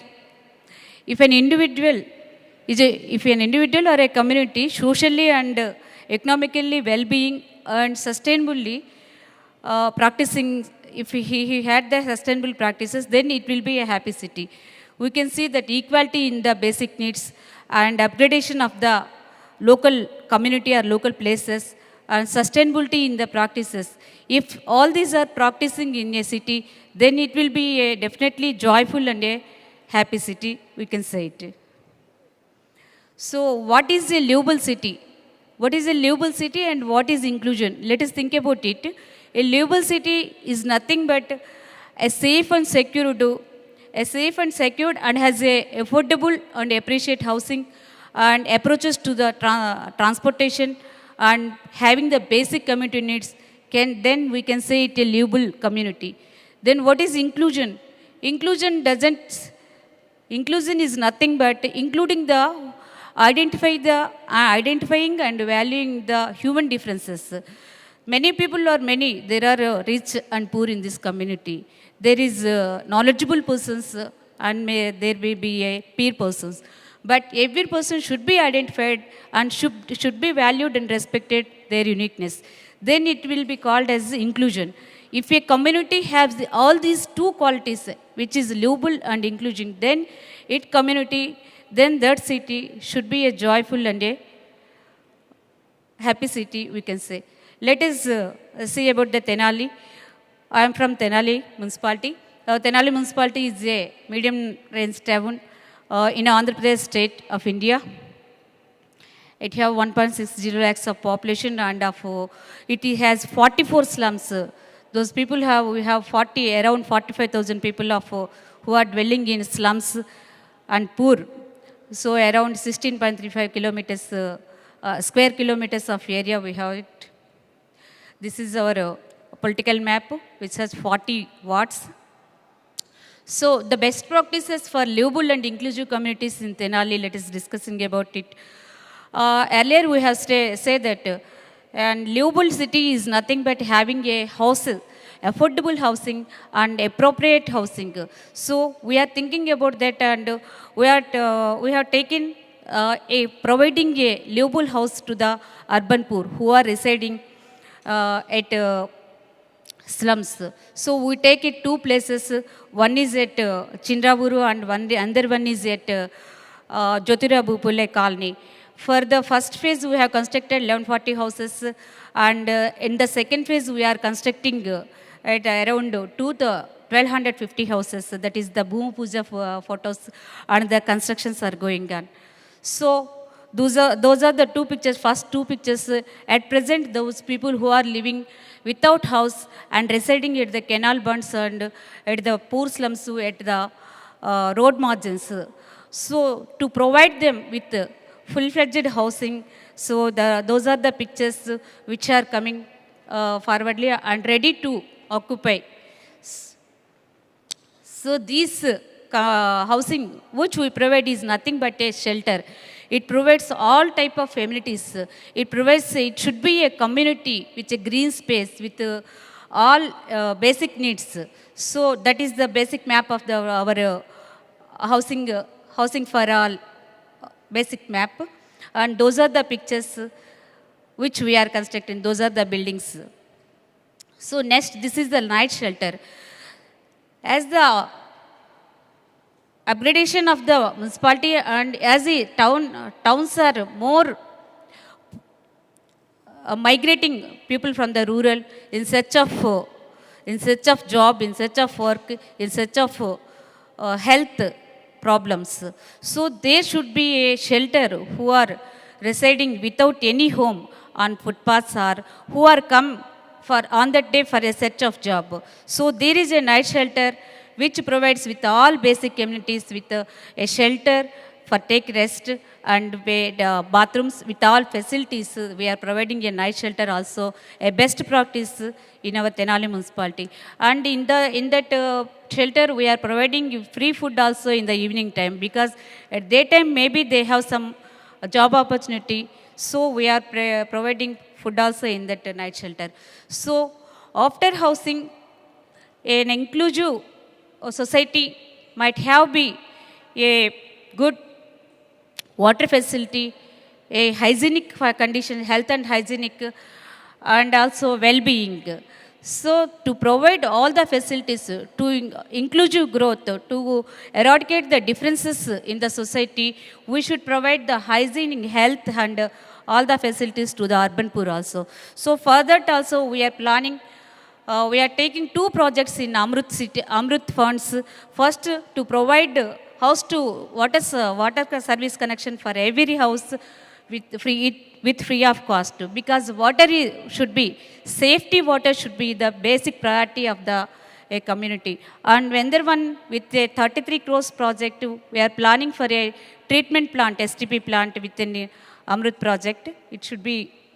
And also there is a fecal sludge management project, because a community with good hygienic conditions and good environmental conditions, it should give happiness. So, and also in the sanitation view, we are practicing the best practices in Andhra Pradesh, as well as a role model of the city, as well as the role model to the other municipalities, 50-50 model, and door-to-door, 100% door-to-door collection, and the aerobic composting, and there is a gas-to-energy plant also, and FSTP plant, RTGS. These are all the best practices we are practicing. These are there is a clippings which door collection of the garbage, and those are the compacted bins in commercial places. These are all for the better to give the better environment to the society, and that's why the ultimate result should be the happiness of the society. These are the best practices for the composting. We are taking place vermicomposting, and that is the waste to energy plant, biogas plant. The vegetable waste should be from the vegetable waste we are converting into the energy. That energy now it is used for the facilities for the in the compost yard itself, and we are planning it to connecting it to the electricity grid also. So to improve the environment, to improve the health and hygienic conditions in the urban slums, we are providing community toilets and the awareness programs for the within themselves by the IEC activities for the ODF also. So this is the best practices we are taking, that is called black spot management. We are identifying some spots where usually the public used to dump the garbage, or the public use it for the open urinals. Those places are identified, and they let them converted into the green places by painting with the beautiful paints those places. This is a beautiful picture where a black spot is converted into the green spot. So these are all we are practicing poster-free towns. Those posters, wall writings, which are observed usually in the cities, it is converting into the beautiful places by painting them the walls. Sorry. So these are some wall pictures we are painted. This is so for a better environment, for a better city, we should provide green spaces also by converting the divider beautification and green spaces. Those are the green spaces we have developed recent for 3 years. So that is the greenery. Those are the different parks we had taken place earlier. And another thing is as we discussed, inclusion of the differences in the society to identify to give better opportunity to the children, Anganwadi children, because those are come from the slums. So we have beautifully developed those Anganwadi cities, those Anganwadi schools into beautiful paints. And this is, we are best practicing in the Tenali municipalities. We are harvesting some nutrition food like menti, like palak, like drumsticks, like in those are harvesting in our open spaces which are laid with the municipality, and those are given to the Anganwadis for the nutrition of the poor people. Those are the pictures which are those poor children who are coming from the slums can happily spending their livelihood into that childhood into the pre-Anganwadi schools. So these are the health campaigns we are conducting, and health and knowledge is also an important feature we have given to the urban poor. Those are the reading rooms which we have provided. We can see a senior citizen happily sitting in a reading room and spending their evening time into a knowledgeable manner. Those are the open gym. We are that is the uniqueness of our municipality. We are installed the open gym in our park. We can see the ladies who are usually hesitated to come forward, but they are happily spending their evening time in our open gym by spending their own time. So Happy Sundays and also Ananda Laharis are also a good programs conducting in our municipalities, because public congruence is also an important feature to come to enjoy, to come for a better and joyful cities. We are conducting Ananda Laharis and Happy Sundays. Eventually, Tenali is famous for its culture. We can see the ladies who are not formal, they are not the professional professions, but just they merely enjoyed they are enjoying in the Happy Sundays we are conducting. I think we're getting Okay, some sir. signs. These are to some of our pictures. I am very thankful to to giving this opportunity, and thank you very much. Thank you, sir. Thank you so much. Thank you. Sorry we had to cut it a little bit short. I think we have time for just a couple of questions up here on the panel.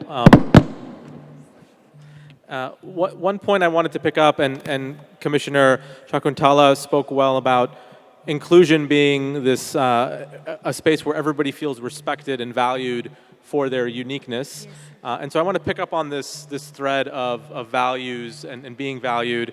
Prasoon spoke about shelter and housing as a right. But rights these are things that are dictated largely by politics, right? It's a political process, and underlying that are individual values in places such as India where you have a democracy. And so I have a bit of a cynical view, and I'm a little bit of a pessimist. I'm hoping that the panel can help me become a little bit more positive about this. Do we have the right values in place as a society in order to promote the type of inclusion that we're talking about? Where are the bright spots for values that you're seeing in your work that's shaping the debate a little bit? And where can we get more of that? Talk to me about values. Who wants to take that on?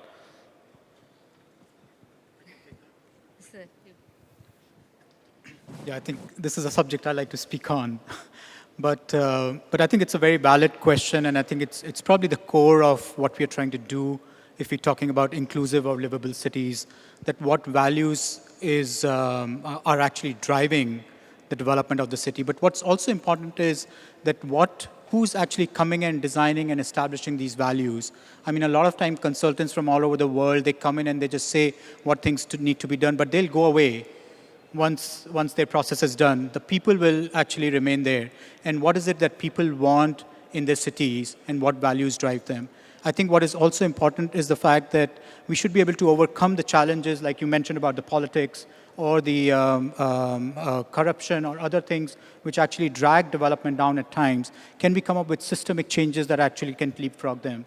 And at the last point I want to make is, I think, about how we believe that financial autonomy or economics will actually drive all the growth, which may not be inclusive very often. And there are enough examples throughout the world where it has been proven. I mean, we put companies like Amazon and all the big companies right as the poster boys of development and of economic growth, but that also creates a huge amount of disparity. So do we see what's the externality of such development, and are we able to take action over it? And there's been, I think it'll really come from the citizens and from the people who live in those cities to drive their values and make sure the people who are coming from outside understand what people want and what they don't want. I think, by looking at the city that you see out on the streets, you kind of understand what the values are, in a way. And we don't realize that, but actually that's what you're showcasing. And so to think about that in that perspective, just like your home, when somebody walks into your house, how the house is kind of portrays what is important for you, or how the image and identity, right? So I think if you look at the cities in that perspective, values, in a way, subtly, whether you put a board and say these are our values, you're actually saying what the values are. And I'm quite happy to hear about the programs from the two commissioners about how you mention having such programs, you understand the people that are there in the city. And I think that's what I was trying to drive at earlier was you can have the process where you kind of have community engagement, participation and everything, but what the true value of the city is what is actually happening in the city. So if a city wants to be, should be, all cities should be livable and inclusive, you need to make sure that there is equity in participation as well for the different people in the city, and they feel that there is some kind of a trust and choice and access for different amenities and everything in the city, so they're not excluded in a way. And I think what we haven't done much. I mean, we've progressed a lot, but the basic things, like you were talking about, people sleeping on the streets and everything, I think it's below human dignity to actually allow that or continue that to happen. So I would like to see cities that do not have people who are homeless, and there is the poverty is like, below a certain level is actually not there. And I think that should be a priority, and we should make sure that we actually achieve that. And that kind of, in a way, tells us our value system. And just to add to that, the picture that I showed in the presentation about the healthy brain versus the brain that is deprived. And so this is just an early childhood example, but I think it speaks very well to cities that are trying to think of these issues and the kind of values that they espouse. There are some studies in terms of returns of investment, return on investment, and focusing on the early years, that if for every rupee that you spend, you'll have 16 times more return in the adult years or later on during a child's life. And so some of these arguments and some of these ways of thinking about the youngest or the most disadvantaged in cities or wherever, if you have unsafe housing in cities, poor mobility, different neighborhoods that are lacking in the basic amenities, you can definitely think about it in the context of also the youngest and the most disadvantaged, and what we can do to be able to cater to them so that it translates to other people within cities. Because if we have cities that work for the young, they work for the disadvantaged, then they will potentially work for everyone else. Before, just 2 points. One, the equitable access, I 100% agree to it. But listening to both examples that you've said and also the model in which Amaravathi is developing, this word of partnership is clearly not what one should use. You're practically doing coexisting, and you're doing co-ownership. Because partly it's the citizens who are co-owners. They've got their skin in the game. That brings in discipline. But discipline both from the citizens' perspective, both from the perspective of the governments as well, to perform and to engage. And that this equitable access to the services also engages with how you can want to do modern practices with the cultural values that you have it today. And this depiction of reclaiming of existing social areas which were reprimanded, was not existing, is an example of that. That's exactly what the new city has to learn from an existing city reclaiming its own land. And maybe a couple final thoughts from the panel, and I don't know if we have time for, I'm looking for the time signal here, but we do want to open it up to the audience as well, and it seems like we have a few minutes for that. So maybe some final thoughts here, and then we'll, Mayor, did you want to say something?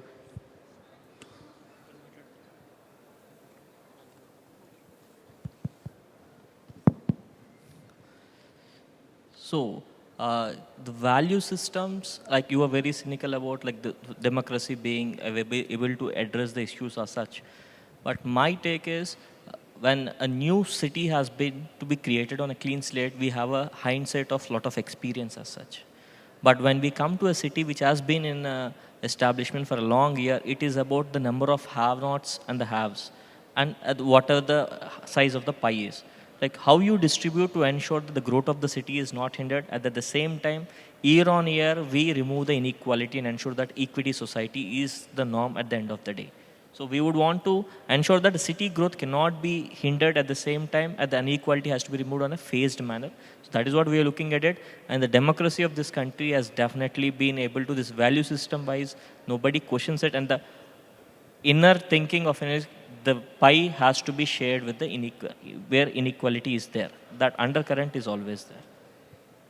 Yes, the Indian examples were very impressive, and as I mentioned, our main value defined by the city council in our city is work, because we consider that the work is basis for everything, because we have had a very high unemployment rate in our city on 1990s, 26.5, and we sometimes talk about so-called inherited unemployment, because there are families where kids have never seen anyone wake up and go to work in the morning.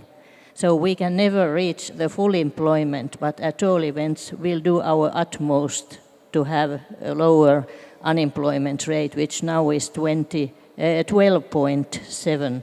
So I hope it will be lower than 10 before I'll be retired. So let's open it up to the audience for some questions and conversations. There's a young lady in the front over here.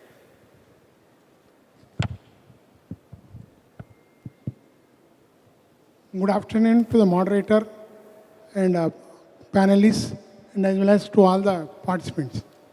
My name is Narsingh Rao, coming from Hyderabad, representing Urban Development Research Institute. So I had the chance of conducting a training program in Rajamahendravaram Municipal Corporation and as well as Tenali Municipal Corporation. My hearty congrats to both of them for their decent presentations. Number one, Sunday gathering has created a good impact, not only for Rajamahendravaram ULB, but it has become a trendsetter for all other ULBs in Andhra Pradesh, Telugu-speaking states, and the rest of the country. So, coming to the part of Tenali Municipal Corporation, Tenali Municipality, that providing amenities to the poor people, say from migrating from rural areas to the urban areas, that goes in a longer way. That created a good example. And coming to the housing shortage problem, our Prasanna Kumar has made a decent presentation. In fact, there is a wider gap between demands of housing and a supply of housing quantity. For this, I would like to elicit the views of our Singapore friend for meeting the shortage, say at a very fast pace. That too, what should be the role of citizens, say business community, apart from the CSR policy. So I feel the citizens also should improve their focus in meeting with the housing shortage. So I would like to elicit the views of Prasanna Kumar in this regard.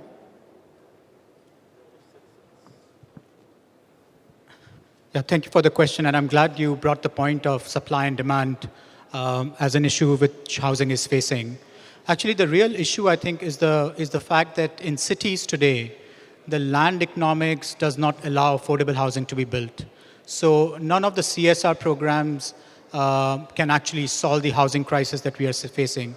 Businesses and governments and citizens need to come together and understand the fact that housing is a human right, and housing for the poorest of the poor requires no matter what government intervention. That's how Singapore's been successful, by ensuring that everyone has access to homes. About 85% people of Singapore live in public housing. They own their own homes as well.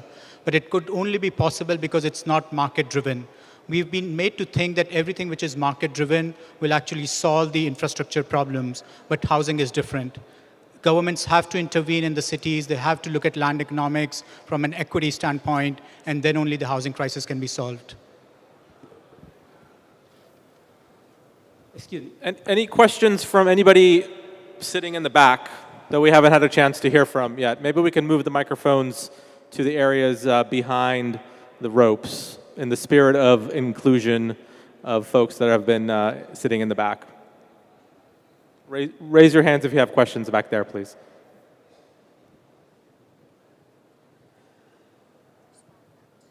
Hi, everyone. It was a great panel. And my question is in lines with the same cynicism as Oren suggested about inclusion that was discussed in the panel. Everyone discussed about inclusion, but I thought it was little limited. And it's my concern and a question of how are we going to, none of us talked about inclusion for special needs people in the new cities. I think it's a very important factor, even the space here, how inclusive it is if it's not including the special needs people. So that's my question. If we are not discussing at this summit, how are we going to take it to on ground, to the paper, and to the reality? There's one related question. Can I address it? Can I? I'll just address, sir. So it's a very valid point regarding when it comes to inclusion, the special needs of differently abled people or some who have a special needs that has to be catered in. There are few initiatives. I don't say it is sufficient as such right now, but when we see our all schools as of now, all schools we have initiated a few steps to ensure that differently abled people can be able to reach their places. The toilets facilities in the whole city has been made, especially like differently abled can be able to access it without any hindrances and all. It's a small steps, but that is what, when the design aspect comes in, the intention has set in very late. That's a bad thing. But now we are conscious. Whenever a new setup or a new infrastructure is coming up, we are factoring in issues by including ramps for differently abled. There are some initiatives being taken up for blind students as well. The braille scriptures that are being provided for some students in the schools also is being taken up. So it is not sufficient, but we have a long way to go. But this platform is the right platform to include those needs of those people in every aspect of housing as well as education, health. In every aspect, this has to be factored in. And even the housing scheme, which my colleague was mentioning, 2 to 3% of the housing allocation is being made to differently abled people. And on a priority basis, they are given the ground floors. So to ensure that they will not have any hindrance in accessing their homes, some initiatives are being taken care of. Thank you. Well, can I ask the person that asked the question, was that a sufficient answer for you? What would you like to see Amaravati do more as there's an opportunity to really focus on the needs of everybody? What do you think should be the answer? There's no definite black and white answer, but I would say that public spaces especially need to be inclusive. As you go around in India, we see like these new really swanky malls and everything, but if you walk on the public spaces on like footpaths, I think none of them are inclusive for wheelchair or for a common citizen as well. So I think we should concentrate on making public spaces, as Mrs.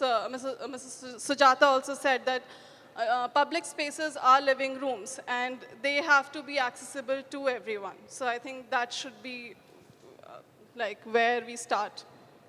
I think I want to make, go ahead, maybe you want to say in this regard, the government itself insists barrier-free approaching. So while giving the permissions to the multi-storage buildings, we should observe the barrier-free approach is there or not. And also in such survection recently, when they observe the community toilets or public toilets which we provide to the public, that public toilets is facilitated to the physically challenged people or not. By observing that only, they are giving the marks also, they are giving the ranking also. So as a policy, we are initiating, now we are initiating, so some by these initiatives which you are your will should be we thinking. And a final quick thought, and we're going to take one final question right after Sujata. And again, if anybody in the back of the room has a question, we're going to go to you. But Sujata, please go. Yeah, thank you. I just want to make a call for the people of Amaravathi, including Vijayawada, or people of Andhra Pradesh, I would say, is come forward and actually get involved in the city building process, because you'll never get this opportunity again. And you can actually get involved to actually make a difference. And what I see is even universities, right? There are a lot of youngsters. You had a hackathon where they were involved. But what I would really, I would like to see is more active involvement of people where they can actually make a difference. If everybody of us sitting here believes that we can actually make a difference in the lives of people, we would do something different than just do the business as usual. And I think if we can get to that stage, I think we can really resolve a lot of the issues that are there in cities. And I hope to see Amaravathi with people, all the issues that you see in urban areas, like homelessness or poor, those are not here. So that should be like the minimum, like the standard, set the standard where mobility is not an issue. It actually happens. People can ride, and you don't need to depend on your cars as much. And people get involved in participating not just in the planning process, but actually in making a difference in the outcomes of the city that is going to be built here. And if we can do that, I think you would make Amaravathi a model for the future.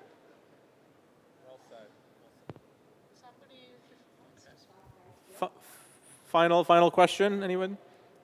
Yeah, good afternoon, ladies and gentlemen. This is Lakshmi Sai Kumar. I just want, sorry, can you hear me? Yeah. Okay. I have one question. How are you addressing the inequalities with respect to homeless, or in education, or in hospitals, in specific to Indian? Sorry, it was a little difficult to hear. Are you asking how to be involved in the process? Yeah. How we are addressing the inequalities with respect to homeless? What are the initiatives that you are taking? To make a city happy. Everyone should be happy, right? So, what are the steps the government taking to address homeless? What is the government doing to address homelessness? So. Yeah.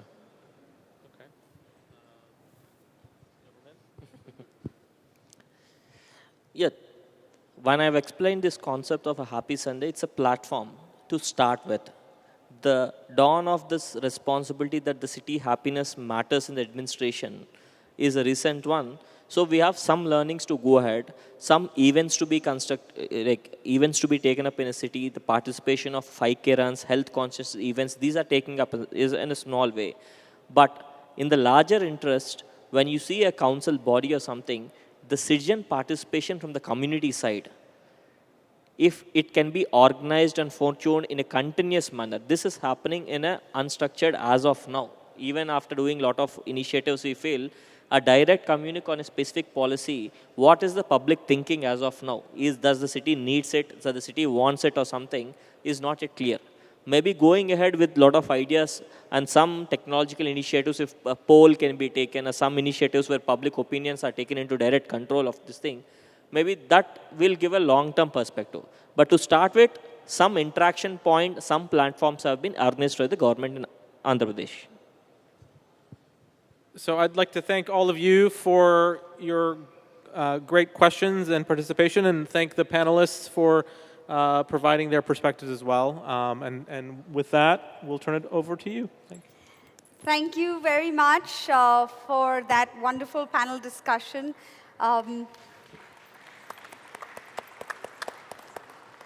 Thank you to the moderator and all the speakers. Please stay on stage. Please be seated. We'd like to extend a token of thanks to you. For everyone's information, the Honorable Chief Minister is in the premises. He's visiting other parts of the event. He's at the exhibition at the moment. He might join us, and I'm sure that will be our pleasure. In the meantime, I would like to request Mr. Shastri Garu, Director, APCRDA, to please felicitate this panel. We begin with our moderator, Mr. Oren Ahubim, Global Lead Cities, Dalberg, USA.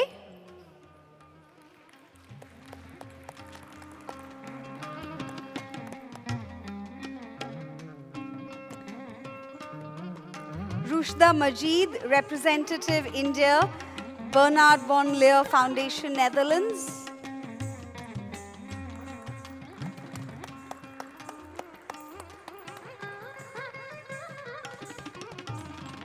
Aino Maija Lukonen, Mayor of Pori, Finland.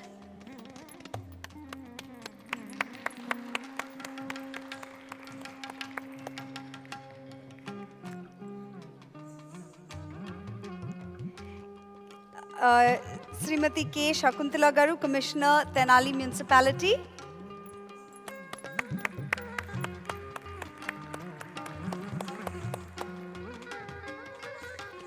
Dr. Sujata S. Govada, Founding and Managing Director, UDP International, Hong Kong.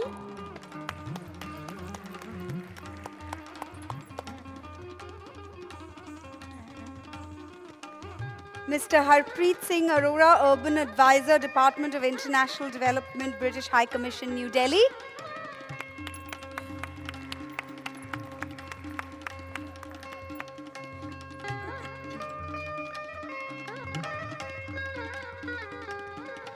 Mr. Vijay Ramaraju Garu, Municipal Commissioner, Rajahmundry.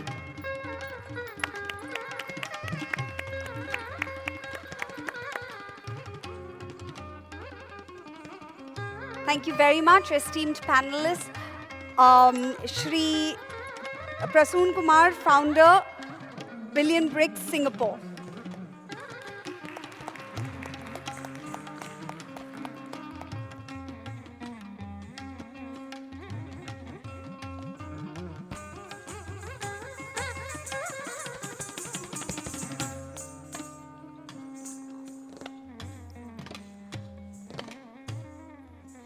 Thank you very much to our panelists. For all our speakers, participants, students, friends from the media, all our guests, our organizers are going to give you feedback forms, and we would love to have your feedback talking about measurement earlier today and yesterday. I think that measurement will happen here as well. We'd like to have feedback on what you thought of the conference, the summit. So our organizers will give feedback forms to each of you. We request you to please take just a few minutes to fill out those forms. In the meantime, I will invite the next panel onto stage. There will be a workshop happening in the breakout area at 4:45 p.m. This is a workshop on starting the journey to Happy City Index. So this workshop will happen in the breakout area that is behind this hall, the breakout area just behind this hall.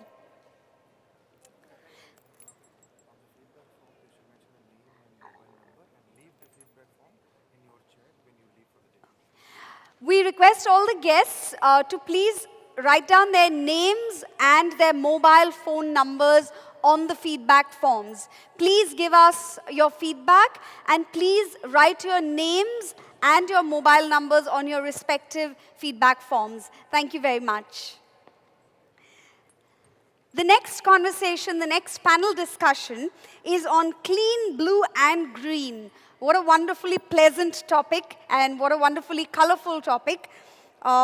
This is on sustainable, efficient, and resilient cities. The moderator for this panel It's my pleasure to invite on stage Mr. Ken Lee, Executive Director, Energy Policy Institute, India, University of Chicago, USA. Mr. Ken Lee, could you please join us on the stage?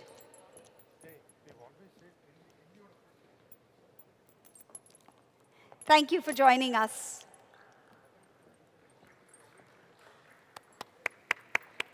A loud round of applause. It can't be half-hearted.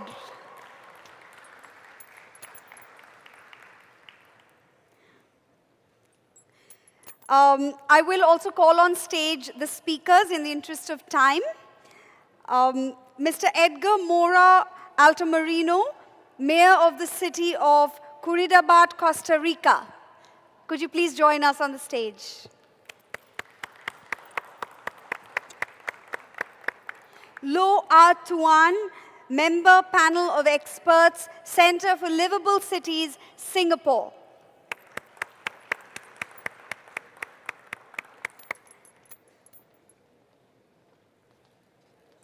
Dr. Ganesh Babu, Head of Infrastructure, Amaravathi Development Corporation. Dr. Ganesh Babu, Head of Infrastructure, Amaravathi Development Corporation. Mr. Ryan Shubin, Associate Director, Rambol Studio, Dreseti, Singapore.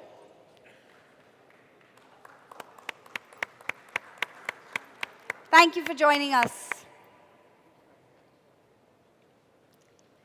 Mr. M. Anand, Principal Counselor, CII, IGBC.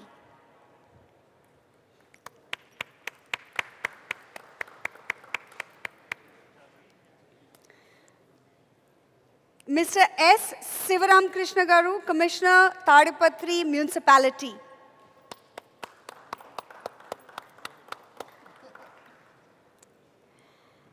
And it's now over to the panelists. Please enjoy the session.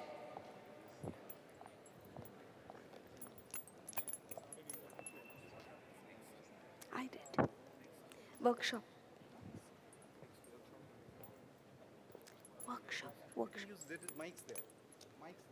We have one more panelist I'd like to call to the stage, Mr. Daniel Carvalho. Thank you.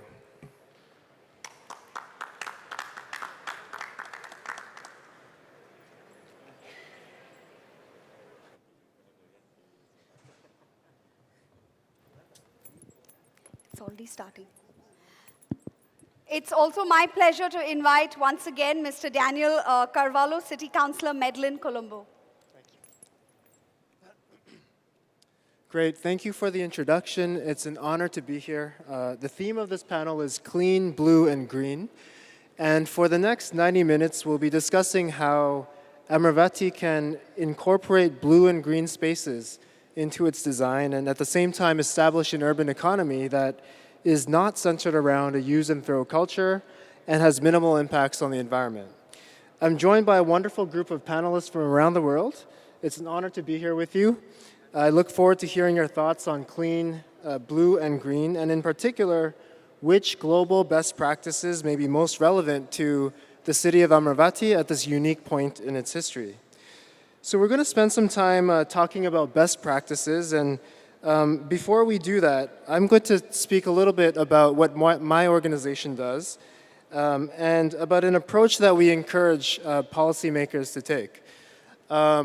My organization, EPIC India, is an economics think tank. We're basically a group of economists that care deeply about energy and the environment, environmental policy, and economic development. We're based in Delhi, and in Delhi, we confront urban pollution on a daily basis. Air pollution has become a part of people's lives. We know that it impacts health and well-being, particularly for children and the elderly. It affects the amount of time that we choose to spend outdoors and in parks, participating in sports and other activities that give us happiness. It's likely to impact our education and productivity and so many other things. In fact, PM 2.5 levels in Delhi are so high that based on the Air Quality Life Index, that's the AQLI, people would live 9 years longer in Delhi if the city could reduce its air pollution to meet WHO standards. But there's reason for optimism. Air pollution was a huge problem in other countries like the United States and England in the past, and those countries have essentially solved the problem largely due to smart policy choices. So what kinds of policies can solve or prevent, in the case of Amaravathi, a problem like air pollution? Which policies could work, which don't work? In cities like Delhi, what can be done to limit emissions from vehicles, construction dust, the fires that people burn, industries from polluting too much, farmers from burning their crops? At the other end of the spectrum, what can be done to encourage people to defend themselves from the air, to wear masks, to run air purifiers and seal their windows? As researchers, the approach that we take is to partner with governments to identify and evaluate solutions that could potentially work and solve these problems. In many cases, we do so by designing policy experiments, by randomizing who gets a specific intervention, and then collecting and analyzing the data that could tell us what the impacts are. For this to work, we often find ourselves looking for a key partner in the government, someone who's willing to champion an evidence-based approach to policymaking. And this is not always an easy thing to do. And the reason why I bring this up is because we're going to be talking a lot about global best practices. Clearly, in a greenfield development like Amaravathi, many of these problems that I just described could be avoided. But a potential best practice to establish early on could be a tradition of evidence-based policymaking that can yield smart choices over the long run. So with that said, I'd like to now invite each of the panelists to share their opening remarks. And I'll start with Mr. Loh. Yeah, thank you very much. Can we? Thank you very much, ladies and gentlemen. It has been a long morning, and hopefully you're still awake after lunch. Before I start to share Singapore's journey of being a clean and happy city, Singapore became independent in 1965. Over the past 50 years, let me show you the next 4 slides, what Singapore was like. This was Singapore. For those who have been to Singapore the last 10, 20 years will never recognize this because it no longer exists. It is a slum area, houses, no sanitation, wastewater discharged directly into the open drain leading to a river, causing pollution, public health issue, and so on. The next one, storeholders, hawkers, slaughtering poultry along roadside, blood, offal, everything discharged down the drain, and so on. As you can imagine, the pollution and the waste is a cause. The third slide is the famous Singapore River. Today, you go to Singapore River, it's a tourist attraction. But in the 60s and 70s, up to the 80s, that's what you find, Singapore River. The water, the color of the river is black. The river is dead. About 100 to 200 meters away, you can actually smell the river without having to getting near the river. When I was a boy, we see animal carcasses floating down Singapore River. There was Singapore River. And of course, industrialization to provide job opportunities and so on, pollution was quite bad, air pollution. That was Singapore. Today, after independence since 1965 to now 52 years, Singaporeans enjoy clean air, clean water, not just in the rivers and the canals, but clean water that you can drink directly from the tap and it won't fall sick. And that is clean water. Clean land. Public places are relatively clean. Solid waste is collected every day because of our hot and humid condition, climatic condition in Singapore.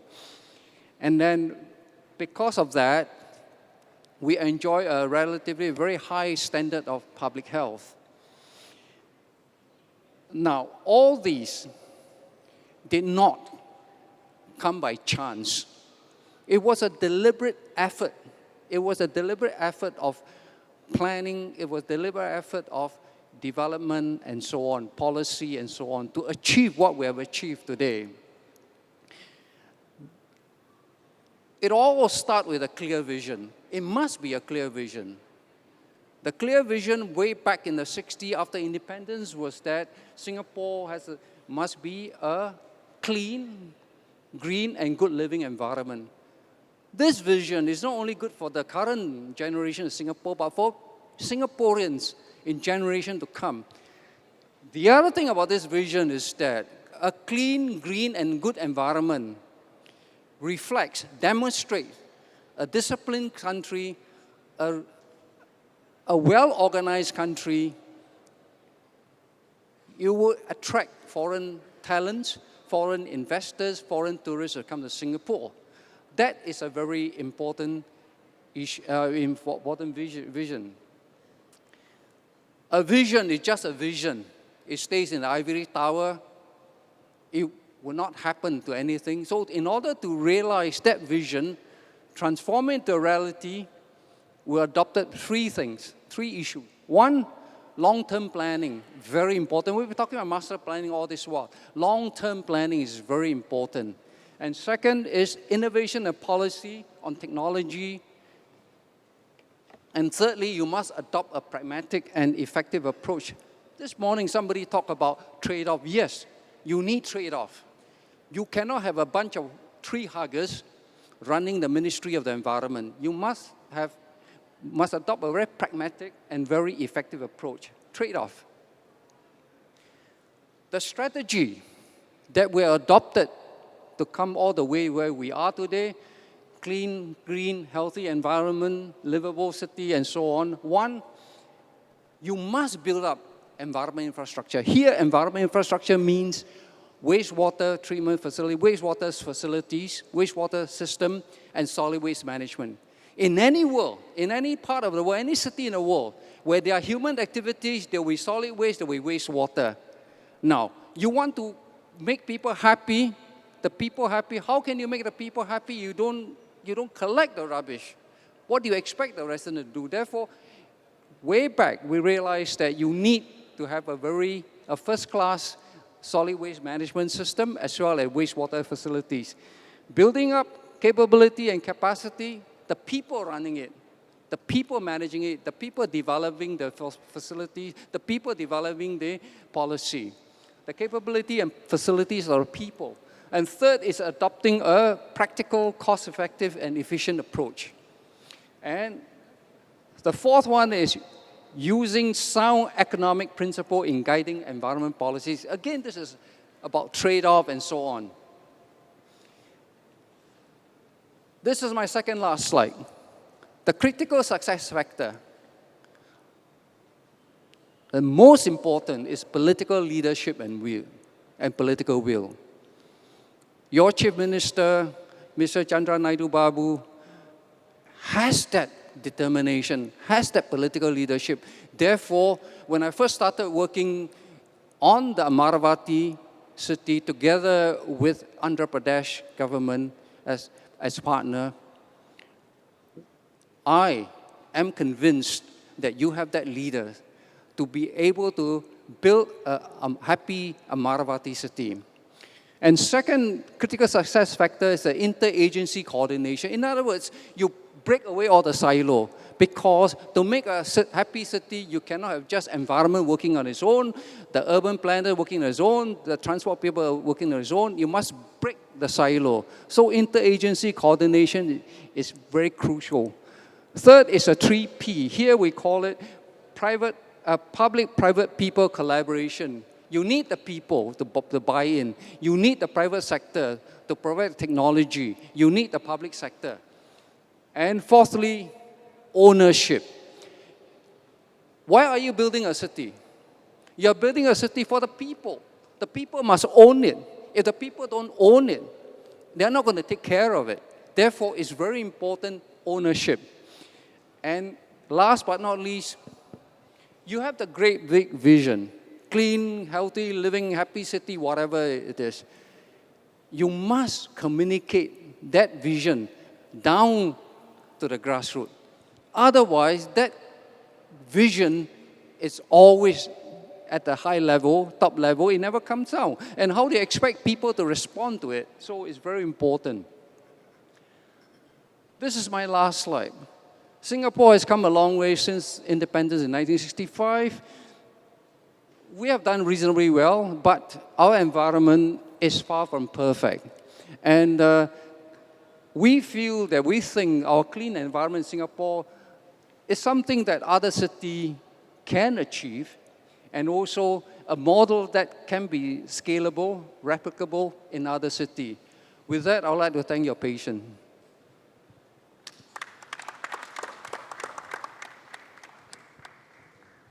Thank you very much. The next presenter will be Mr. Daniel Carvalho, who is a councilman in the city of Medellin in Colombia.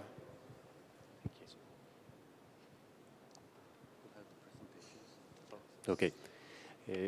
Good afternoon. Thanks a lot for inviting me. I'm really happy to be here. A big hug for everyone here, especially for young people and women. You are the key to a happy city, so I really appreciate you being here. 30 years ago, Medellin was the most dangerous city in the world. Today, we are traveling around the world, telling a story of a transformation. So in that story, we have a story of resilience that we cannot deny. I'll try to tell how and why we changed, we transformed the city, but I'll also try to tell what are the big challenges that we still have as a city. You have some numbers about Medellin, 2.5 million inhabitants, 23 degrees, 1,600 meters over the sea. So you can picture it in your head.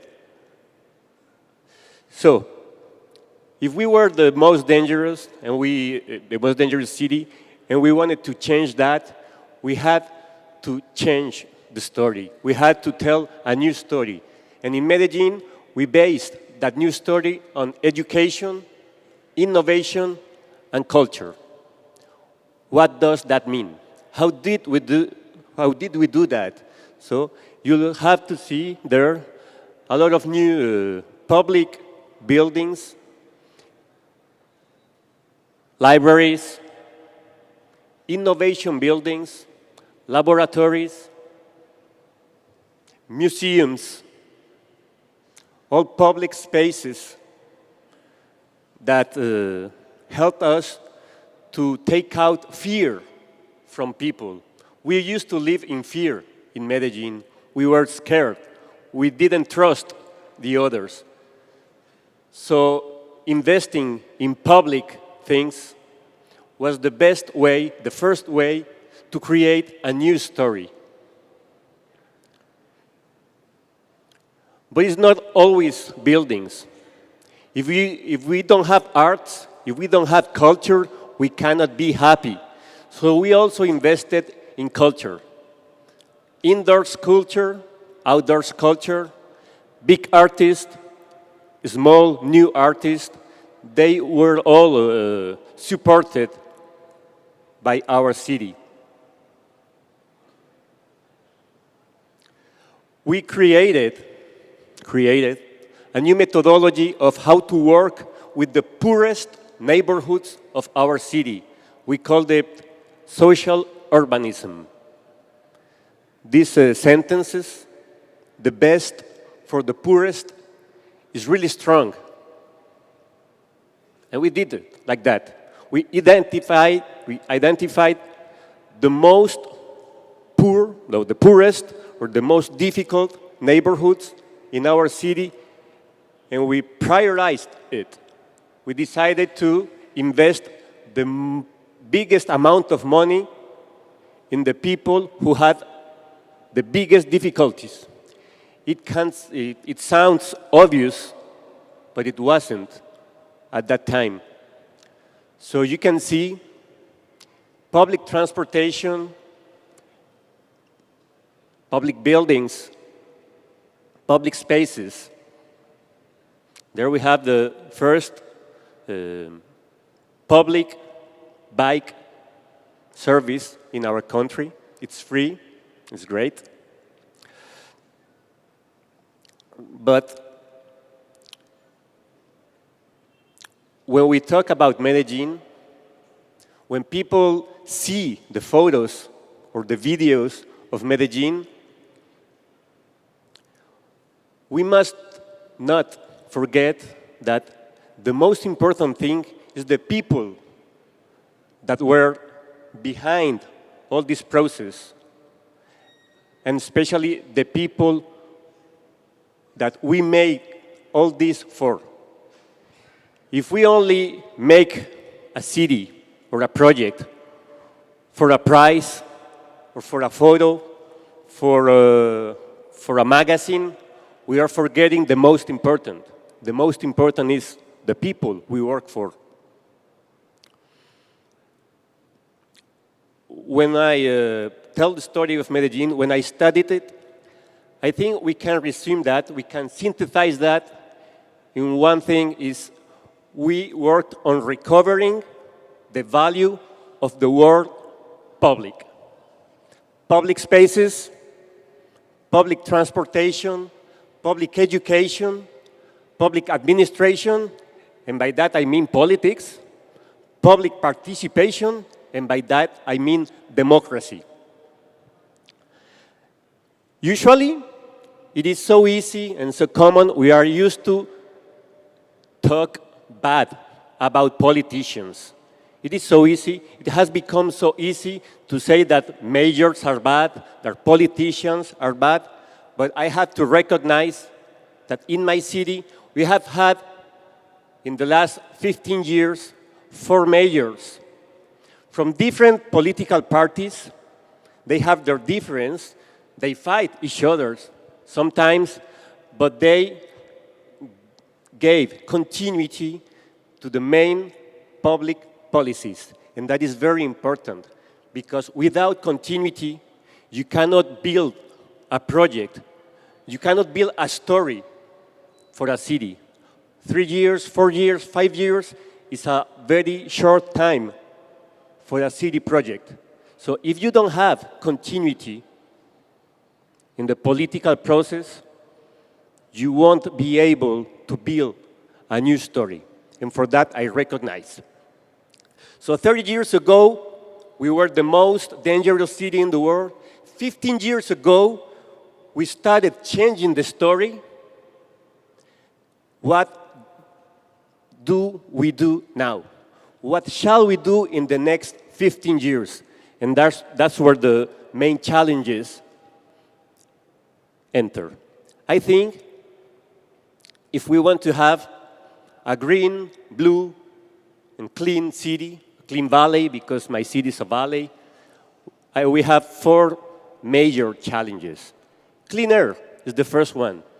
When they say blue city, we think about water, but what I think first is the blue sky. And sometimes in our cities, in my city, we are losing blue sky. We are breathing really bad air, and that's the first issue we must face. Second, water. In Medellin, we have a lot of water, rainfall water, water flowing through the mountains, and it's so much water, we don't know what to do with it. It should be a prize, it should be something good, but it's becoming something bad, because we haven't had a good management system for it. So we must do that if we want to have a blue city.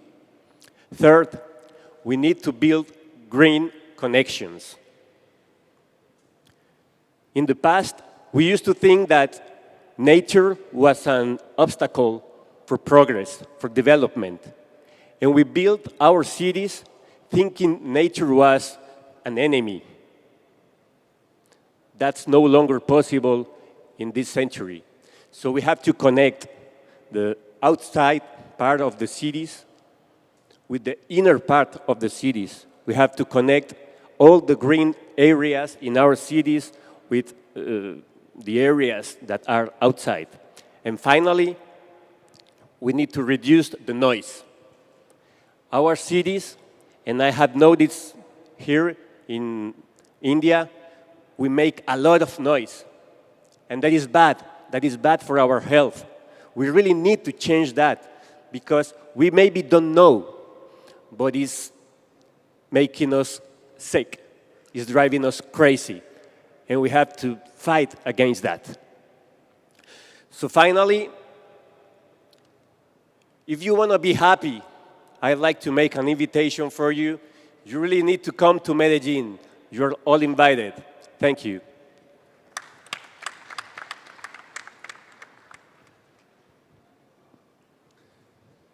Thank you.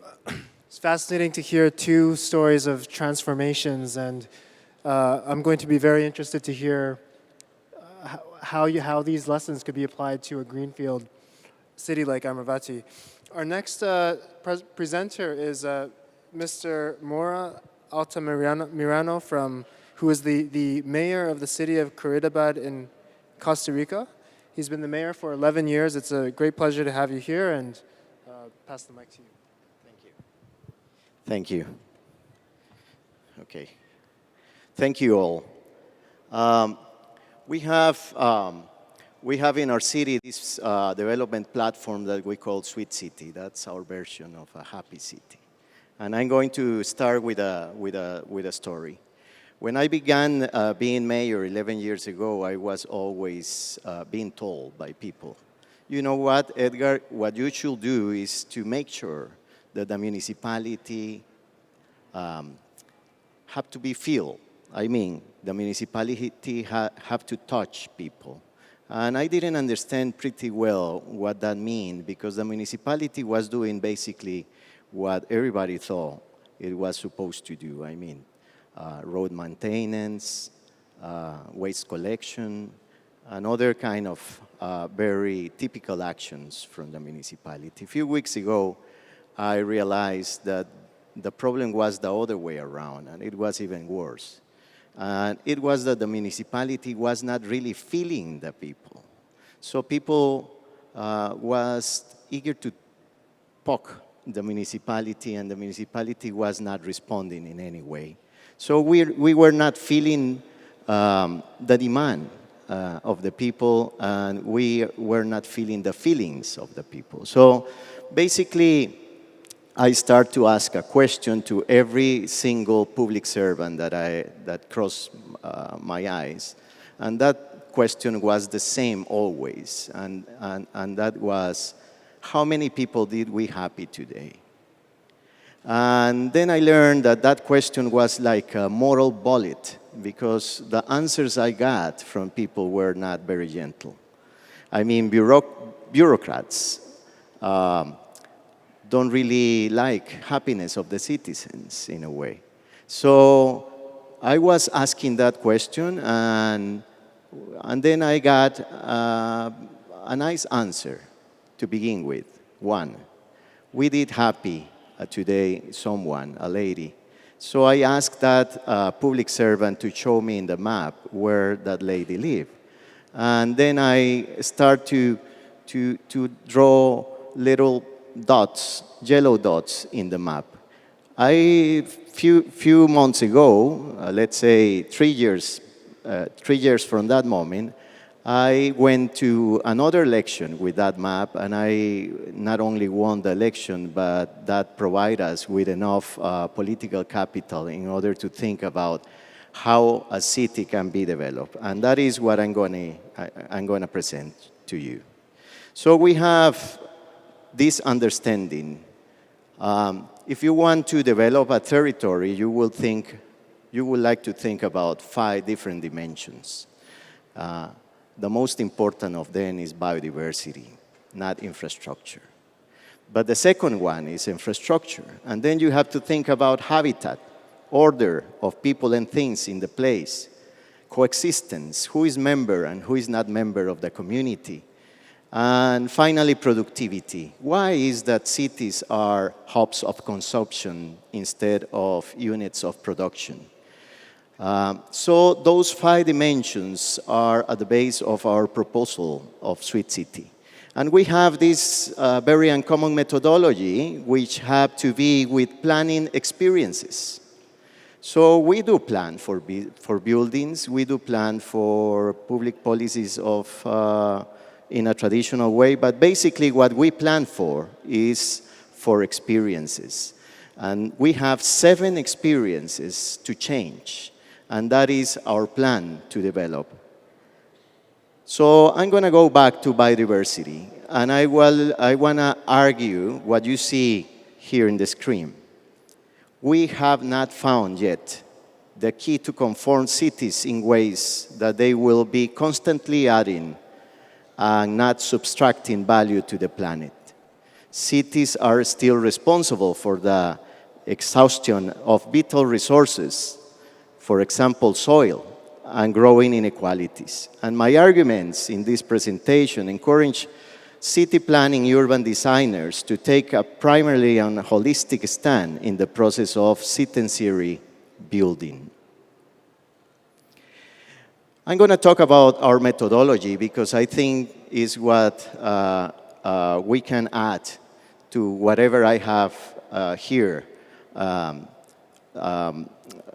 you have the task to build a new city from scratch, and I will like to help with this kind of methodology. So, as I told you, we have 7 great experiences. One of those is the experience of the water drop. So if you think about the experience of a drain drop nowadays, what is that experience? Well, engineering will tell you that a drain drop should go fast to the river. Is that a value anymore? Should we keep it in some way? Should we keep that paradigm of engineering as a good paradigm in this new century with climate change in the horizon? We think we should think more about the experience of the water drop. We should think about what to do with water, not only drain water, but keep water, percolating water, reusing water. So water is very important, and we have to change the experience of the drain drop. The next experience we want to change in our city is the experience of the earthworm. So what do we talk about that? Well, this is a public servant in my city, Curridabat, and you can say he's working for the garden, for the public gardens, but he's actually working for the worms. We believe that if worms are happy in our city, we have more chances to be happy. And that is because we are treating soil in a very bad way. We all are responsible. The per capita of wasting soil per year is 3.4 hectares. That means that every single day we are losing the equivalent of the surface of my country in terms of losing soil. And that is because we cities are responsible for the exhaustion of soil outside the cities. And we have to learn in the cities how to treat soil. And that means we have to take care of the earthworm. Access to the desired destination. How many people have no access to the place they want to go in cities? Let's see a little video that shows a reality of my city.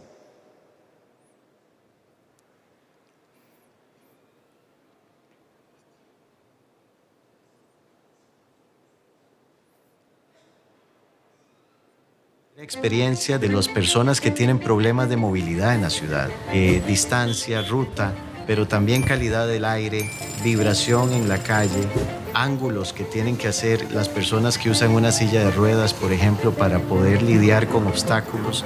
Y esto puesto en un mapa se combina con otras informaciones y permite darnos cuenta cuál es la calidad real del lugar. En ese sentido, el uso de la tecnología y el uso de las artes visuales es fundamental en la política pública para poder romper los obstáculos de comprensión sobre las políticas públicas. Es muy importante porque ahí es donde la gente puede tener fe en lo público o la puede perder. Llevábamos años haciendo rampas en las esquinas. Lo que no nos dábamos cuenta es que mucha gente que necesita la accesibilidad en las aceras no llega a la esquina, porque entre su casa y la esquina tiene un montón de obstáculos que vencer.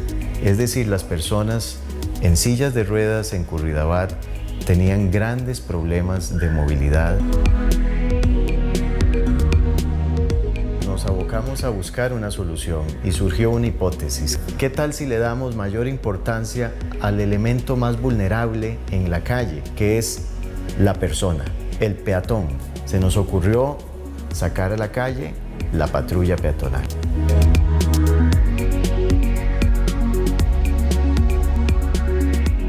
Tengo que ir por la calle debido a que la acera no es accesible y la acera está quebrada. Entonces podrán ver que apenas puedo subir del nivel para poder identificar el problema. Van a identificar que la problemática es no tengo cómo subir, está muy alto. No hay ni una sola rampa de accesibilidad en este parque. Desnivel es el mejor ejemplo de que cada dueño debe hacerlo. A través de mi teléfono yo hago las tomas y a la vez también coordino y hablo con los usuarios de esta población para que ellos permitan el libre paso directamente, gente con discapacidad, adultos mayores y niños.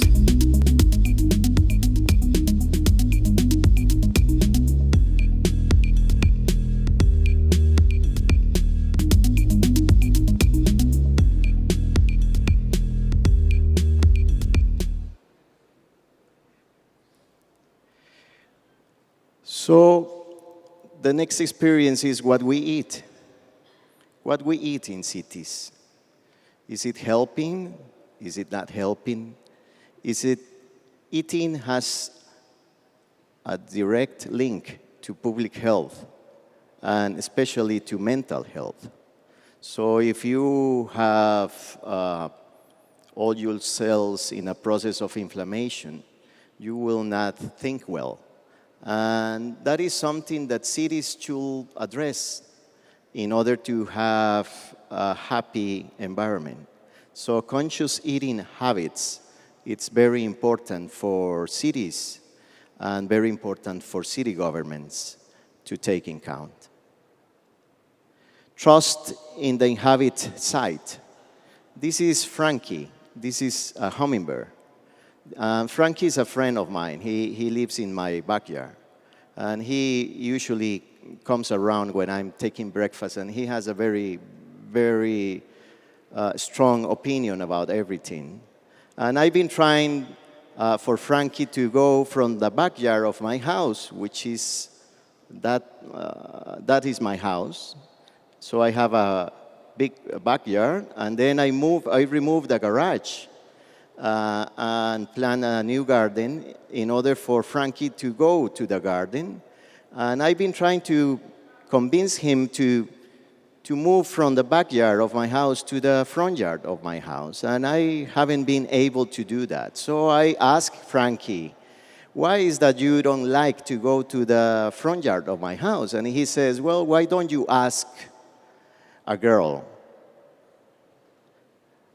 So in my city, we know that a girl, a woman, 18 years old, she covers the distance between the house and the bus stop in the half of time of a young man. And that is because the city is hostile to her in many ways. And she runs the street. And then I realized that we were building cities in terms of women, for them to pass, but not for them to stay in the public spaces. And that is what I learned talking with Frankie. So trust in the public space, in the place that we inhabit, is a very, very important experience, especially because it has to be with what is the voice that the municipalities are listening in order to plan. We were planning for men for so many years that we just don't know how to plan cities for women. Mental wellness. There is enough, sufficient scientific evidence that if you live in a place that is noisy, that is hot, and that is polluted, you will have more chances to have dementia. And that is something that has to be addressed by cities as they plan for people, especially because elder people keep the richness of the community by remembering what has happened. So taking care of the memory of a community is something that should be of the interest of the city government. Finally, the experience of local governance. And what we do is to combine data with storytelling and what we call grammar graphic, which is a way of taking out the power of the politicians because we relied on talking and writing in order to keep the power in our hands. But if we accept that our relation with people should be framed by drawings, maps, and other kind of graphical ways of expressing the different demands of people, we will share power with people. And then we will go into another era, which is not the era of the beneficiary, but the era of the citizen. And that is what we want to do in my city. So we have 7 different experiences to change in order to have a happy city for the people that live in that city. Thank you very much.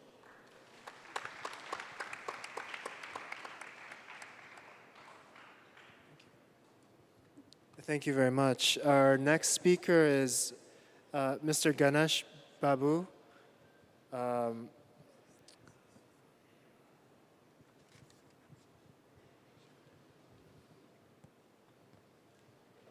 Good afternoon, everybody. Can somebody keep my presentation? Yeah. Like, today we are going to discuss about Amaravathi, the blue and green master plan, what we are trying to do at Amaravathi.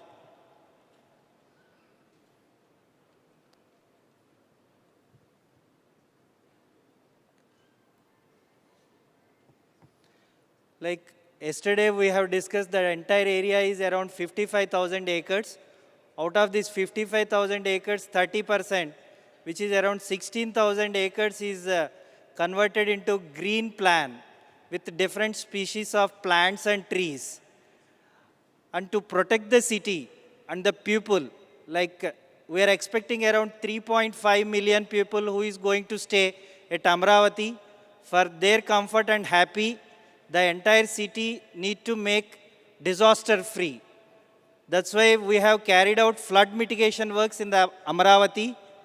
So we narrowed down to a canal network of 48 kilometers within Amaravathi, like where 25 kilometers is provided through navigation with 30-meter green buffer on either side of these flood canals. So we also planned 3 reservoirs within the city, Krishnayapalam, Neerukonda, and Shakamuru, which serves to the city if there is any crisis with reference to Krishna River from resilience point of view. Like these are some of the lessons which we learned from Center for Livable Cities, Singapore. when we planned this master plan with reference to infrastructure, like we kept 3 to 4 goals while preparing the master plan for Amaravati. Like people should walk from home to workplace. And yesterday our commissioner is also pointed out, like it's a 5, 10, 15 concept, like 5 minutes to hospital, 10 minutes to the schools and other areas, 15 minutes walk to the walking place. And this entire utility is planned underground, so no overhead utilities will be seen above the ground. Like this is the canal network, what we already planned within Amaravati city, and it is already under implementation through World Bank funding. Like this entire city is planned and designed for a safe rainfall of 1 in 100 years, so that it can serve to 20,000 cusecs. So accordingly, the pumping stations and everything is planned and under implementation. These are some of the cross sections, what we planned and trying to implement. Like you can see 20 to 30 meter green buffer all along this 48-kilometer network. This is with reference to blue plan.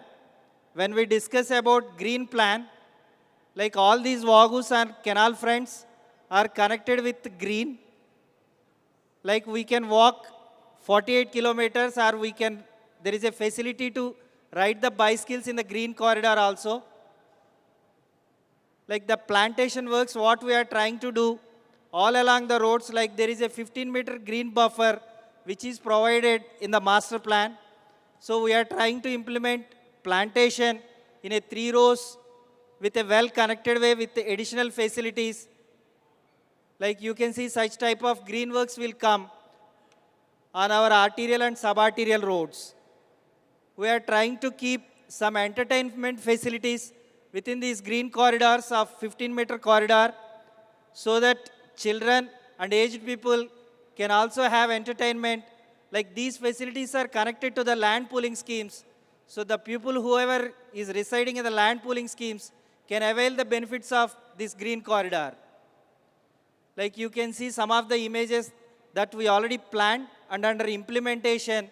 And the first road, like E3 road, which connects to the startup area and government complex. Like in Shakhamuru Park, like Amaravati Park, like it's a 300-acre area which is planned for different activities with reference to green. Like ADCL is planning to provide a musical fountains, and all along these canals we are planning to plant number of trees, like almost 500,000 trees in the canal network.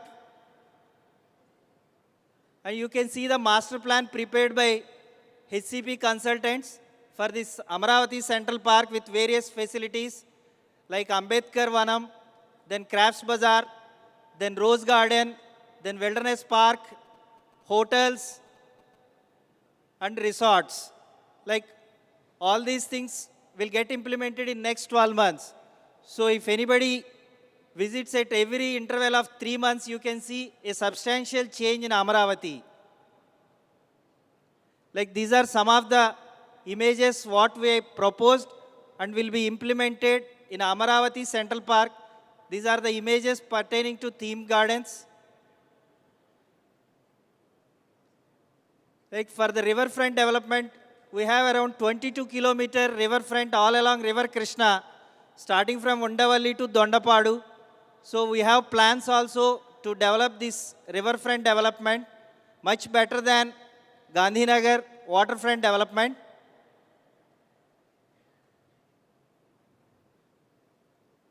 This is one of the projects taken up, like Amaravati Vijayawada Gateway Project Limited, with the help of Vijayawada Municipal Corporation. Like we are trying to integrate the railway stations and temple along with the River Krishna through walk to the River Krishna to enjoy and to get happiness.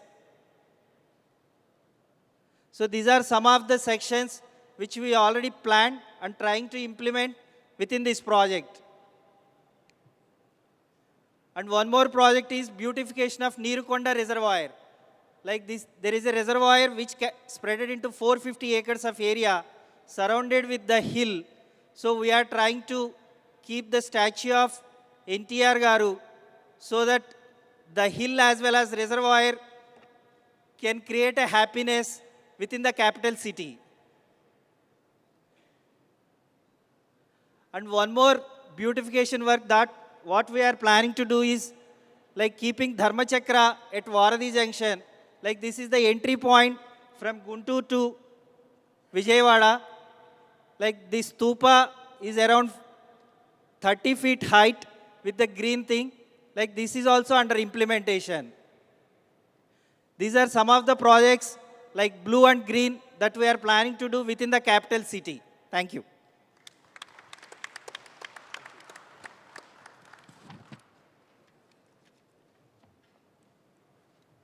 Thank you. Our next speaker is Mr. Anand, who is a principal counselor at the Indian Green Building Council.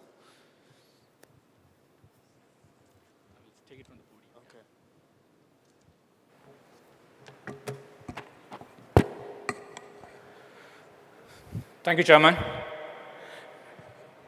Good evening, ladies and gentlemen. So the session title is Clean, Blue and Green. So if you see the IGBC logo, Indian Green Building Council, incidentally, the color of the IGBC logo is also made out of blue and a green, which symbolizes the leaf. So we in IGBC are proud to be present in front of the August gathering in the Happy Cities seminar. So before getting into the city scale, which we heard a lot since yesterday morning, we would love to take it up on the green building movement in India. Green buildings are not new to India.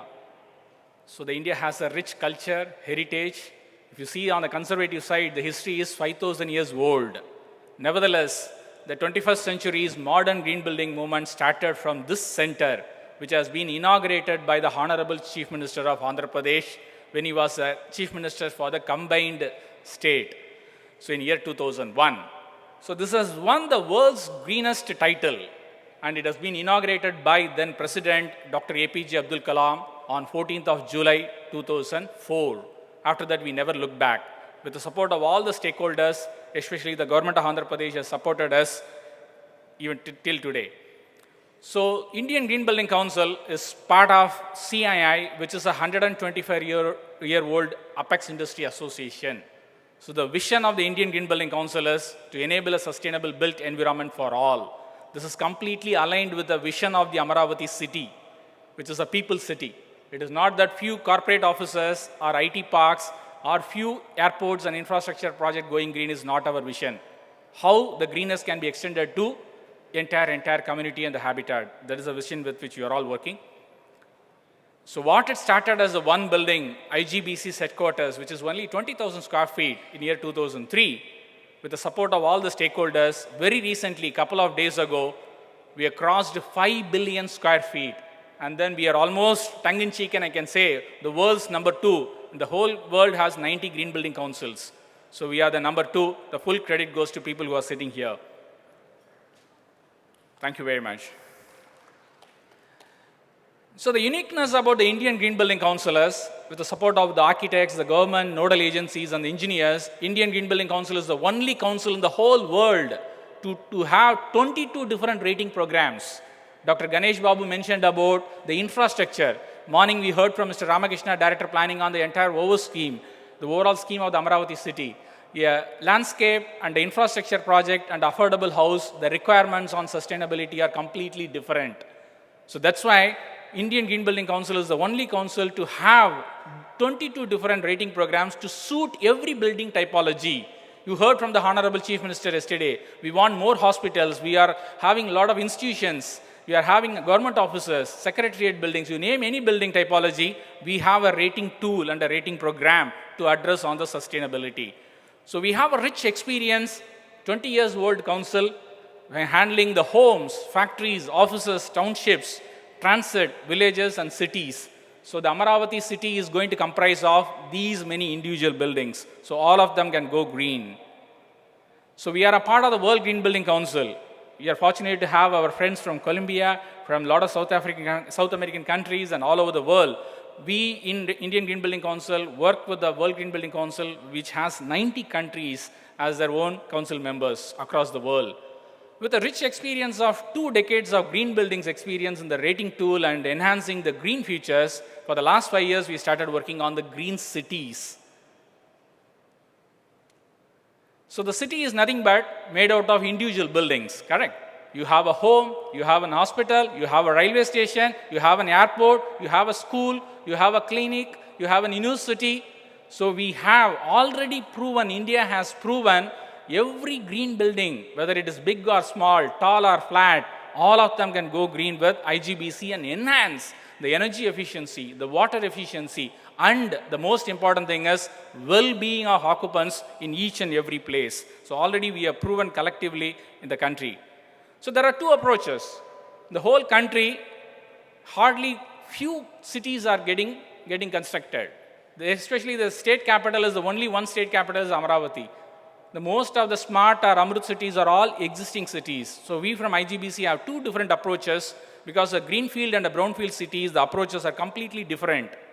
So since this topic is on the happy cities based on the Amaravathi, which is a greenfield city, I would love to dwell more on the green cities, especially the greenfield cities. So the whole objective or the foundational ones is how do we use the land more effectively? The reduced infrastructure requirement in terms of the power, water, or the traffic handling. And how do we make the entire mixed land use development, which we are studying and hearing and reading articles for the last 2 decades.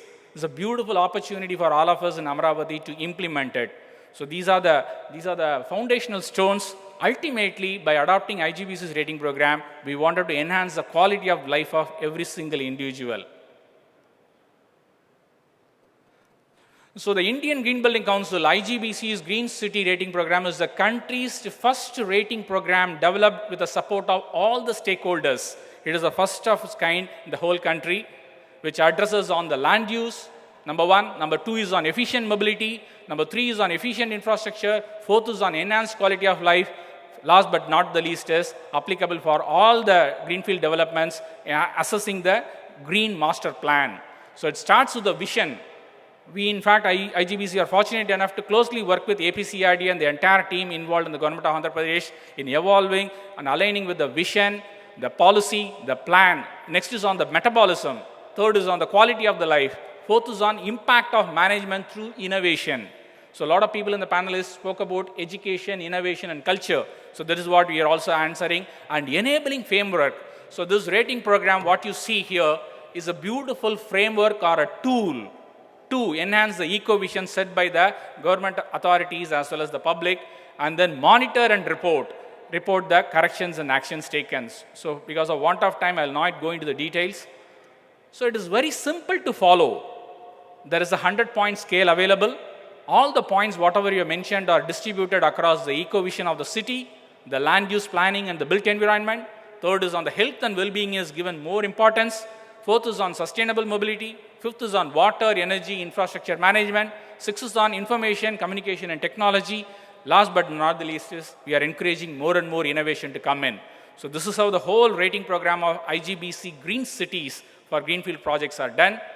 Based on the number of credit points earned by the individual cities, if a project gets more than 76, it is a platinum rated green city. Based on that, there are 4 levels: certified, silver, gold, and platinum rated rating levels. So we are handling more projects across the country, right from the Dholeras, gift cities, new towns in Calcutta on the east coast, Sri City in Andhra Pradesh. So these are the few of them. And this is one of the beautiful photographs. I keep seeing it every single day. This is a proud moment for all of us when we join hands with APCRDA. We had a series of discussions for the last couple of years, and then there's a registration, and then you are able to see the commissioner and the entire APCRDA team, which has supported all of us in spite of having their own priorities and the hard time across the development of this. So to touch upon, literally I'll run through how we are able to engage and enhance the green features in the cities, the greener and the smarter by design, in creating more and more opportunity, enhancing quality of the life and health. So this is Dholera. If you see the eco-vision of the city, sustainable approach towards evolution as a low-carbon city. So this is much bigger than the Singapore, actually. Singapore landmass is only 626 square kilometers, whereas this Dholera city is 920 square kilometers actually. So we are working with them closely, and this is what you heard from Dr. Ganesh Babu on the trunk infrastructure. It's an amazing in Amaravathi city to see the blue and the green lines. Again, this is also aligned with our IGBC's logo color. And then you heard more from Dr. Ganesh Babu on the stormwater collection, reuse, disposal. These are all beautifully done. And urban design, pedestrian friendly. You saw a lot of videos how this is very important, the pedestrian friendliness. And we are also working with the Street City, which is already up and running. Many people may have a lot of apprehensions and myths, whether it is going to happen. Yes, you are all able to see. These are all the live examples where these cities and buildings, individual buildings are up and running. Here it is an integrated, world-class business destination for all the industrial units. So these are all the live examples of the infrastructure created in our Greenway, aligned with our IGBC Green Cities Rating Program. So I will not go into the details. And then we'll come to the Amaravathi. You heard more from APCRDA and others, so I will not go into the details.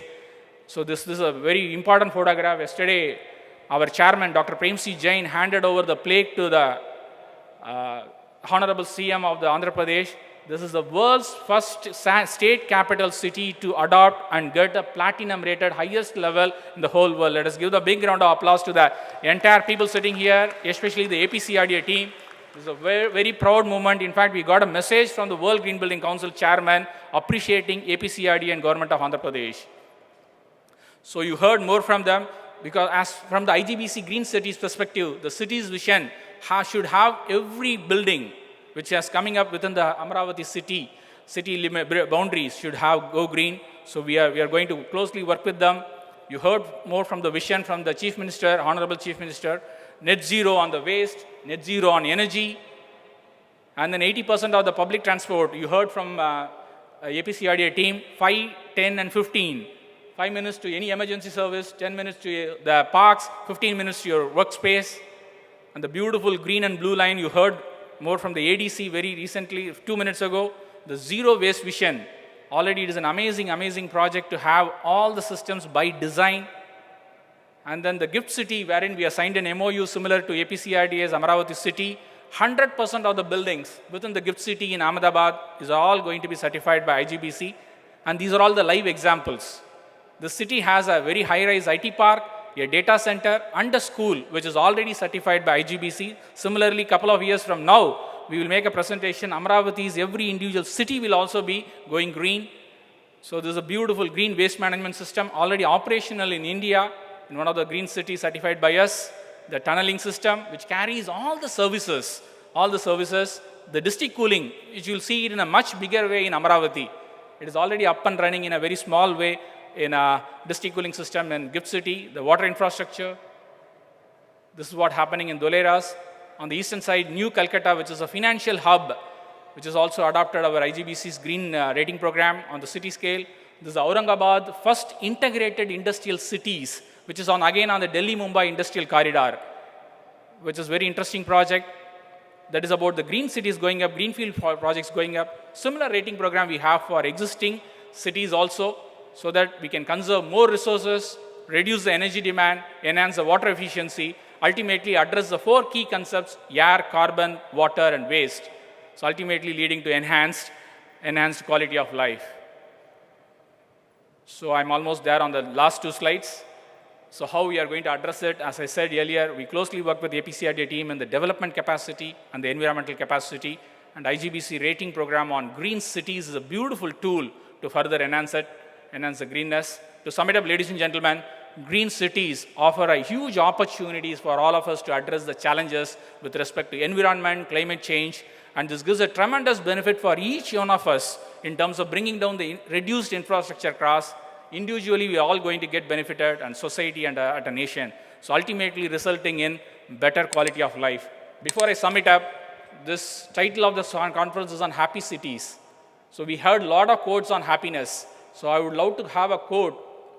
I would love to mention a quote about from our father of the nation, Mahatma Gandhi said, when he asked about happiness, happiness is when what we think, what we say, and what we do are in harmony actually. So when the vision is there, when the plans are there, And when we execute and implement in a greener way, we are sure that with the support of all the people here, Amaravathi is going to be the world's greenest city, and every building is going to be green. Thank you once again for the wonderful opportunity given to IGBC. Thank you.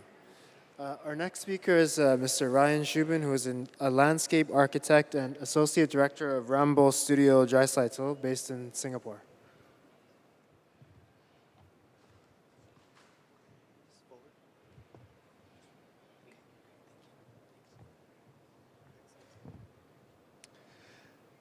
Hello, yes.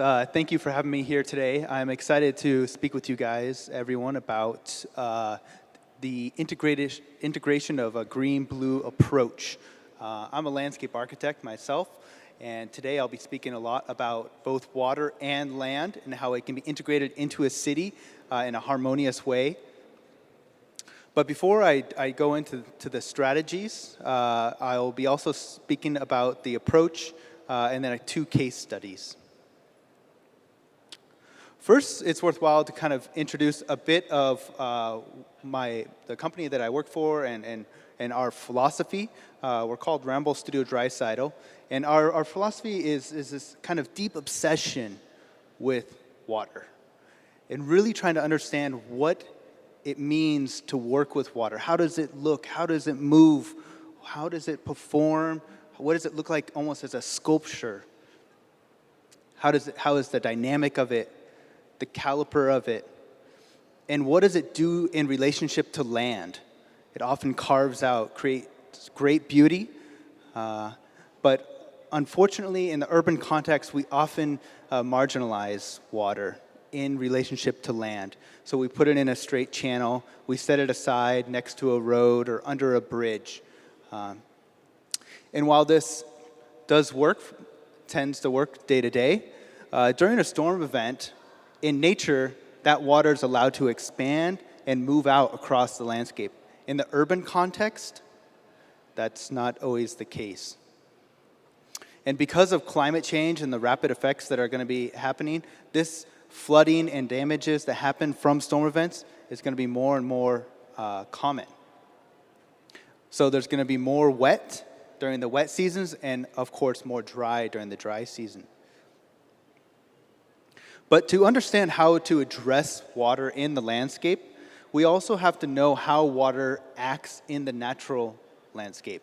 So if we look at the urban context, essentially water falls and about 70 to 100% of water will actually just run across the surface and go into a drain. A smaller portion will evaporate and even a smaller portion will go into the ground. But if you look at nature, how does nature treat water, particularly stormwater? Actually, most of the water goes into the ground or is allowed to evaporate up into the air by holding it where it is. And a small portion is then run across the surface. This is kind of a game changer principle.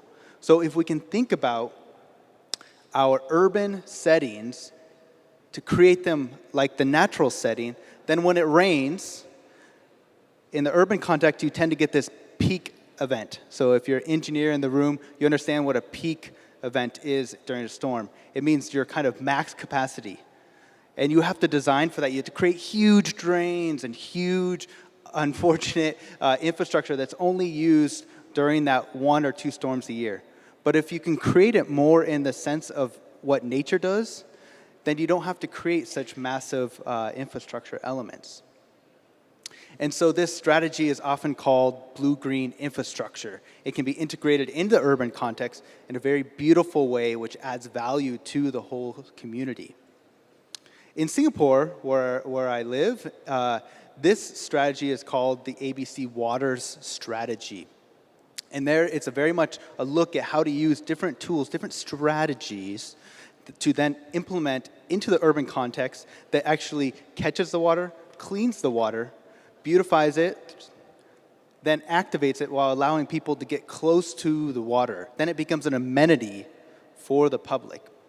So the overall goal, often in urban design, a lot of times it's about trying to fight off the water during a storm event, but using this more natural approach, the idea is how to integrate the water and allow it to then perk back into the ground or evaporate like it does with nature. And then this offers a paradigm shift in the way we plan cities. So typically, you plan your buildings, your roads, your big infrastructure, and then you just set that on the landscape. But in this new way of thinking, you understand your ecosystem, how water performs before anyone touched the ground. Then you plan your roads carefully around that, and then your buildings in between those roadways.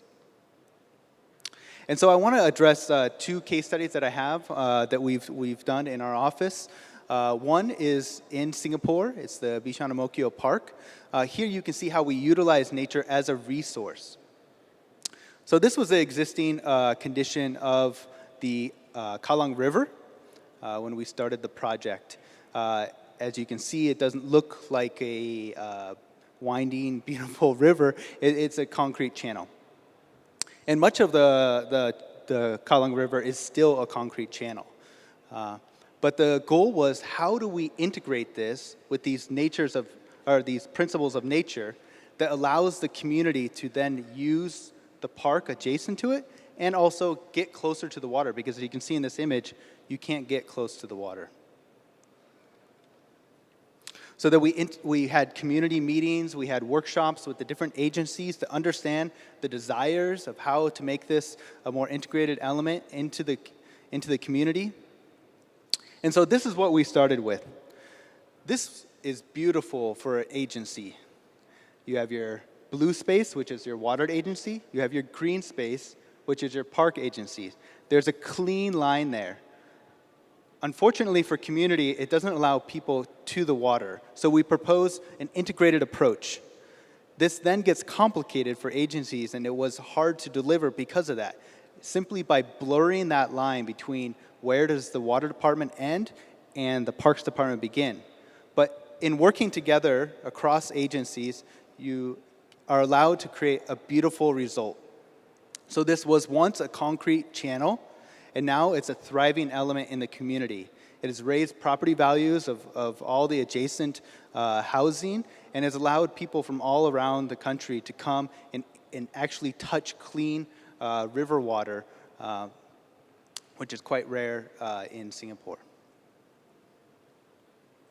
And one aspect of it it's easy for me to stand up here and say that it was beautiful and it was successful and show you kind of flashy images, but you often have to look at nature and look at ecology and then ask it, are you happy? Is nature happy? Is the water happy? And it will answer that question when it occupies the space. So in this image, you can see two little dots at the bottom of the screen there. Those are two otters. Otters were extinct in Singapore during the 80s and 90s during massive development, and they started coming back recently. And a family of otters have now occupied Bishan Park, and the community has thrived and created a Facebook page to celebrate this inviting back of ecology. So when ecology is happy, then you can see that the space itself is allowed to be happy. My last case study is looking at a project in Copenhagen.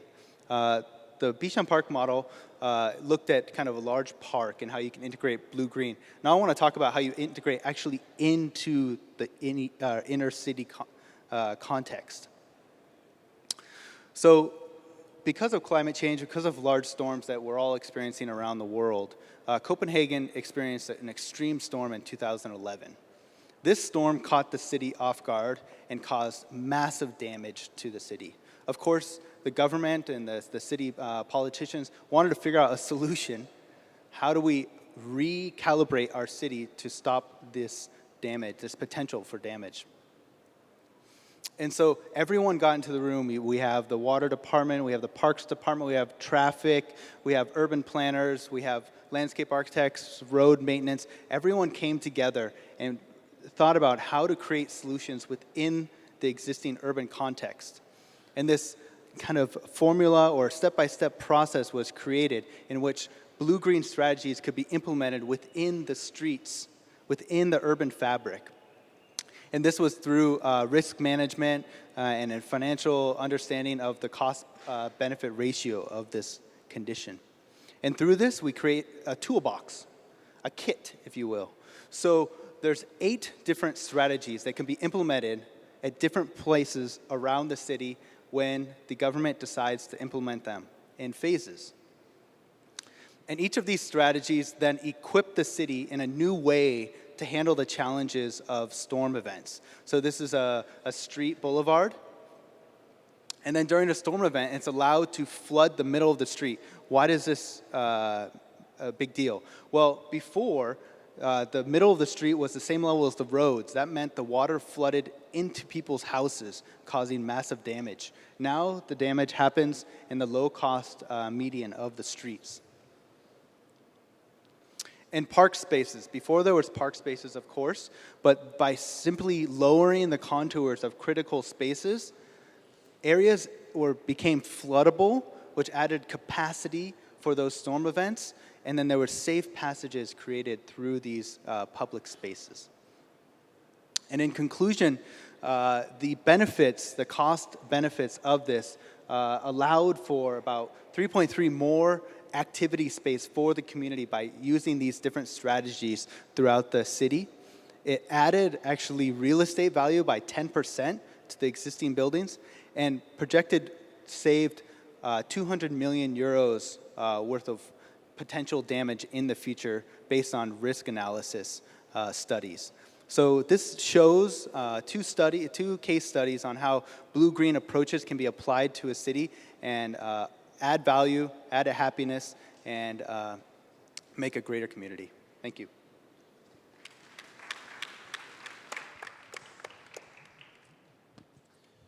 Thank you. And we have one final speaker, and after that we'll do a brief discussion and take some questions from the audience. So our final speaker is Mr. Ramakrishna, who's the Commissioner of Tadipatri Municipality.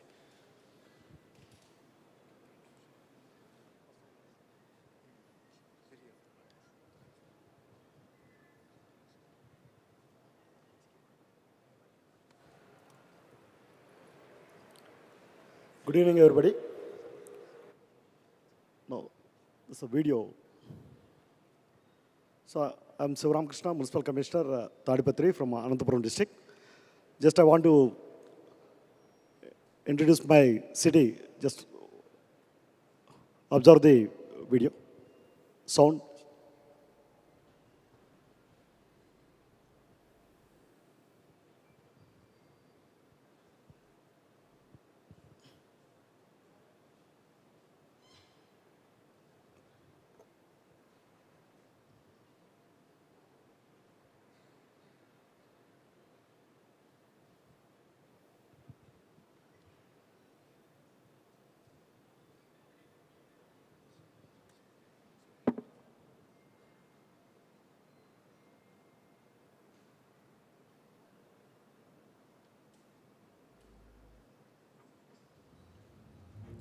Any problem, I will have the pen drive also.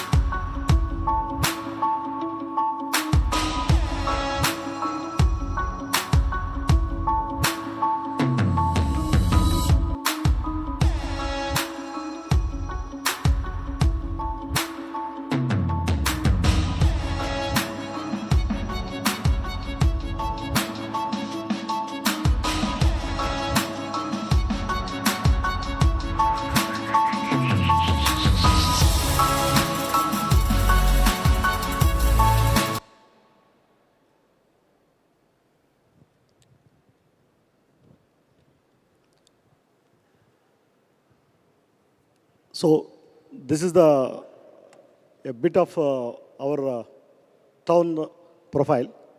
Now I want to explain in detail what are the problems we are facing while forming the city like this.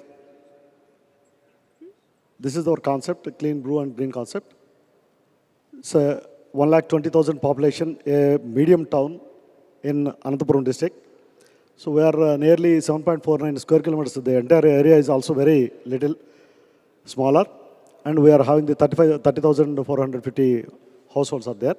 So nearly 1920 is the formed into an urban local body. So these are the historical importance because 15th century from Sri Krishna Devaraya era, so there are the temples in Tadipatri town, and nearby 30 kilometers away, so Belum caves are there. So nearly 10 lakh years ago formed the Belum caves. That's why it's also very rapidly growing for the tourism spot also. So when we have a clean blue green city, we will get rid of all the types of diseases, and it is beneficial for people, not only for the city, for people all over the world, and also creates livable, healthy and pleasant atmosphere to the citizens. So we are working on the theme for the last 2 decades. So this is the main points we are facing for the solid waste management, liquid, plastic and Swachh Bharat activities, and greenery environment protection also. For this, these are any of the town, basically we are facing normally, these are the problems, where the key issues. So unorganized waste collection, insufficient manpower and lack of accountability, supervision and irregular dumping, less knowledge in solid waste management, all these things are everybody is facing. For these issues, we are find out the solutions.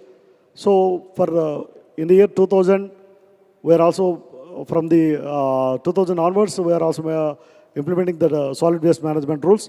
And now 2016 also integrated solid waste management rules are came into force. And there's a town, you can see there's no plastic in my town, plastic carry bags. So totally it's a plastic carry bags fan city. And also we are having the underground drainage system is also there. From 2008 it is commenced and commissioned from 2012 onwards.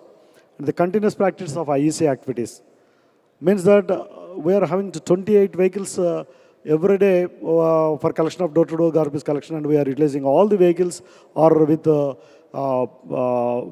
some advertisement, so mic system is fixed with that. And every day by 5:30 onwards in the morning session, so vehicles are with slogans and everything. We are like Veku Jamune Purpala Sangamarito Paricham Anamata.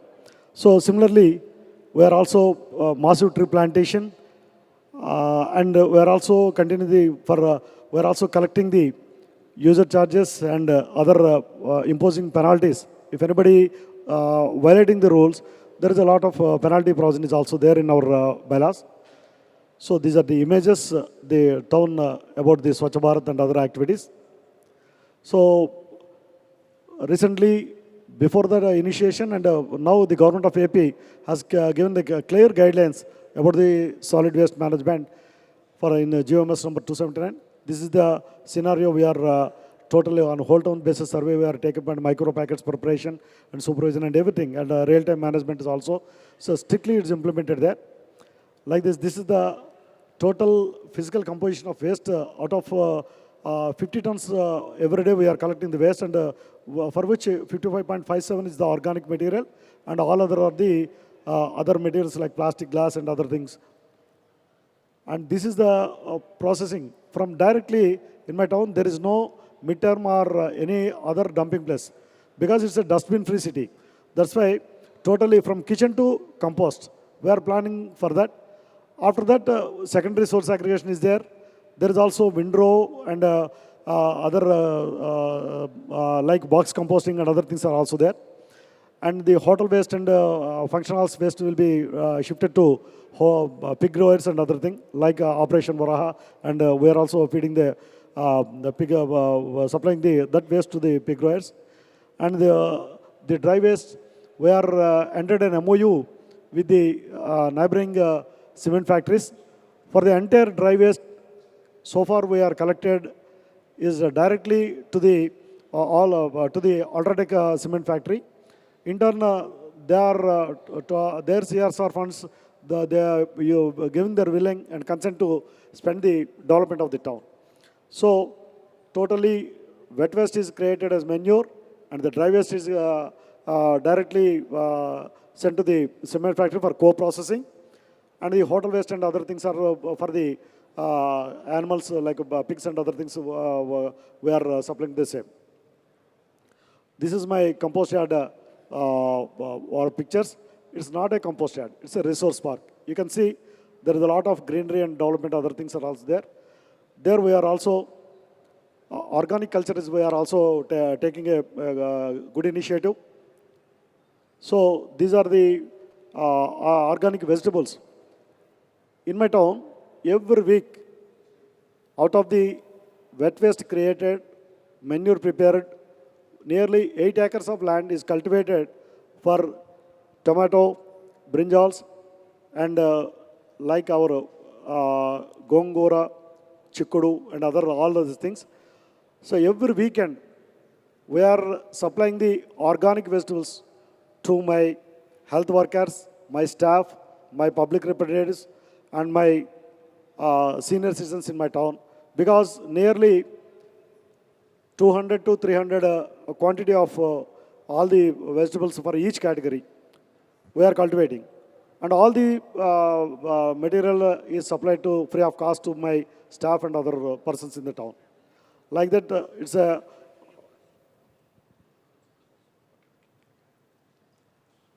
okay. This is the output of the result: 100% door-to-door garbage collection and ban on use of plastic and other thing. This is the sustainability. We are strictly implementing the rules and everything. And micro-level planning is there. And as I said, GPS tracking is also there.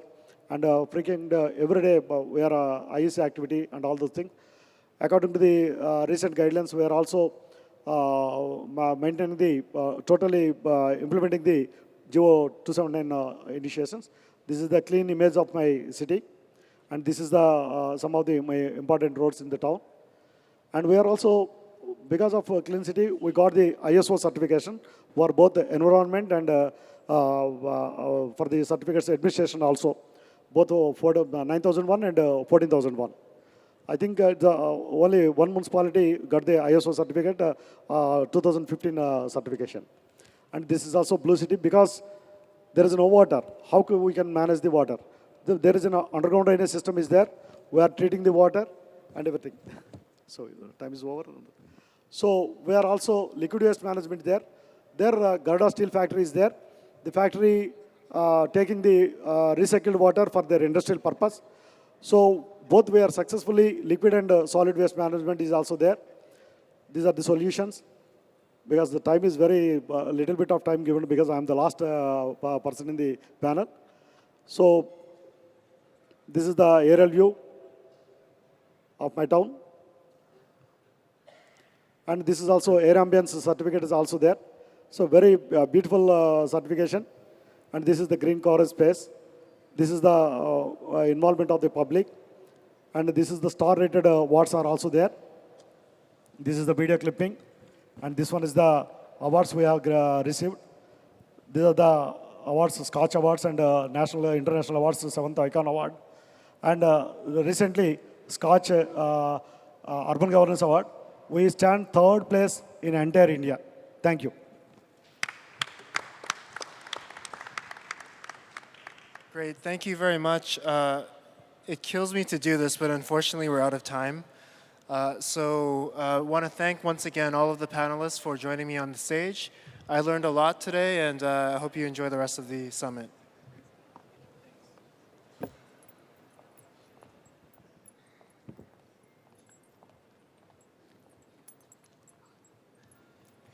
Thank you so much. Thank you to all our panelists. I request you to stay on the dais because we'd like to thank you. Questions? We have time for questions? Do we have time for questions? Yeah?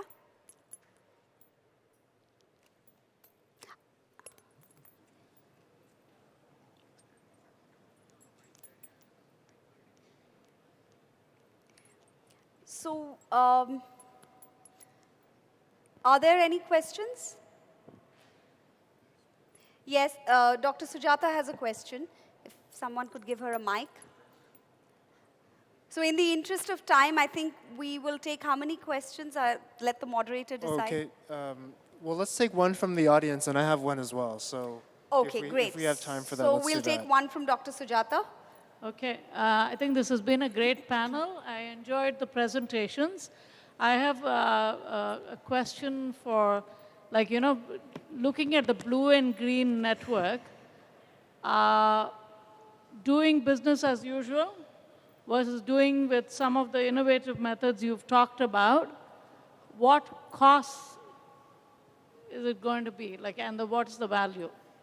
If you kind of, it might be difficult to answer, but I'm just saying, how can you drive home the fact that you should not be doing anything else but actually doing environmentally sensible and sensitive approaches? And maybe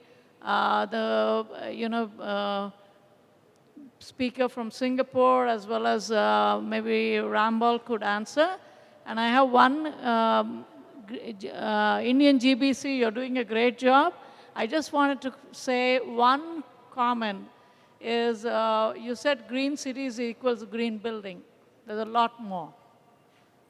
Part of it, okay. And I enjoyed the presentation from both Medellin and the city from Costa Rica. A lot to learn from both of you guys. Thank you.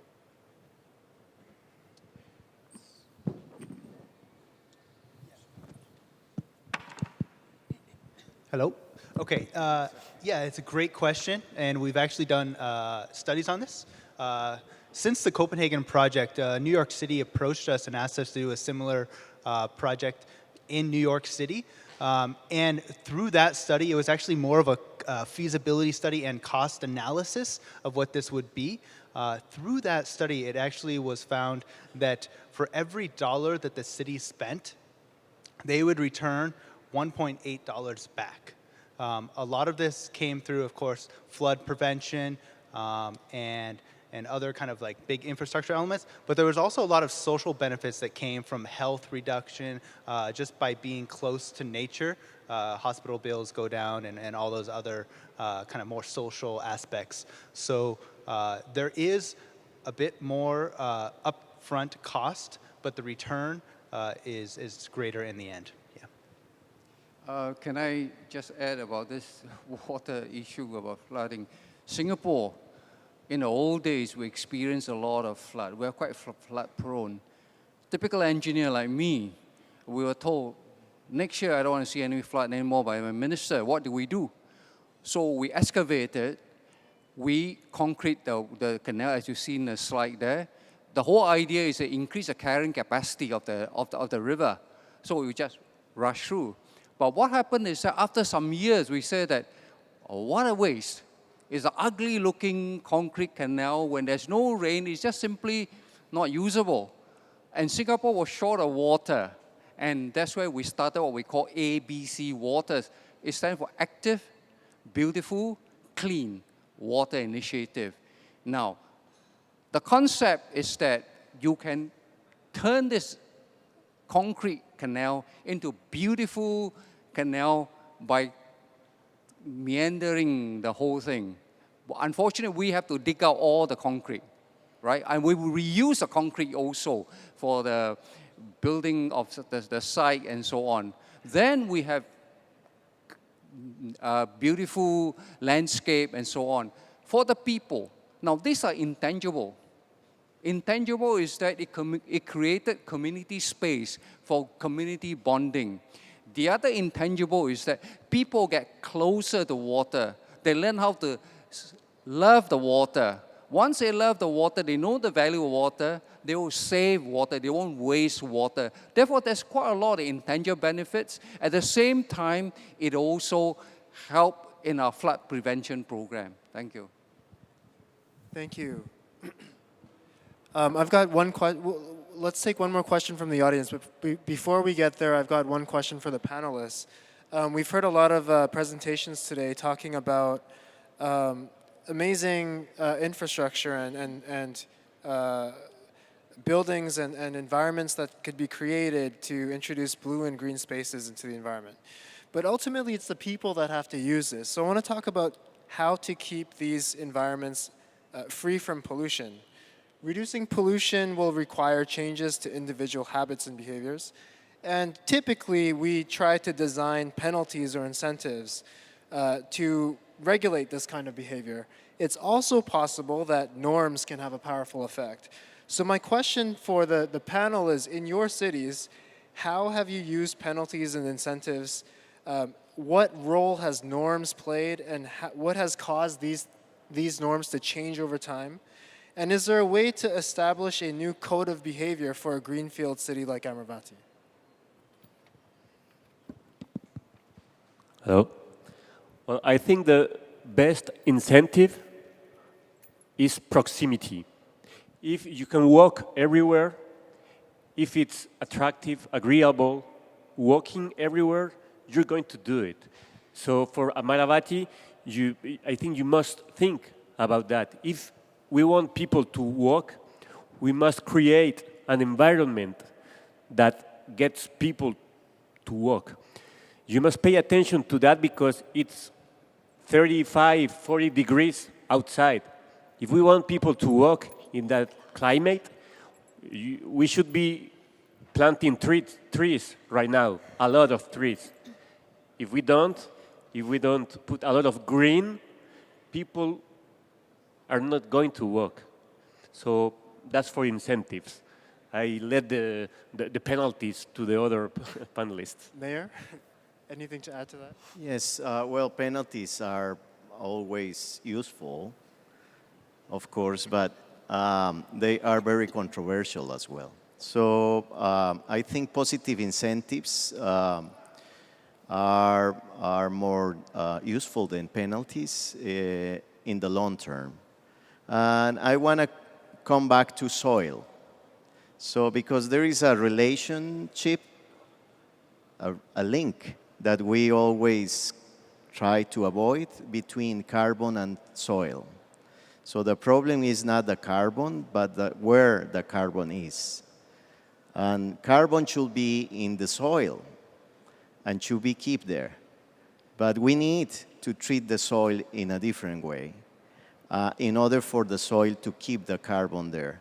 And I believe that cities are not really pointing out the importance of soil just because we use soil outside the cities. And that brings me to a very tricky thing that we always do. That is that we measure our sustainability within our perimeter, but not the effects of what we do by consuming in the city elsewhere. So we have to remeasure the way we are living, and we should stop doing that trick, because as I said before, a happy city, and I may say a smart city, and also a good city, is that city that we have not really built yet, and is the city that will be add value to the planet instead of subtracting value to the planet. And we have to think, when we build a new city, we shouldn't look to other cities, but to natural processes. And the natural process that we should be taking in account is the process of pollination, because that is the cheapest way to improve a city, is to give room to native bees, to butterflies and hummingbirds, and not only think about human beings. Great. Thank you very much. I think we're all out of time. Thanks, everyone, for attending the session. Thank you. And what a beautiful answer to end the panel session with. Your answer, the last line about building a city for the hummingbirds and the butterflies, a beautiful way to end this panel. Thank you very much to all our panelists. Mr. JSRK Shastri will felicitate our panelists, starting with the moderator, Mr. Ken Lee, Executive Director, Energy Policy Institute, India, University of Chicago.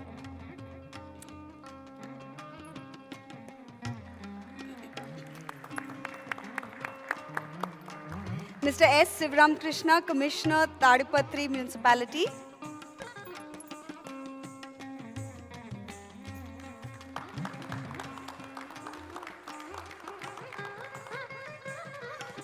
Mr. M. Anand, Principal Councillor, CII, IGBC.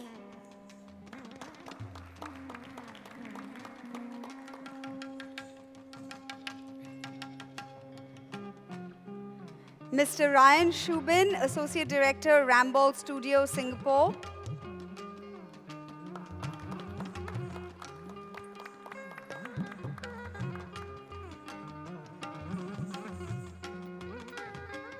We do have enough time to clap, just by the way. Dr. Ganesh Babu, Head Infrastructure Development Corporation, Amaravathi.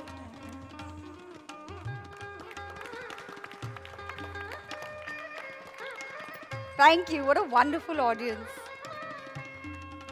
Mr. Lo Ah Tuan, Member, Panel of Experts, Center for Livable Cities, Singapore.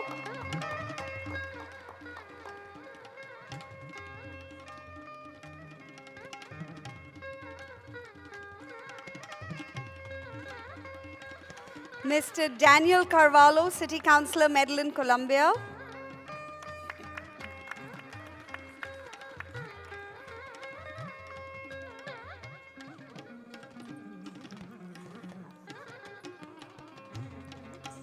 He's traveled 45 hours and made it through 6 airports to reach Vijayawada. Can everybody clap a little bit louder? Wow, thank you so much. Mr. Edgar Mora, Mayor of the city of Curitiba, Costa Rica.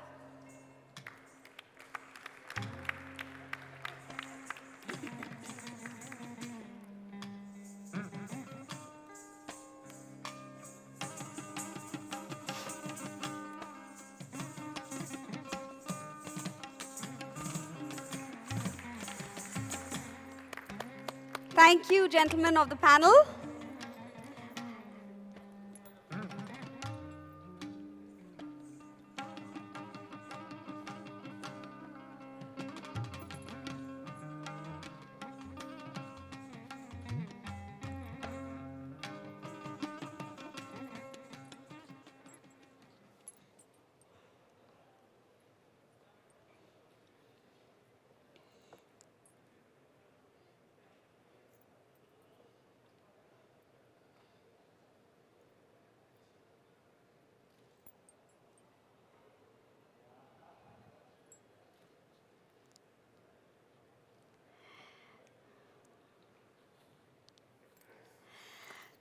So it is 5:45 and we are all set for the pitch competition part 2. The last 6 finalists present their pitches to the grand jury and audience. Innovating for Happiness pitch competition on urban innovation is the upcoming session, which will be moderated by Mr. Kunal Walia, Associate Partner Dalberg, who also moderated the pitch session in the morning. Kunal, my pleasure to welcome you back on stage. All the very best to the participants of the pitch competition. Thank you so much for that introduction again. I have to apologize to the jury members and the participants. We're running slightly late, but we should be able to cover up on time. For those of you who did not attend part 1 of the pitch competition, we did have an extremely engaging pitch competition where 6 teams presented early in the afternoon today. It was engaging because the number of questions and answers that were asked by the jury members and the quality of those questions was quite high, was quite engaging, and therefore the pitch competition went off quite well. And then we would now move into the second part of the pitch where the next 6 teams will be presenting. Now this is particularly interesting because we have quite a global group of people presenting now. We have teams presenting from Hong Kong, from Nigeria, from Finland, and from Spain as part of the 6 teams. So we're quite excited about that. Before we move into the pitch competition, I'd like to reintroduce the jury members. We have an esteemed jury from different parts of different stakeholders that are involved in city building. We have some people from the different parts of the government. We have certain investors. We also have folks from the private sector, as well as different think tanks. I'll take a minute to reintroduce the jury. Okay, while the jury is still assembling, maybe what I can do is go through some of the ground rules first of the pitch competition. So just to recap, we will have 6 teams presenting, and each team will be allowed 8 minutes for their presentations. In 6 minutes, there will be a buzzer that definitely cannot be missed, and at 8 minutes, there will be a hard stop. Each team will be allowed 5 minutes for question and answers. We hope to do about 3 to 4 questions from the jury. And if time permits, we will be conducting some more questions from the audience. So 13 minutes per team. The jury members will be rating different teams based on a set criteria we have. The criteria involves, there are 3 separate parameters. Number 1 is what kind of impact is the solution providing, and how relevant is it to the city of Amaravathi and the urban development in general? How scalable and sustainable is the model? And finally, what is the experience of the team members and how relevant is that? At the end of the 12 presentations, we will have 5 winners, and there is a lot at stake for the winners. In terms of what the awards are, we have cash prizes from Omidyar Network that will be given to the top 5 winners. We have, for all of the top 5 winners, an opportunity to present to the Honorable Chief Minister. MOUs will be signed by each entity with the APCRDA. So they actually have an opportunity to take their ideas forward and implement them in the context of Amaravathi. The number 1 team will have an opportunity to present at the World City Summit in Singapore. And there will be strategy mentorship from the Dalberg strategy team as well. And finally, all the finalists will get direct entry into the semi-finals for the Civic Tech Acceleration Program from Village Capital in collaboration with Omidyar Network. An introduction to the jury again.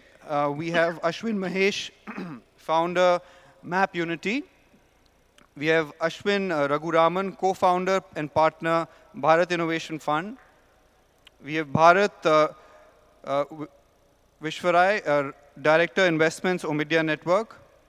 We have Dr. O.P. Agarwal, India CEO, World Resources Institute. Dr. Ramakrishna, CEO, Eftronic Systems. Mr. Lowe, member, Panel of Experts, Center for Livable Cities. Mr. Lowe, I'd like to apologize for getting your designation wrong last time.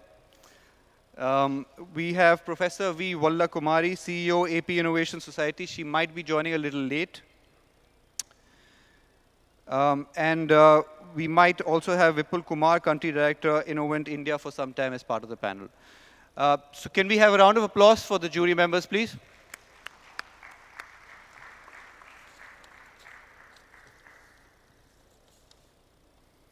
All right, so let's jump straight in. The first presenter is actually presenting using a video conference directly from Hong Kong. The name of the organization is James Law. So can we have that set up?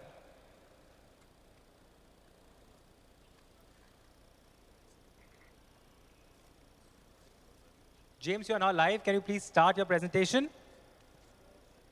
Hello, everyone. My name is James Law, and I'm calling you from Hong Kong. My project that I want to pitch to you today is called the OPOD, Making Cities Affordable.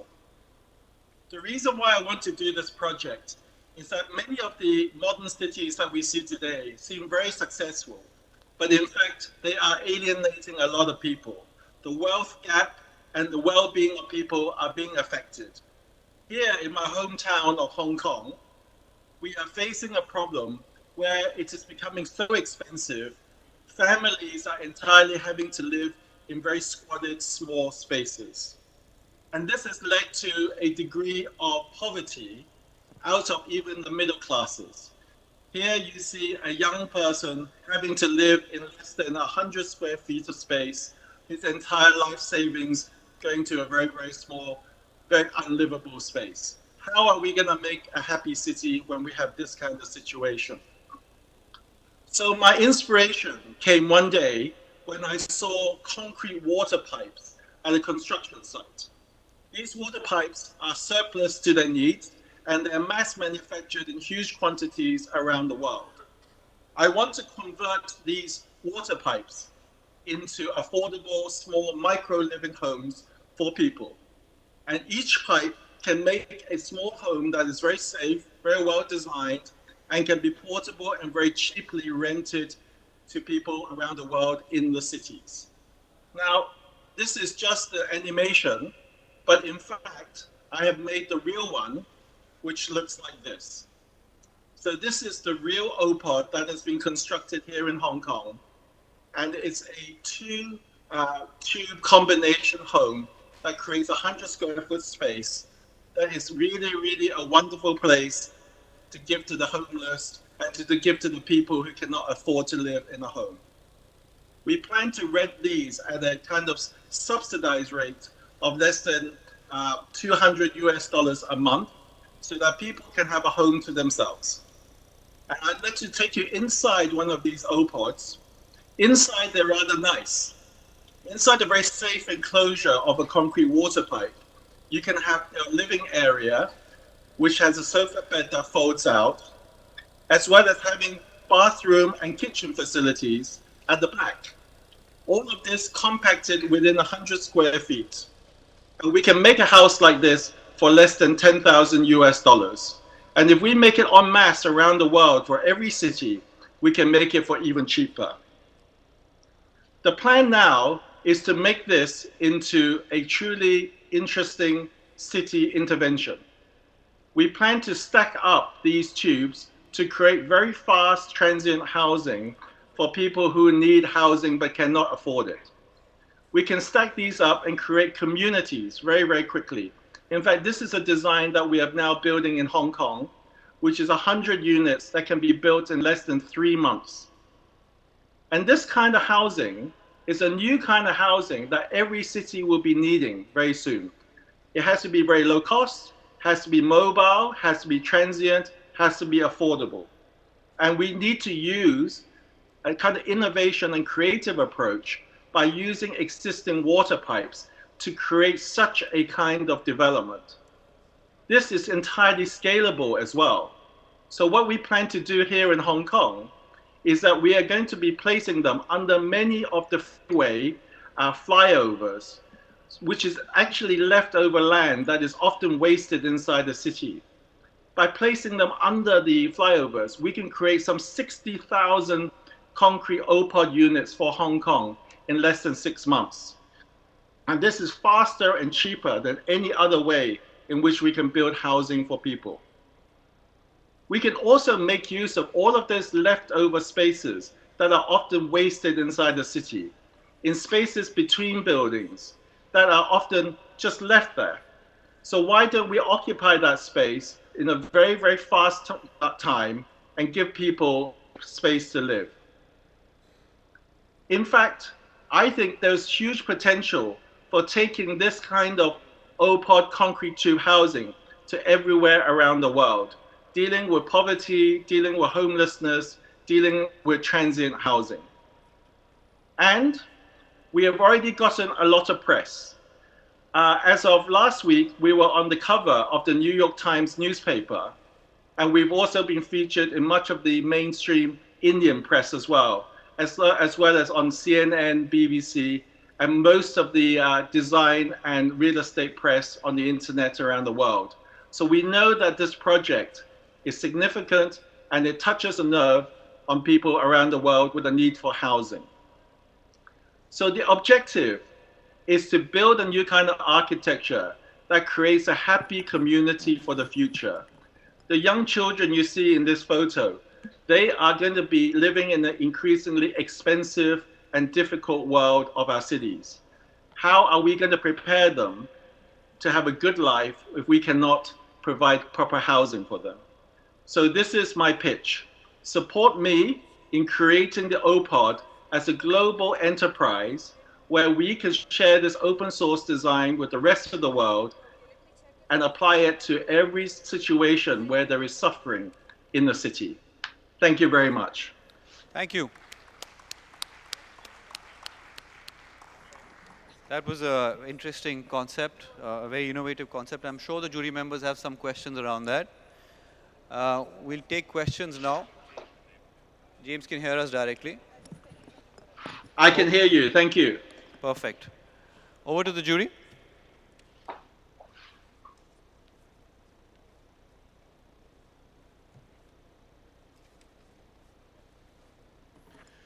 While the jury does sort of prepare their questions, James, maybe I can start with a quick question. Can you hear me clearly? Sure. Yeah, so... I can hear you, yes. Perfect. The question is, how do you look at applying this concept in a greenfield city like Amaravathi? What needs to really fall into place? What kind of partnerships would you need to develop, and what would you really need from the local government in this case? If you could talk about that a little bit. Sure. We normally need three kinds of partners. We need one partner who can support us with land. We need space to put these concrete tubes. The second kind of partner we need is an operator, normally a social enterprise, able to gather and manage and bring together the people in need that can rent into this space. And then the third partner that we need are construction companies and material suppliers who are willing to support us with very low-cost spare concrete pipe and construction material. And just by putting these three together, we can build these communities very, very quickly. Thank you. What is the advantage of round instead of square? So could you repeat that? What is the advantage of going round instead of square? Yes, that's a very good question. These concrete pipes are actually standard water concrete pipes, mass manufactured everywhere around the world. These concrete pipes are normally used underground for stormwater drainage. We are just reusing them in a different way. So what we are saying is the circular shape is really an upcycling of an existing kind of construction element. And they are not perfect for a building, but they're very fast and they're very cheap. And they come out of these factories very, very fast rate. So we're not making a customized building. We're basically using circular water pipe. Now, circular water pipe also is very strong. They can be stacked on top of each other without additional structure. And also, they are very great for thermal insulation and also very safe in fire because of the thickness of the concrete. Thank you. What would be the cost of these? And secondly, given the fact that it's concrete, what's the weather like inside? Must be getting very warm in a hot place like this. Okay, so the cost is for less than 10,000 US dollars, we can build an entire house like this. And this house is fully equipped with air conditioning, all of the furnishings, toilet, shower, bathroom, furniture, lighting, and even the transportation of the house is covered. In terms of thermal comfort, it is actually very good because it has 200 millimeters of concrete on all of the shell of the house.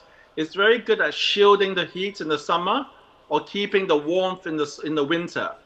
And the house is designed with cross ventilation at the front and at the back so that we are able to let the air travel through during the temperate times. We're trying to create a very sustainable, comfortable, low-cost house which is very safe. And it just turns out that water pipe is actually perfect for this kind of solution. Can I ask a question? Yes, please. It's a very interesting idea. Absolutely, I think, suitable for congested city where space is a constraint. You got nowhere to go. However, I'm just curious, in the context of Amaravathi city, where is which you said, you have mentioned earlier, is a greenfield development, greenfield city. And with proper master planning, with proper land use planning, I just wonder whether or not do you really need it? That's a very good question. I've actually been staying in India for the last 8 years, in Mumbai and in Delhi. And I see a lot of people living in slums. And I also know that in order to create a happy city, we must try to give hope as quickly as possible to people. If there is a possibility, even in your city there, to create a township out of structures like this and give it in substitute to people who live in slums and sub-quality housing, it brings a lot of hope. And I think this is also a project which isn't a total solution for all of the issues of the urban cityscape. But what it does, it brings a lot of novelty and optimism to people, especially to young people. And so I think every city deserves to have optimism, deserves to have a kind of novelty and a kind of positivity about the future. And just by doing 1, 10, 100 in itself, that would generate a lot of positive energy within the community. And that will have a lot of spin-off effects, I believe. Thank you so much, James, and thanks for your patience. I know it's quite late back in Hong Kong, so thank you once again. No problem. A big round of applause for James. Thank you for having me. Thank you very much. Great, we're off to a great start in the second session. The next team is called We Cyclers. Can I have them on stage?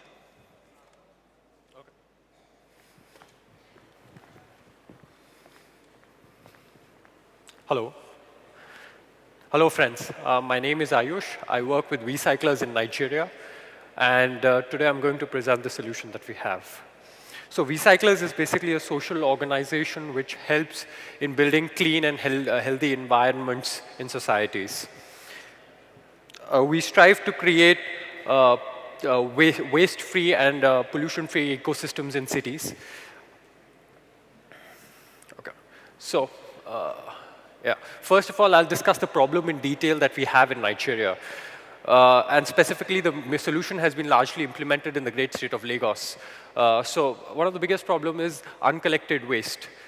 And uncollected waste is dumped by people across in the streams, in the water streams, or in different streets, or they end up burning the waste, or sometimes there is completely unreliable collection on the part of the government agencies, which causes dirty communities, pollutions, diseases like malaria, and a lot of expenditure as well in the whole process. Streets like these, are pretty common in Nigeria and different parts of Africa as well, at different times of the year. So before I proceed ahead, I just wanted to discuss a few facts as well. There is a clear lack of infrastructure with respect to recycling of waste at a very large scale.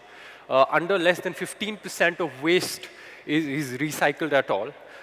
The quality of waste that is even collected is very low. When I say quality, I basically mean, both organic and inorganic waste are collected together. So it creates a huge problem from a recycling standpoint. And government is spending a lot of money on the whole initiative, but results are not coming because the behavioral change is not happening. Yeah. So now I'll just briefly discuss the solution that we have tried to implement over the last 4 years. Right? So we have created an application, which this is a smartphone application, but this application, we have even a solution which can work on an analog phone as well. Here, all you need to do is just you need to subscribe to the app, download the app, register yourself as a user, and then on every household or every business can simply pin down their location, and a person can come and pick up the waste and then send it to the recycling dump and make sure that the waste is recycled. Most of our waste is largely inorganic in nature, plastics and aluminum cans. Now let me just briefly discuss how the solution works in further detail. First, an organization has to register on the platform. You can do it via a phone, smartphone Or for an analog platform, you need to just submit a form to us, physical paper form, and then we'll create a account for you on the platform. All you need to do is give us a call or just notify us via the app. A pickup is scheduled, and then the recyclables are weighed by the agent. And then every user gets a notification about how much waste has been collected. It gets sorted at the hub. And the last, but certainly the most important part there, where we have added a layer of vouchers or redeemable points for all our subscribers, where we give them certain gifts at the end of the whole process when they collect certain points. This is the model. We have these tricycles, these vans, these motorized vehicles, where via which we collect all these waste from the households, and then it is segregated at the recyclers hub, and then the subscribers get these redeemable points. Now, somebody may ask the question, that why are we doing this logistical challenge? One of my colleagues earlier presented as well a solution via which you can do all the recycling without this logistics challenges. But that is valid largely for an organic setup. But this works for an inorganic setup as well, where you cannot recycle plastic under your home as well. So this logistical challenge helps there. Now, some of the results that we have seen in the last 4 years, right? We have created environments which are clean. Simultaneously, we have also created more than 150 jobs in the process who are directly employed to us or are working with us via our franchisees. We have reached to close to 15,000 plus households across Lagos. More than 60,000 beneficiaries are currently using the platform as we speak, and 3,000 tons of plastic has been recycled in the last 4 years. This is the interesting model via which we are trying to incentivize people. In Nigeria, the problem is not everybody is inclined towards the whole idea of recycling. So we need to provide some form of gifts to our subscribers, which are mostly people from low and middle income groups. So this helped them nudge towards the right direction from a behavioral economic standpoint. And now they are continuous participants on our platform. Since some of our investors is also sitting here, I would also like to share our vision for the future. So currently we are working via an app model. Now we are also introducing smart bins as well, via which a direct notification can go to our recyclers collectors without actually anybody even notifying via an app or dialing a phone number. And now we are going even deeper into lower income communities as well to serve our customers there. Some of the trends in recycling in Lagos. More than, the recycling numbers will double by 2025. The population will also increase by more than 50%. So we see a clear market for recycling of plastics and aluminum cans. The market is valued somewhere close to $3 billion in Nigeria. And we are, as we speak, we are currently expanding in different parts of Nigeria as well. This is a World Bank data. And for Lagos, the data suggests $700 million worth of market cap. This is our management team here. The co-founder is Bilikas. She happens to be an MBA from MIT Sloan School of Management, and she's been working with different corporates and NGOs before setting up recyclers. Olawale happens to be an MBA from Kelly School of Business. He has extensive experience while working with top Fortune 200 companies. We have a strong set of board advisors available with us as well. We have also won a few awards in this industry, while we've been here. We won the Sustainia Award. We've also won the Echoing Green Fellows. We've also won the MIT Ideas Challenge, as you can see here. The Echoing Green Fellow, Sustainia Awards 2017, MIT Ideas Challenge as well. We work very closely with the Ministry of Environment as well in Lagos to ensure that we are able to clean the state. Then we also have customers such as DHL and Unilever, with whom we work very closely to recycle in a B2B setup. So we also have customers in the B2B setup as well. And yeah, that's that. Thanks. Thank you. Questions from the jury?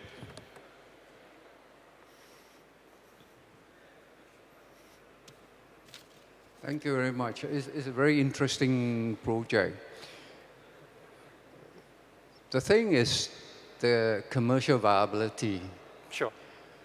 You have residents, households, Yeah. have this mentality, would develop this mentality that the waste, I get somebody like a company I've collected, I get a reward.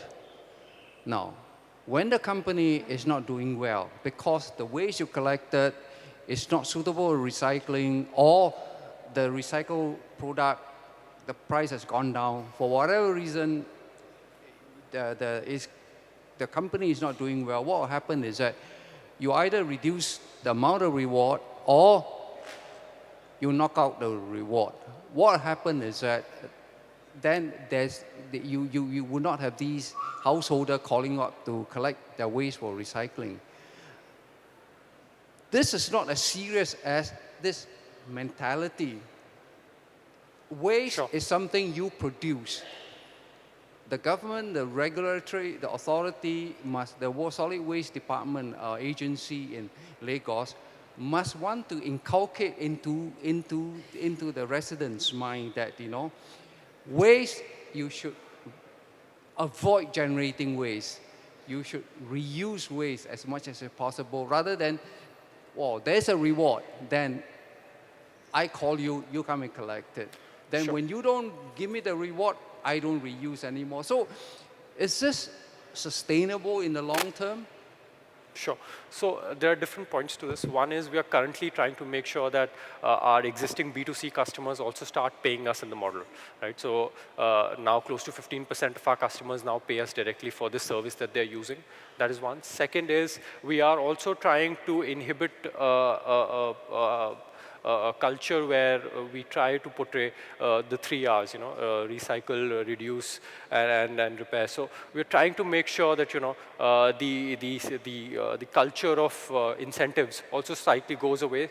But, it's a little difficult, because the country itself is not that, resourceful or does not have that kind of money initially, to support this kind of a service. So we need that incentives initially to try to make sure the service is used by enough people. And once customers start paying, we can then reduce this incentive model completely and focus on the revenues that are coming from our customers.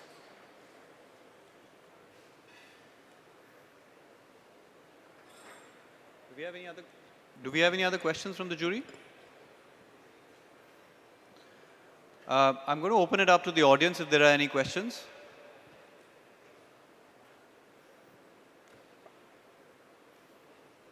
I think there's one there. Can we get a mic to Oren? Yes. Thank you. Just curious to understand the economics a little bit more in terms of how you're making money and what sort of the economics are in Lagos in particular, and then expanding beyond there where there might be a lower density of users. Sure. So in the B2B setup, so let's say we work with Coca-Cola in Nigeria. So all the Coca-Cola users or all the retailers that they have, now they work directly with us for recycling of all the bottles. That is one model in the B2B setup where different companies can start working with us. They pay us for the service of recycling. That is one. Second is the B2C part where we now are having customers pay us directly. Close to 15% of our subscribers have now started paying us close to 250 rupees or somewhere close to 1200 or 1300 nairas on a monthly basis for the service that they're using. And then for the incentives that we have, the government gives us a grant to make sure that we are able to nudge people towards the right direction of at least collecting the waste in the first place. So 3 models: B2B, B2C, and the government grant. Thank you. I'm also just wondering if, what's the plan to implement this in the India context from a team point of view? Is there any thinking around bringing that team that you spoke about from Nigeria into India or developing a team in India? So what's the plan, if you could talk a little bit about that? Yeah, so currently we are seeing requests coming from Nairobi, Kenya as well. And we've not received a request so far from India, but we are open to the idea that we can expand to different cities. Our team members can go to different cities and set up the business and try to make sure that the business is sustainable. And then they can probably look after other cities, or try to have a more global approach where they can manage the whole thing from the top and make sure that local businesses run swiftly. Okay, thank you so much. Thanks. Round of applause. So the third presenter for the second session is a company called Citizen Engage. Can I have them on stage now?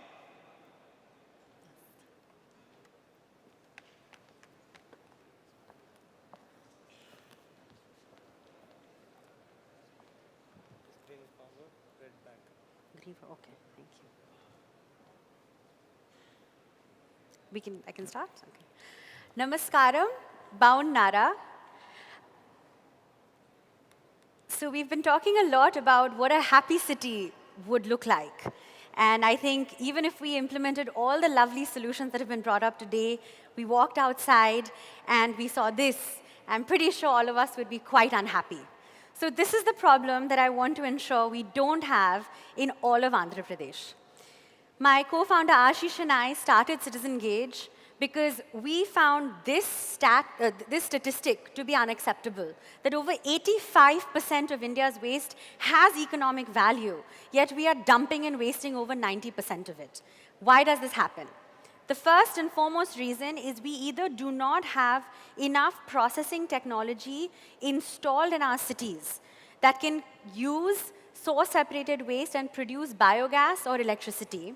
In some cases, we have waste-to-energy technology, in many cases that we have imported. For example, in Bangalore, we just approved a company coming in and installing a 7-megawatt plant at a 470 crore cost, which basically equates to 1 megawatt hour, requiring almost 86 tons of waste and a 67 crore investment.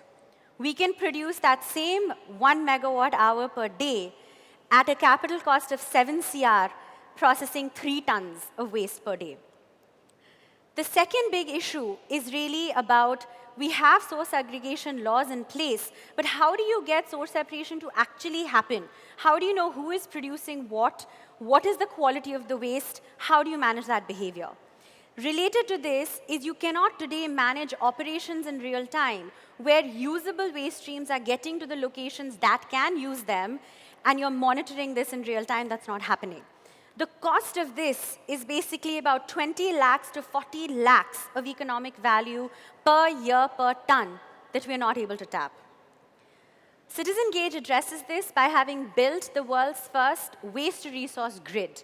How this works is, in the first phase, we create engagement through waste metering that tells us the type, quantity, and quality of waste located in every building. Doesn't matter if it's your chai wala next door, a restaurant, a large gated community, we will engage them to actually produce segregation at source in a reliable fashion. Once they do this, we have IoT and mobile applications to track the transfer of every stream. Now, this is important. Some of my colleagues here have presented, particularly for food waste or dry waste. We believe in providing a sustainable solution for every stream, every kg of waste that any of our customers produce. That transfer, managed in real time, comes into decentralized processing plants that we can either install or tap whatever existing capacity is there and feed it up to full utilization, which is not happening in any city right now. The biogas plant produces about 65 kg of gas, which is LPG equivalent, per ton of waste. And the installation that we want to do for the electricity generation plant is 10 tons, which produces 4 megawatt hours per day. The last piece of this is actually for the dry waste, where we have the informal sector plugged in completely. We can get into details about this in the Q&A. But eventually, we essentially have virtual warehousing that is enabled by IoT so that we can create the first online marketplace for scrap that connects up with industry that can use recyclable raw material. This is actually what the electricity generation plant looks like. And I want you to have a close look because it only requires 50 square meters of space to produce 4 megawatt hour per day. And it is in these shipping containers, so it's completely modular. We are therefore able to and this is actually designed in Germany, so it meets European emission standards as well. And this is actually the first instance where we were able to say, you know what, we've been successful. And that is because we were able to light up an entire park in Bangalore with food waste from restaurants in the neighborhood. And I think this is when everybody started believing an alternative is possible. So to date, we have been able to, I'll actually get into that on the next slide, but to date, 100% of our customers' waste is tracked, and over 86% of their waste is completely recycled. And we manage over 35 tons every single day in Bangalore with this model. So over the past 2.5 years, we've been able to divert over 25,000 tons from landfills. We have started recycling programs for over 300 businesses from scratch. We have actually engaged over 40,000 citizens in participating rather than just talking about circular economy concepts. And every quarter, these customers divert over 500 tons of CO2 emissions, and we have produced over 1 million kg of biogas from food waste to date. How do we make money? We actually have 4 revenue streams. The first one alone is getting us to sustainability in a single city, which is subscription fees. Today, you're paying someone to take your waste and dump it somewhere outside of your gate. Stop paying them. Work with us. We will manage the entire supply chain for you and ensure that it's done responsibly. The second revenue stream, which comes from recyclable waste, is again the whole industrial model that I mentioned with virtual warehousing and revenues from reselling of dry waste that has value. Whatever doesn't have value gets absorbed into the electricity generation plant that consumes both biomass, which is your agricultural waste, and low-value plastics and anything that nobody has any use for, and, of course, the sales from the biogas as well.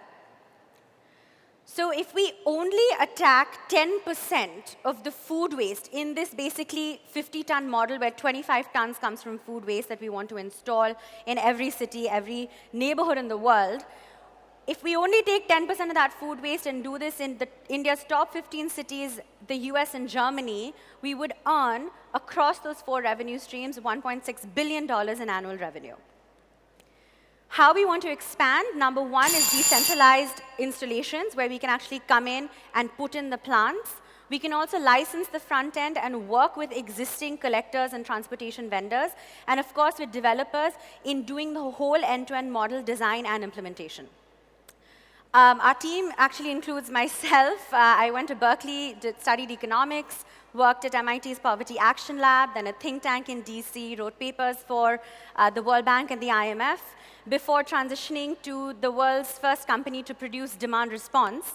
And Ashish, my co-founder, is a mechanical and marine engineer who was with the Merchant Navy, so he's not only handled energy systems on land, but also on sea.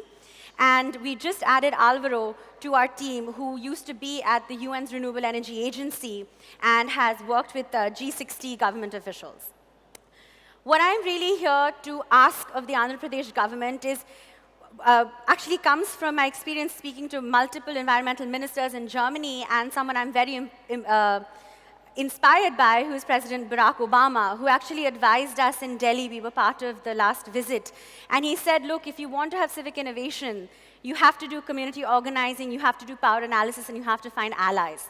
And I think because of this invitation and the conversations we've been having with the Honorable CM of Andhra Pradesh, I feel like we have found that ally, and we would be thrilled to come in and install and work with you on utilizing every bit of waste that is produced in the state. Thank you so much, and I'd love to have some questions. Thank you so much for that very, very clear presentation. Open to the jury for questions. I think the jury's disappeared. Well, you know, more than a question, I have a comment, and maybe you have some thoughts on this. Some of these things they have a certain degree of difficulty to do at the campus scale or a community scale, and they have a very different degree of difficulty when you begin to do them at the city scale. And it's not straightforward to think of the city scale intervention as just the sum of many community scale interventions. I just want to know, have you thought about this? Absolutely. So you're totally right, Ashwin, because we've actually done it. So our approach has been vertical by vertical. So what we've done is we started with residential communities. They came to us first. How we serve them, and especially getting the segregation at source going, that's where you need the customization. Once it's been picked up, then essentially the operations are the same. We've actually started working with the Indian Army. We signed up the biggest online grocery chain in Bangalore, in India from their Bangalore warehouse. So I think it has to be, we are willing to get our hands dirty and work with our customers, and we get ownership at the highest levels. So that's really important. So I feel like where there's a will, all of this can be customized. And that's really the experience we've had so far. And we have over 95% compliance on segregation at source. And we started at 0. So I think that, at least for me, I'm very inspired by our customers because we're able to work with every kind of vertical as long as they actually want to participate in the system.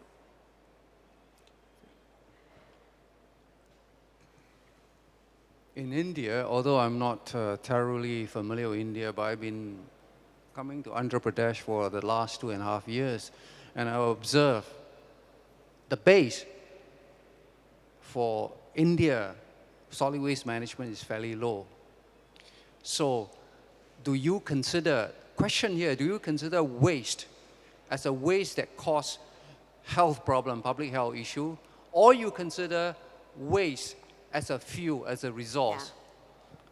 Yeah. Because if we don't make that distinction, then you jump right into it, then you're not going to solve your problem. Yeah. So the question here is that I look at what your proposal, which is an excellent proposal. The question here is you look at it purely for generating biogas as a resource. The question here is that the primary concern of waste problem in India is a public health issue, hygiene issue. Then the secondary issue then is that if you can in a way deal with that solid waste, deal with the public waste issue, public health issue, you generate biogas, electricity, that's a bonus. Yeah. Rather than turning that around, that's where I'm a little uncomfortable with. Sure. So the reason why, so think about it like this. We're actually, if I can have the presentation back on, I want to go back to a slide. We've diverted 25,000 tons from landfills. What that means is we avoided a public health crisis because you're absolutely right. Our base is 90% of India's waste ends up in the open, dumped and burnt, right? So, I mean, if you ask me what our waste management system is, it's this. So what we're trying to do is show governments, corporates, residential community, everyone, citizens at large, right? That stop doing this not only for the public health benefit, because everybody knows we're breathing in the fumes. Delhi has horrible air quality. I was recently there. We're contaminating our groundwater. Our lakes are lighting up on fire in Bangalore, Ashwin will tell you. I mean, we're stuck in the public health crisis right now. Nothing has moved us to solve that. What we're hoping is showing people, look, there is economic value. We have a scalable system. Just follow the policy guidelines. We'll operate the whole thing for you. We'll run it for you. I'm hoping that will create change. We are already doing it in Bangalore, right? We already manage 35 tons where even the smallest person said, I want to participate in the system. So I want to think that showing the economic opportunity allows us to solve the public health crisis. Just a follow-up question on this. You, a private company, invest in a plant, facilities like that. I'm just curious, what makes you think that if I'm the waste generator, I will send it to your facility because it's going to cost me money.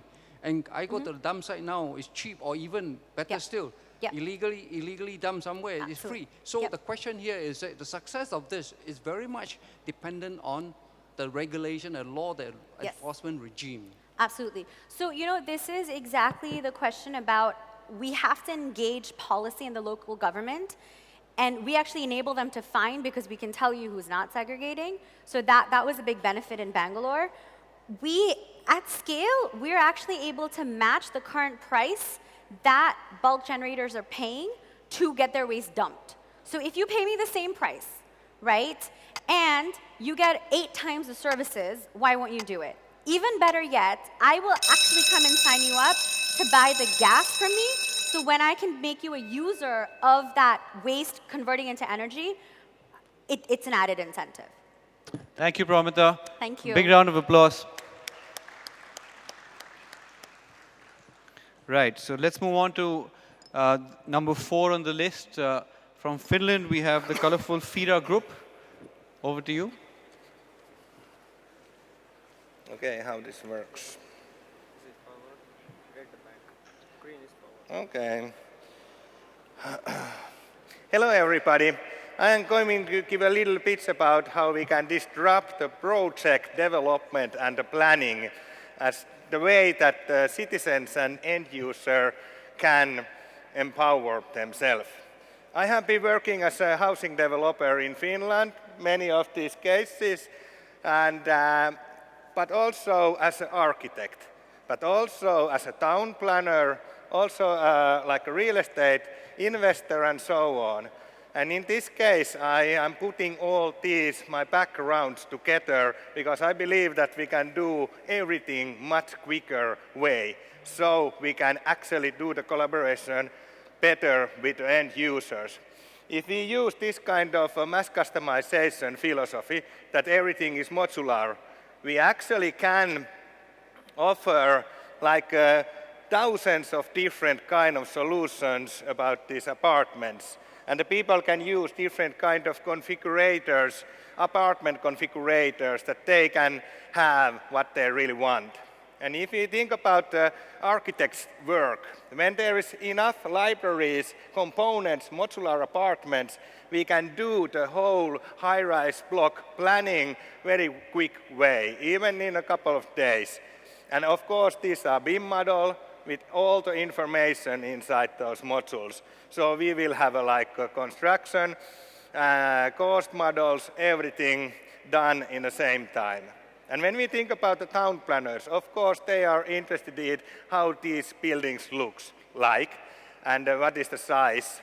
Of course, we can make libraries about the facades also. So we can offer different kind of architecture. We can localize these components, libraries, no matter which is the country. And I am doing collaboration with Peter Westerbacka and the boys, and this is one artificial island I made in one Sunday. So this is so quick, and this fast, of course, it means money, savings, but the time saving means that we can do different kind of collaboration. And of course, there, as you said, there is different kind of libraries. And that is an example of a BIM model. We call it AFC component. So every detailed data is inside it. And of course, you can use virtual glasses to hang around your apartment and feel how it feels. And there is different kind of opportunities when we think about the customer experience. Somebody wants to see only two-dimensional black and white drawings with a price tag, but somebody wants to live there as a virtually. So you can see how easily we can erupt this whole building, and of course there's this staircase and elevator shaft modules, so on. And about low-cost housing, social housing, I have been developing a lot of that field, especially in Finland. It is expensive, and of course, we can do very low-cost designs which are easy to build, and perhaps the architecture there is not the most famous kind, but it is important if we want to make a low-cost living.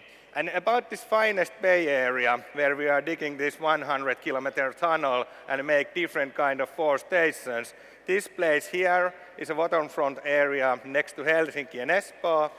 And this is made in 2 days, and this is like a collaboration platform. Peter perhaps already told you what wonderful things is going on there, but this tool helps again to do better collaboration between end users and so on. And we can use, of course, copy things. For example, I love Manhattan Times Square. And it is now one-to-one scale there, erupted very easily and quickly. So the people can feel that, okay, this is the place that I know, and okay, in this plan, it shows like this. Well, but what is a FIRA? Yes, I have some time already. FIRA is a construction company, but people are the main thing. We are 300 happy people. We are doing happy business. And of course, construction business is not scalable, so we develop different kind of digital tools, platform model, business models that are scalable. So we are accelerating startups and use like our own projects as a proof of concept, because this is the hardest part. And this is very good business. We are growing and growing all the time. And this year it will be like a 250 million euros sales. And the investors typically love this because we don't have any loan and our gearing is minus 88% and so on. So we are doing something right. And I fell in love with this business, this modular business, and in MIT about 10 years ago. And it means that these libraries, the customer is a king. He will get the things that he wants to really buy. And again, low-cost design solutions. This can be the first starting point if we want to make a low-cost apartment. So this is, the sky is the limit. We can do, of course, luxurious housing with this. I skip a little bit. So again, different kind of selections, digital configurator. With this kind of approach, when there is a BIM model part, we can do apartment libraries. With that, we can do high-rise housing block libraries, and we can give the power to the people that they can configure what is the thing. And of course, this helps the modular construction. One of my companies was Neapo, and we did that kind of construction style. Of course, everything can be in the site construction too. What is the like a business idea here behind it? This takes many 100,000 euros to make and many months. With this approach, we can do the same thing in 2 days. And if we start to use algorithms, it means that this is the 2-minute process. So again, it is a good saving of time and the money. Here is actually the picture that the customer end user will be the king. And it is like a very, very rough business model. We are putting together a platform in internet where the producers, planners, and developers communities can meet and co-create value together. And I have been doing this many places in many different kind of ecosystems. And in India, we are looking for partnerships that, especially when we are developing this kind of new town areas that we are doing here. So we could be a helpful part to do everything quicker and cheaper way, and of course that the end user and the citizens will be empowered. Thank you.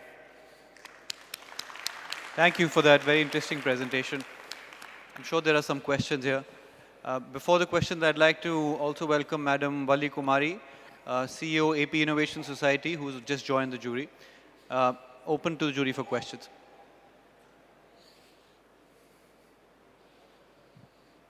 How is cost effectiveness in contest with Indian conditions? Air conditioning? No. In Yes. India, if I have to build the similar houses here, how is the cost? Is it going to be more or less? Actually, this benefits many ways. The quality in designs is better, and there is, of course, learning curve when we are making similar plans. And so it helps the construction side that there is information all the time available and it is detailed. And of course, the costs are always much easily calculated, and all the building automation is inside those plans already, so we don't need to always again and again start to design electricity and structure and HVAC and so on. So it helps all these planning parts. Could you clarify who the customer is exactly for the product or the solution you're selling? Okay, there is two ways. We can do this as a business to business with housing developers, which are local here. And of course, we can do the collaboration with these housing developers that we can offer this configurator, because the housing developers should find, of course, the apartment buyers. So we can help them to be more like a salesman and do better business in a quicker way.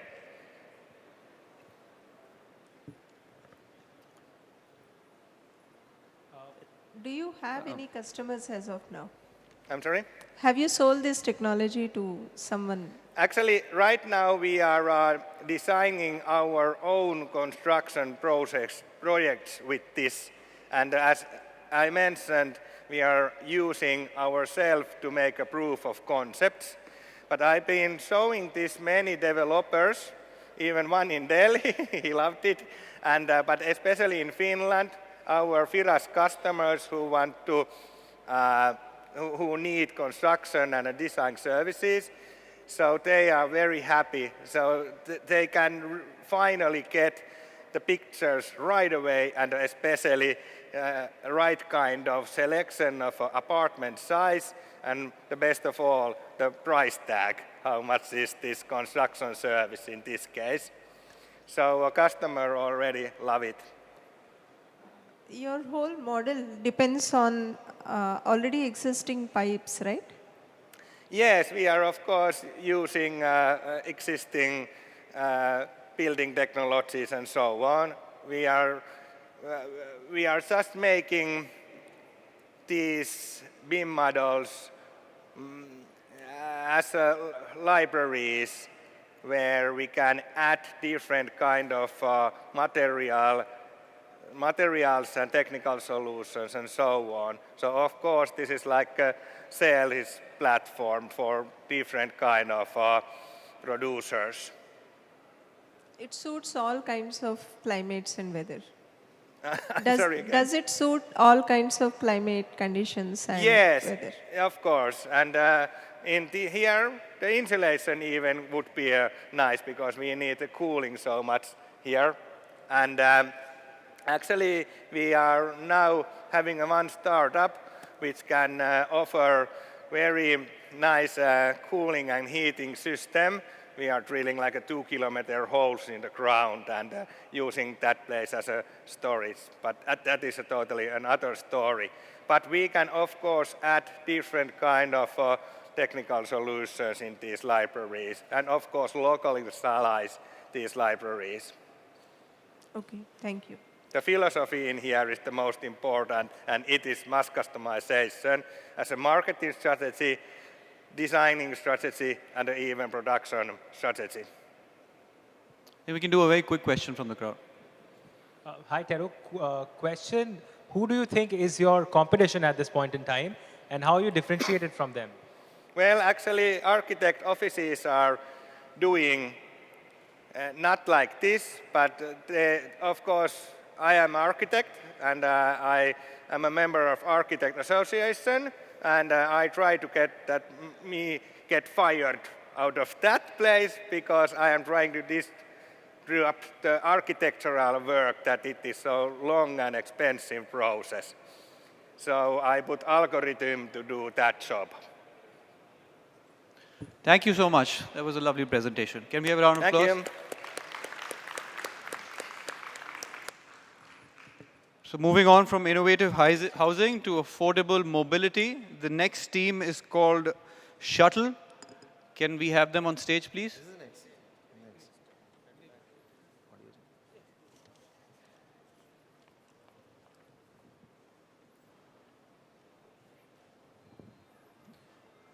Good evening, everyone. I'm Vishwas from Shuttle. We are a technology-enabled, seat-based bus mobility solution for urban India. Our mission is to take the pain away from daily commute. We believe that there should be dignity in commute, and that makes citizens happy and cities happier. But let's see what is happening to our cities. This is Tokyo, Japan. The cities are growing, rapid urbanization, urban sprawl. The city horizons are expanding, and that is leading to longer distances of commute on a daily basis. This is Beijing, China. So many cars on the street. So the commute time is not just doubling, it is tripling because there is so much congestion on the road. This is New Delhi. People are standing in metros, public transports, are not able to get a space to sit. And there's nothing else you can do while standing. One hand is there to stay safe while standing. Probably the other hand is occupied in carrying your bag or tiffin box or something like that. And that commute time is actually locking you from doing anything else in life. This is Gurgaon. This is unsustainable. Why is this happening? Less roads, is that a problem? Probably not.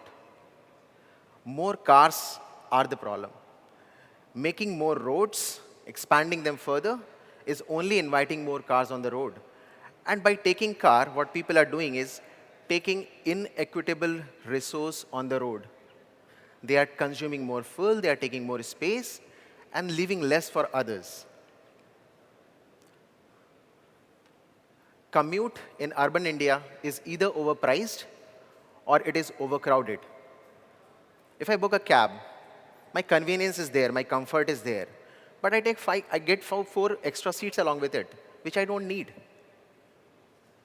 And if I want one seat and try to go for a public transport, I don't get that seat. It is overcrowded. What do people really want? It is one person and one seat. And there is no mobility solution that exists which offers one seat to one person. And that is exactly what we are trying to solve.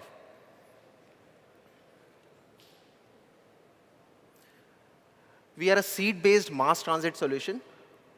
Our core mode is bus. We offer an affordable pricing of $30 to $40 a month. And we bring dignity in commute by giving that personal space to sit. And most of the things we do in life is while sitting. We can sleep, we can catch a nap, we can work, we can chat, and all that time that is lost in commute is coming back. One seat gives comfort, it gives dignity. Just to put it in perspective, 5 days of work, the commute time translates to 4 days of work and 1 day of actually just standing in office, not doing anything. That is the ratio. That is the quantum of time we are losing in commute. What is the solution? Can we go to less cars? The real challenge is to induce the switch. People who are used to cab or car-based solution, how do I create a switch? These are the features which we experimented and arrived at, which has been able to trigger the switch of people from car-based solutions to bus mode, which is shuttle.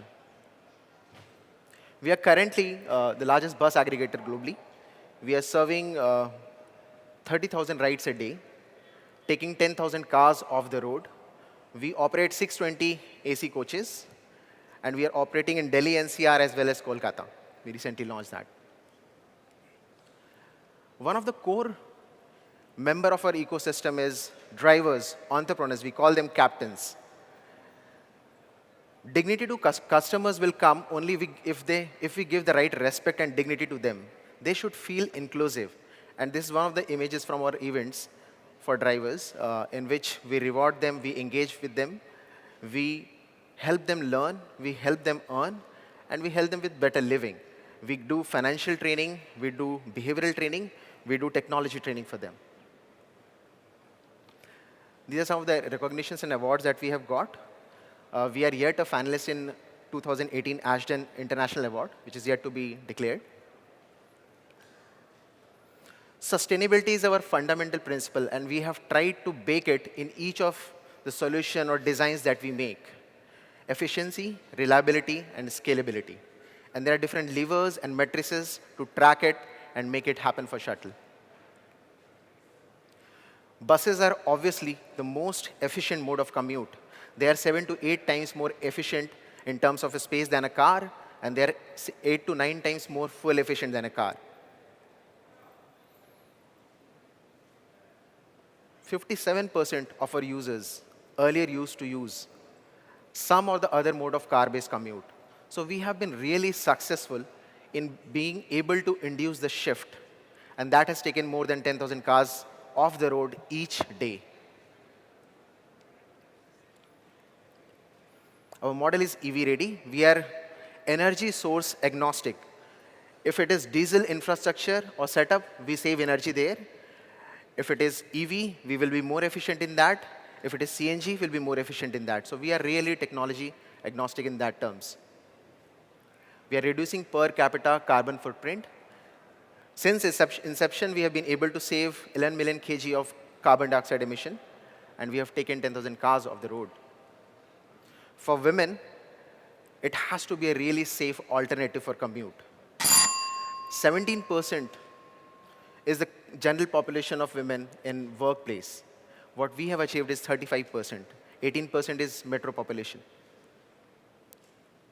We are using several technologies: authentication, tracking, GPS. One demo is this. So there's an audio authentication of customers when they board the bus. There are several technology features that we have implemented: home check, tracking, SOS, and to make our model really efficient in terms of price, we do a lot of effort on route design, stops, and stitch them into itineraries. Machine learning is something that we are implementing. We are getting into bus operating system, which is OBD, remote ignition control, and those things. Using machine, this I have covered. We are also working strongly on behavioral side of the drivers. Better consumer experience creates more value, and that is what we are trying to do. A very brief snapshot of how the app works. This has been our journey. We have brought in $23 million of fund to India. The plan is to mature the model here and take it global. Co-founders, Amit, he's an IT Delhi graduate and XLRI MBA. Dipanshu, IIT Kanpur and ISB. And this is the core team. And the real value is the customer's feedback that we get. Thank you. May I request for the video? I have a small video, half a minute long or something.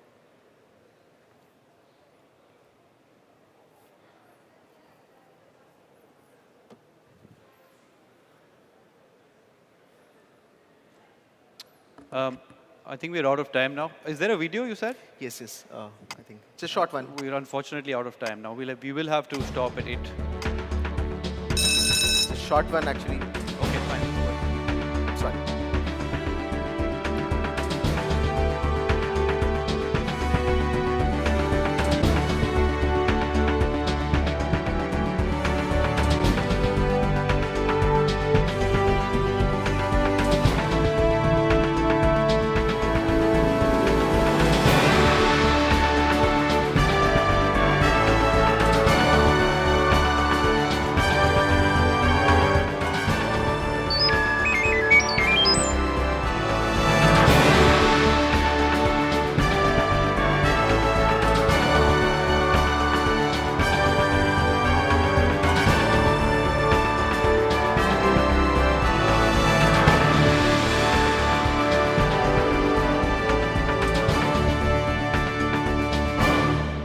Thank you for allowing the video. Thank you. Questions from the jury?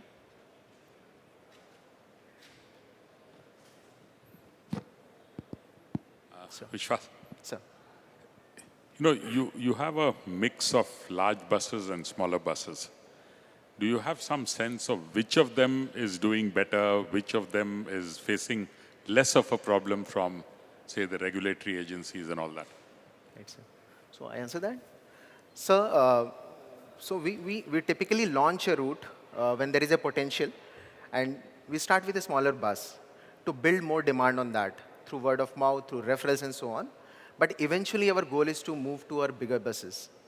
So big bus is where everything makes sense. Economy makes sense, cost makes sense, space efficiencies that I'm talking about make sense, carbon efficiencies that I'm talking about make sense. So currently our fleet average size is around 35 seats per bus.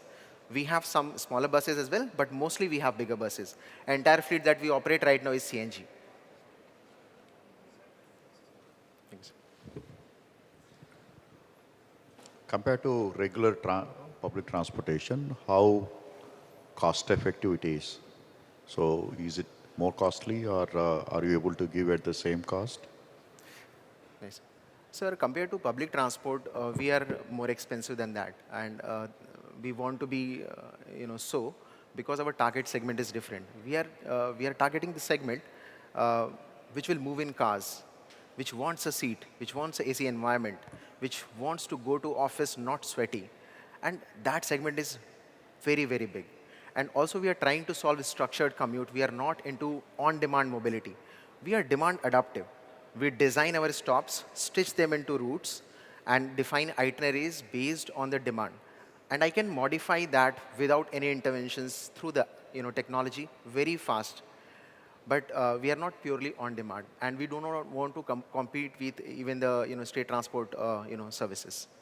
So segment is very different. So. Two quick questions. Could you say something about just the last mile elements? So how close to the customer's home do you actually get? How close to their stops do you get? And another question is just about the economics of your business itself, in terms of just the utilization specifically for peak rides as well as non-peak rides. So some sense of that. Right. So regarding utilization of buses, our intent is to utilize or burn the asset as much as we can. So what we do is we work on route designs which are forward in nature, and utilization of buses which are complementary in nature. For example, school bus starts very early in the morning. Then you move to serve office commute. Then you move to serve BPO commute, which is maybe catering to a UK shift or a US shift. So we are figuring out models to utilize the bus more. So that is, sorry sir, I missed the second question.